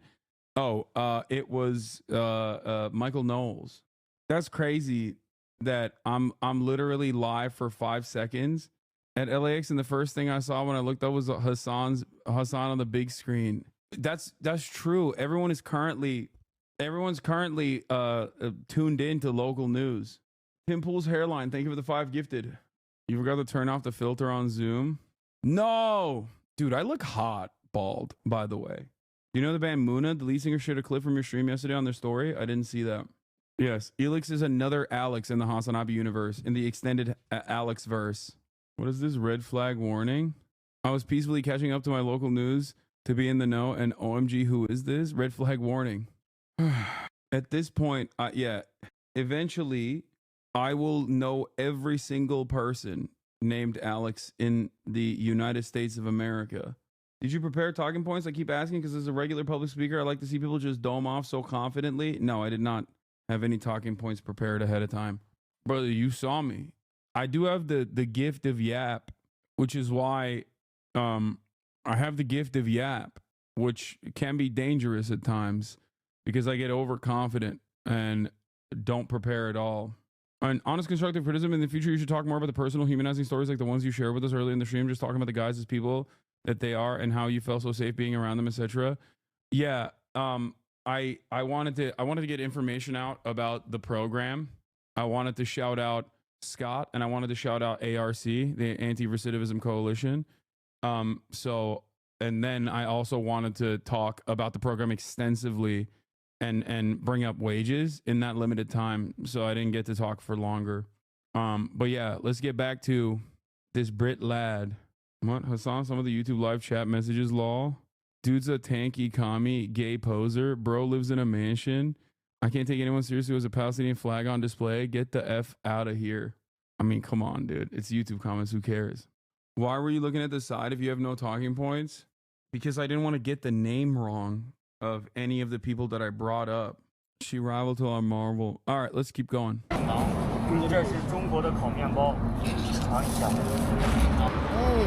Really good. Really very good. Of course, the tubby cop brings him food, bro. Come on. Thank you so much. 1 hour away. Okay. Akasu? Akasu. Okay. 谢谢. Thank you so much. Goodbye. Bye bye. Okay, so I'd been out of that truck for about not even 5 minutes. Police rocked up, questioned me, and they were basically like, "What are you doing? You know, where are you going?" And I said, "I'm trying to go to Kashgar," and they were just concerned about me. One of them actually went and bought me some bread. He translated, he said, "This is Chinese toast, try it." So they were very, very nice policemen. I think it's more just a matter of my safety and my concern. They just concerned about me. And they want me to be safe. And they were very, very lovely. So they told me, "Look, we've booked you a taxi," which I paid 40 yuan for. And they just, I guess I'm going wherever they're sending me. Akasu, I said, "Can I camp somewhere?" They said, "Yeah, but be careful." So there, that's what a run-in with the Chinese police looks like as a white foreigner in the middle of Western China. One thing I've noticed about here in China, like, everyone smokes. I know that people are going to be like, "Oh, you smoke too much." Everyone smokes, right? But it's kind of this, like, really nice way of, like, offering a little bit of respect or friendliness. And with this female taxi driver right now, she just offers me a cigarette. How nice is that? But I am going to quit. I am going to quit very soon. Cap. What's your name? Yang Xiaoyu. Yang Xiaoyu. You are very cool. Thank you. You're welcome. Great riz, bro. Great riz. Keep it up. At this point, I'm convinced that I'm just... Great riz, bro. Keep it up, big dog. Wait, hold on. Let me fix my volume. Because I feel like, because I just did that Zoom sesh, my microphone Yep, it did. My microphone automatically lowered to... all right, there another one of this woman's errands, because she stops every 5 minutes to go and do something. Should we go and see what she's doing? Ni hao ma? It's like a shop. She's buying some stuff. 1 minute. Let me get my phone. We can translate and have a conversation. Go? Okay. Bye-bye. I wanted to have a nice conversation with that Chinese lady. I guess I shouldn't call them Chinese ladies. I should just call them ladies. Ni hao. I'm confused with what's happening. And I think we've just picked up a hitchhiker. Goddamn hitchhikers. Why do I feel far safer with the 44-year-old male truck driver from Inner Mongolia than I do with this woman whose car the police have put me in? Dude, this is yet another instance of China being so Ameribu coded. I feel like, remember what I told you about China having like a lot of cars? And although they do have obviously have public transit, but there are a lot of places in China that are, you know, very car friendly in terms of the infrastructure. Okay, 谢谢. That was like an hour-long journey, and she only charged me 40 RMB, which is like $5. So welcome to Aksu Prefecture, Xinjiang. Something went in my mouth. Welcome to Aksu. Yeah, there's like white boys here that, like, I'm sure people here have seen white boys before, but the rural part that's like 300 miles out from this area, that's what I was saying was like probably a unique experience for those people at the truck stop. Aksu Prefecture, Xinjiang. Now, I said at the beginning of the video that I'm on a journey to the beginning of the start of the Silk Road, the Chinese Silk Road. Now, we're actually already on the Silk Road going the opposite way. 2,500 years ago, the Chinese Silk Road was just a dusty camel trail where goods were exported from Europe to China. Spices, tobacco, all that good shit. 2,500 years later, that exact same trail has been built on. And it's filled with giant megacities, such as Aksu. Ni hao. Now, I need to find a toilet because I'm quite literally about to shit my pants. Oh, no. When in doubt, when crossing a road, cross the road with an ancient Chinese man, ni hao ma. Because everyone's going to stop for him. When you think of Western China, you don't picture giant malls and KFCs. I mean, we're quite literally in the middle of a desert. We've got a huge mountain range that side and China's biggest desert on that side. So let's check it out. Let's check out this mall. Maybe I can find a toilet. Yeah. Can I go inside? No filming. Okay. Here we are. Was that just a random guy who was like, nah, you're not allowed to film, please? Because that's crazy. Just a random dude who, assumed the role? Oh, he meant like, please don't film me. I don't belong. Look at the English food sign. Dude, come on. This happens in Japan too. It's my favorite thing to see. And in Turkey as well. Like, this is American global cultural dominance in general. A continuation of obviously British colonialism as well. But yes, anywhere you go on the planet, there is going to be, in certain instances, broken English. And it's my favorite thing to see like Japanese clothes and stuff that has silly broken English on it. Long here. That one isn't even an example of broken English. It just says best food. That guy said I'm not allowed to film here. Don't know why. Ni hao. WC? Would you go on Lex Friedman's podcast? Shit. Bro, I don't know what happened, but he didn't reply to me last time I was in Texas. I think I dodged him too much. So, I don't know. Oh, he followed me again. He had unfollowed me previously. No, he literally unfollowed me. Go back right now. Okay, hold on. I'm gonna hit him up. See? Get this man to the toilet before he shits himself? Shut up. There ain't no way that this lady called his ass out. There's no way. He's memeing, right? That's not what she said, right? Okay, 谢谢. No? Okay. Bro, I'm sorry to do this, and I know you guys are going to get mad at me for saying this because I say it far too frequently, but so many of the Uyghur dudes look straight up Turkish, bro. Okay? Like that guy is a cab driver in Turkey, okay? If I saw that guy out in the wild, I'd be like, oh, that's a Turkish man. Like literally, I would be like, oh, that's a Turkish guy. Let me talk to him in Turkish. And to be fair, Uyghurs are Turkic. So that's, where it comes from. No? Okay. Just had to scan to get toilet paper from this machine. Please. Okay. One, please. Your English is very good. What's the connection with my mother's side? My mother's maiden name is Uyghur, like literally Cenk Uyghur. It is a Turkic last name. No, it's good. Your English is really good. Sheshe. That's the first English I've heard in about 3 days. Sheshe. Fuck. How do I drink this?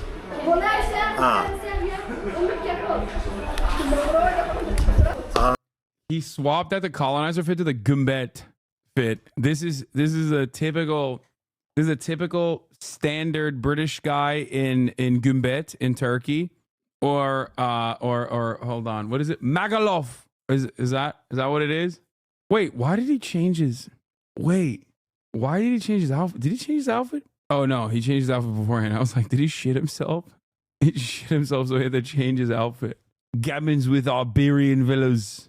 Ah, that's cool. Ibiza. Shagalov, bruv. Okay, so here's the situation. I need to find somewhere to sleep. And then tomorrow I'm going to head to Kashgar. It's too far for me to go today. It's 450 kilometers. The police told me to get public transport, but I don't want to do that, even though they said hitchhiking is dangerous. Bro's just doing self-inflicted wounds left and right. Even the cops are like, bro, come on, we have public transit, just use it, please. He's like, no. I don't think it is, but they are the police. Anyway, I'm gonna find somewhere to sleep. I can give you money for the ride.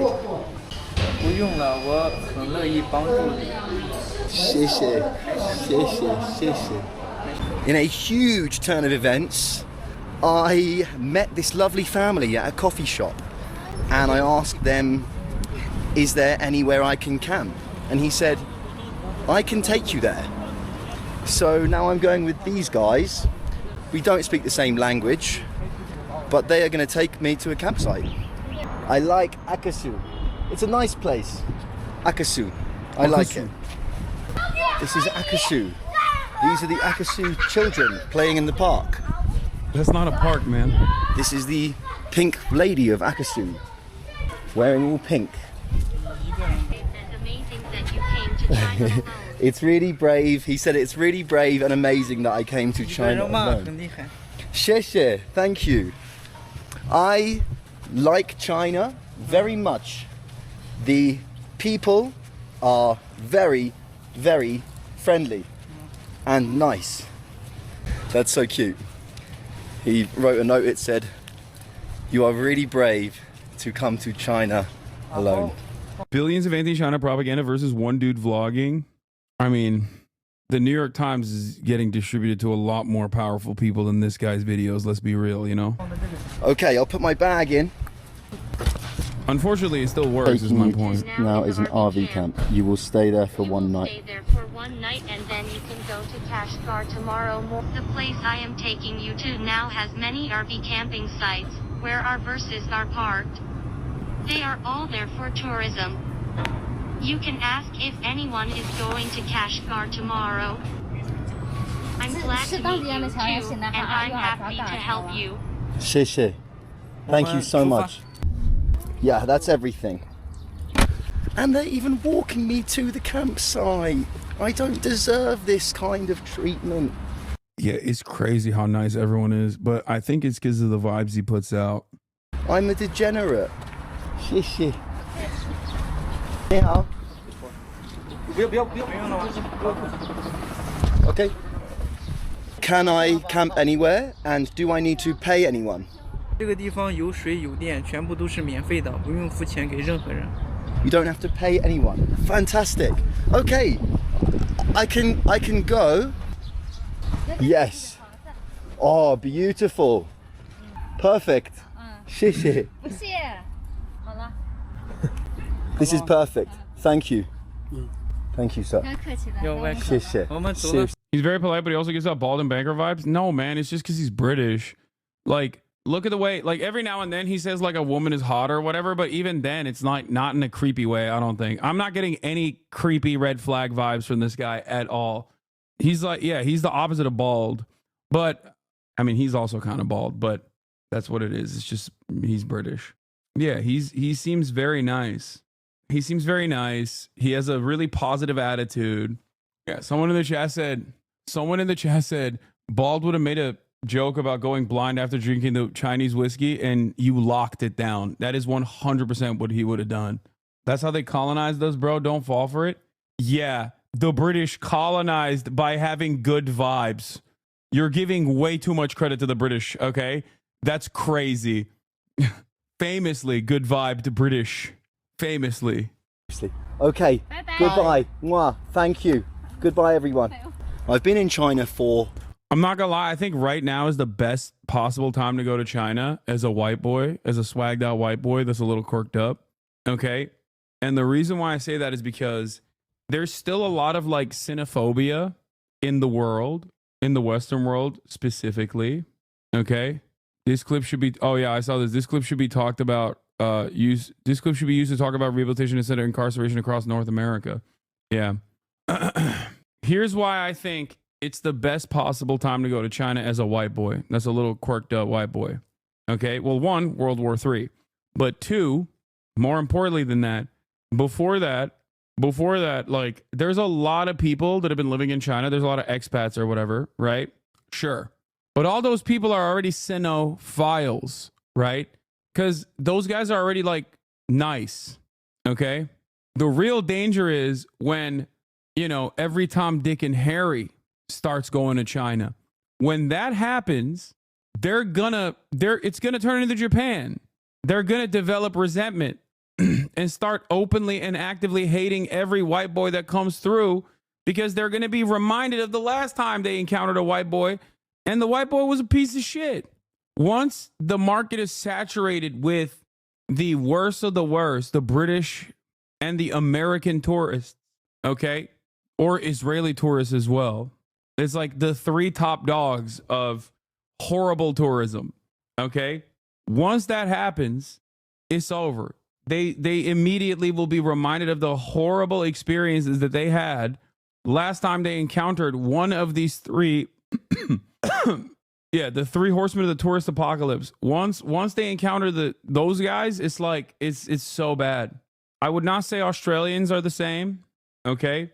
I would not say that Canadians are the same. I feel like Canadians and Australians they don't give a bad rap. But then again, I don't know. You said Aussies are really bad in Southeast Asia and have already ruined Bali. The Australians that come here are pretty chill. Nah, we fucking suck. Look at Bali.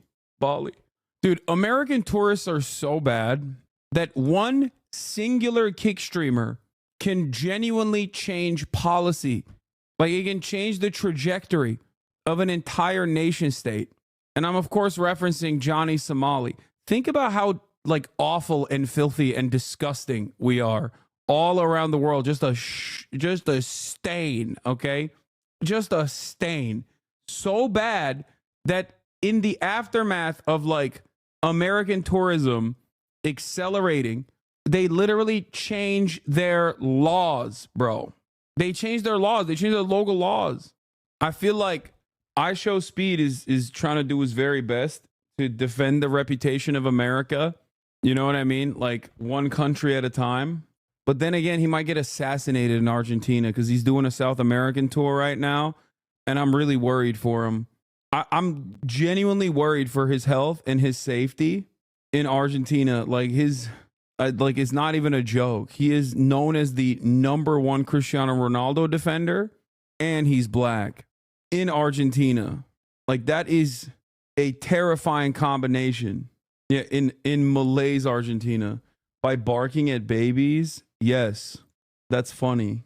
Argentina. 4 days, and I am yet to meet someone that is unwilling to help me. Bullshit. It's incredible. It's absolutely incredible. And look where we are. This is a completely free to use campsite in China. Is it completely out in the nature where I would like to be? No. But did I meet some people 15 minutes ago and they drove me here? And is it perfect because it has electricity and water? Yes. I only speak English, but we can communicate through Translate. 你也是搭帐篷吗? I just have this little small tent that I travel with. Where are you from? 我来自河北邯郸，欢迎你到中国。 Welcome to China. 对，谢谢，谢谢，不客气，谢谢，不客气啊。Michael， 我前面手指的地方有上厕所的和洗澡的地方。OK， 好，谢谢 ，Goodbye, thank you, bye bye. Wow, look at that. He came all the way back to tell me that there is a toilet and a shower here. I can love China. Thank you. And that lady's just given me some water. So I've only gone and found myself 3 very lovely ladies who have got me who have given me some tea. Tea with mushrooms. Cheers. Thank you. And this lady is a moto vlogger. And she's also a TikTok streamer. So we've got 2 audiences looking at each other. 很甜，哈密瓜非常甜。 Are you a family or just friends? 我们是路上碰到的朋友。 Are you all driving motorbikes together? 我们2个是骑摩托车，美女是开车。In my honest opinion, growing up in China, Chinese people are what Japanese people claim to be. To be honest, Japan kindness is so fake and so shallow. Okay, whenever someone says I grew up in China, I'm not immediately a believer. But what you said about the Japanese immediately caused me to believe that you definitely grew up in China. He just immediately, he's like, yeah, I grew up in China. Also, fuck the Japanese. See, there's something beautiful about living in the time that we live in. I can come to the other side of the world without speaking a word. Inter-Asian racism? Dog, what do you mean? Do you know what Japan did to China? Do you know what Japan did to most of the Asian countries? I think think about it like this, okay? If you consider it to be valid for a Jewish person to be a little worried about, Germany or German people, it's understandable for a Chinese person to have that level of resentment towards Japanese people. Like the Brits of Asia, true. Word of their language, and I can sit here like friends having a conversation about tea. It's absolutely incredible. There are police coming, and I'm sure they're probably coming to see me.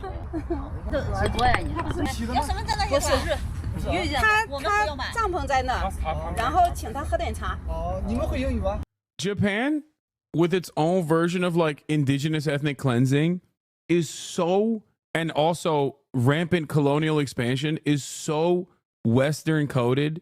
It's not even it's just straight up like it is the most Western coded country out there. Okay. I love Japan. You guys know I love Japan. I'm going to Japan soon. Okay. I'm going to Japan in like a week, but let's be real. Okay. They are straight up the most Western imperialist country in the East. 不会，翻译软件有道翻译官。对，以后你们出国都用有道翻译官。I thought Korea was no. Korea is a client state just like Japan is post World War II, but that's different. Like South Korea, that's different. No, I'm talking about like their own actual history. No, Korea is, they're victims for the most part. they're in a captive situation. They're permanently in a state of like being, dominated by, well, initially Japanese imperialism and then American imperialism. The reason why they are so hyper capitalist, cyberpunk style, like a cyberpunk style dystopia, is also another reason, because they are another vestige of the colonial occupation, I would say. 你好吗？你好，你好。Do you want to see my passport? Passport. Passport. Passport. Okay. 1 minute. 1 minute. Okay, I'm coming back. The police probably aren't going to let me film here, but they are filming my tent. They are filming me. Let's see. Where are you coming? I come from Urumqi. Urumqi.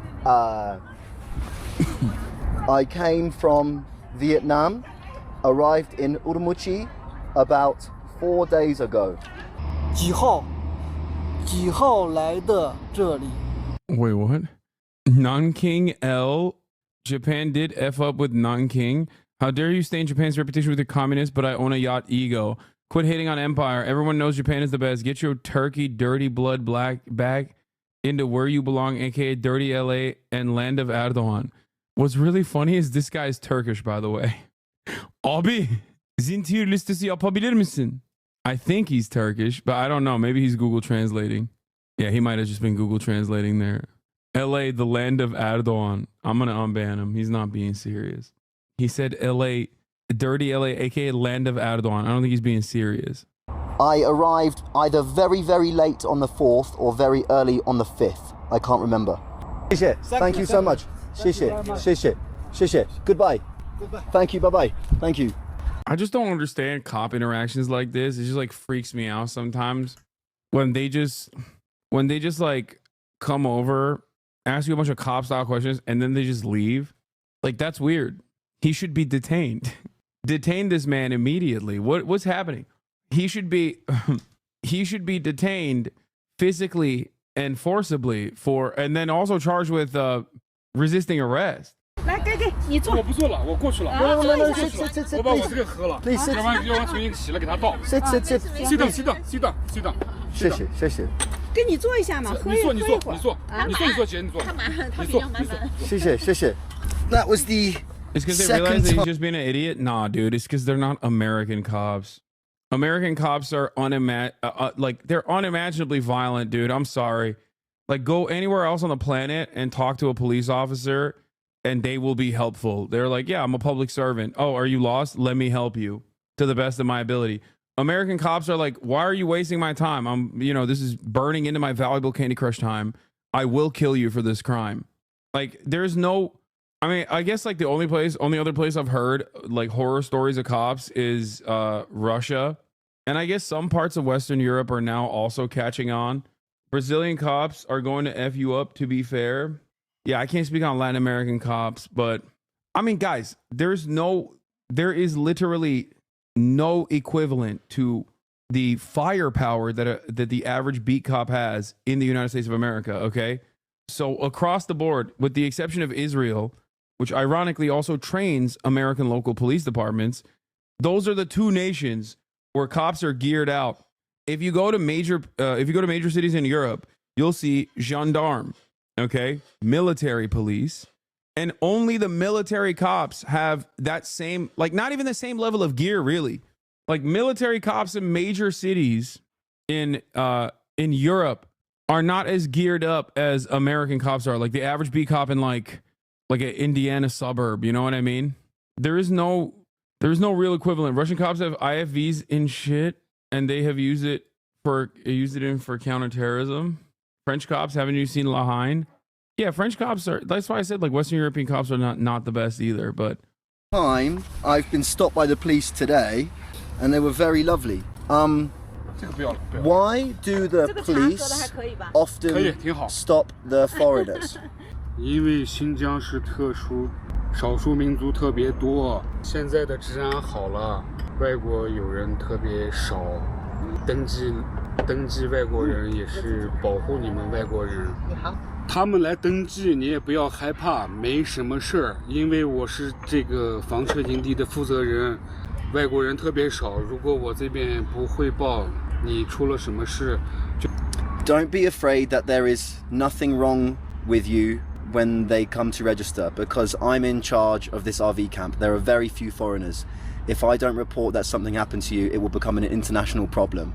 So as the person in charge here, our local... That makes sense, by the way. Like, they don't want... That's, as someone in the chat said this was earlier, like, they track and you register everywhere you go as a tourist, especially as a Western tourist, specifically because they don't, they want to make sure that if something happens to you, it's not the government's fault.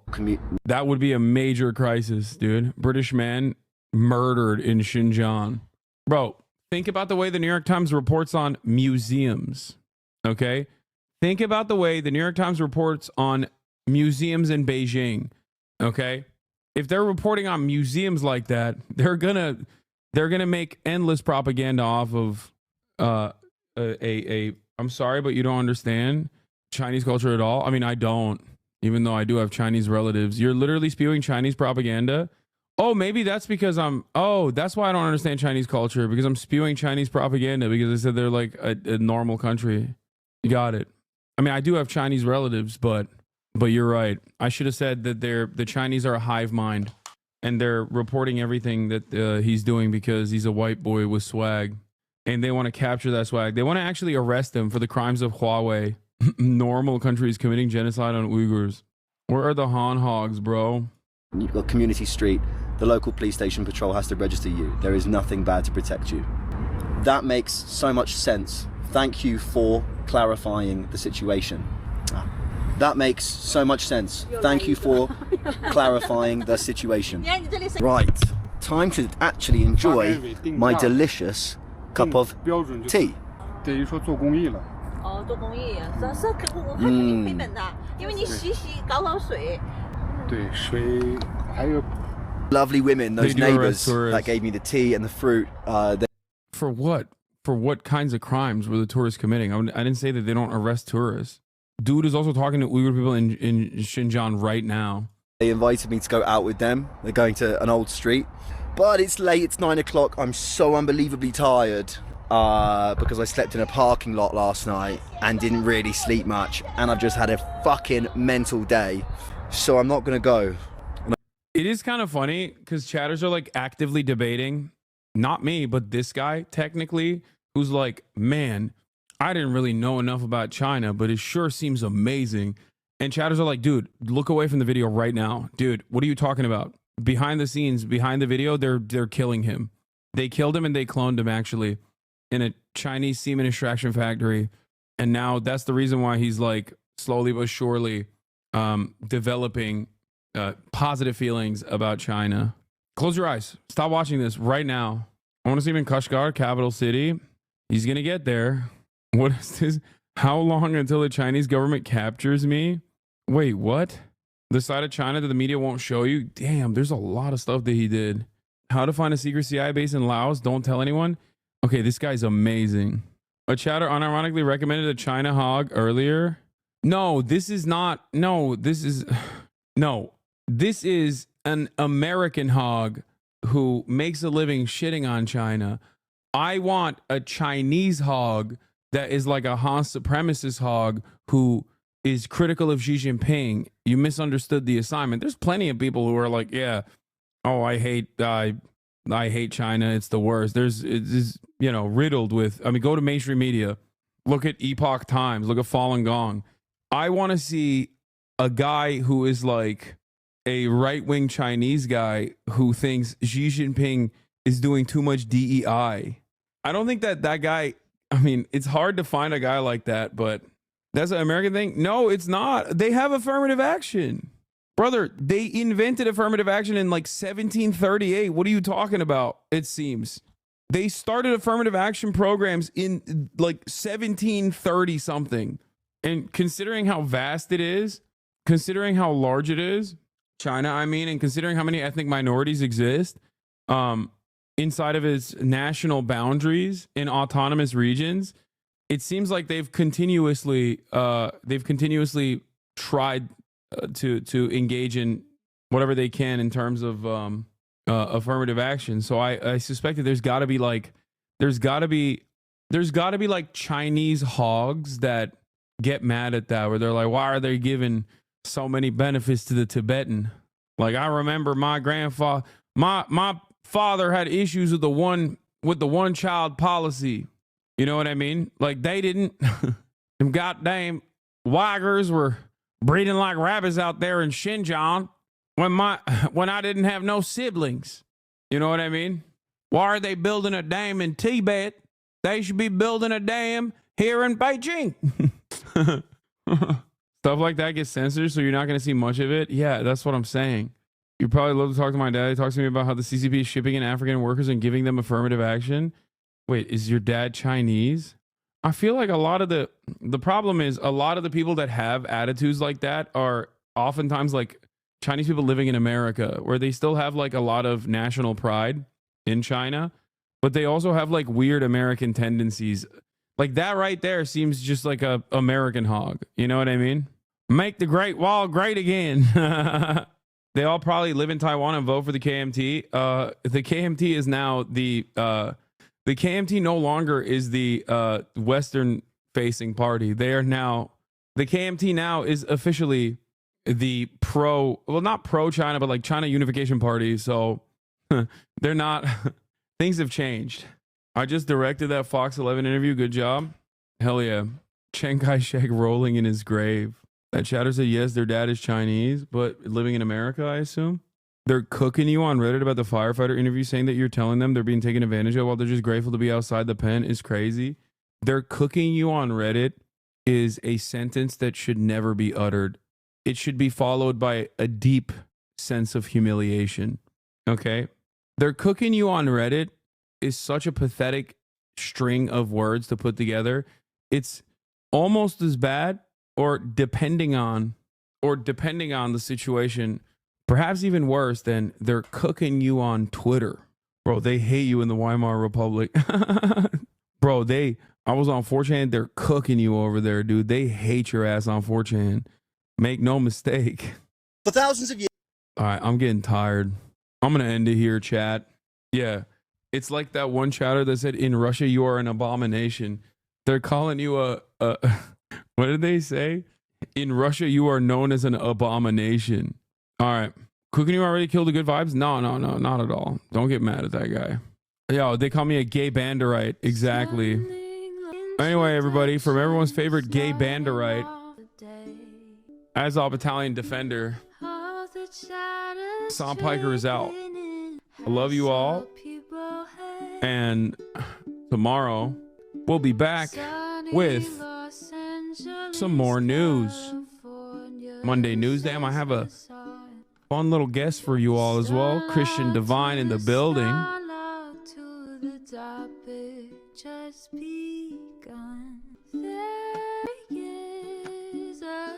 Peace.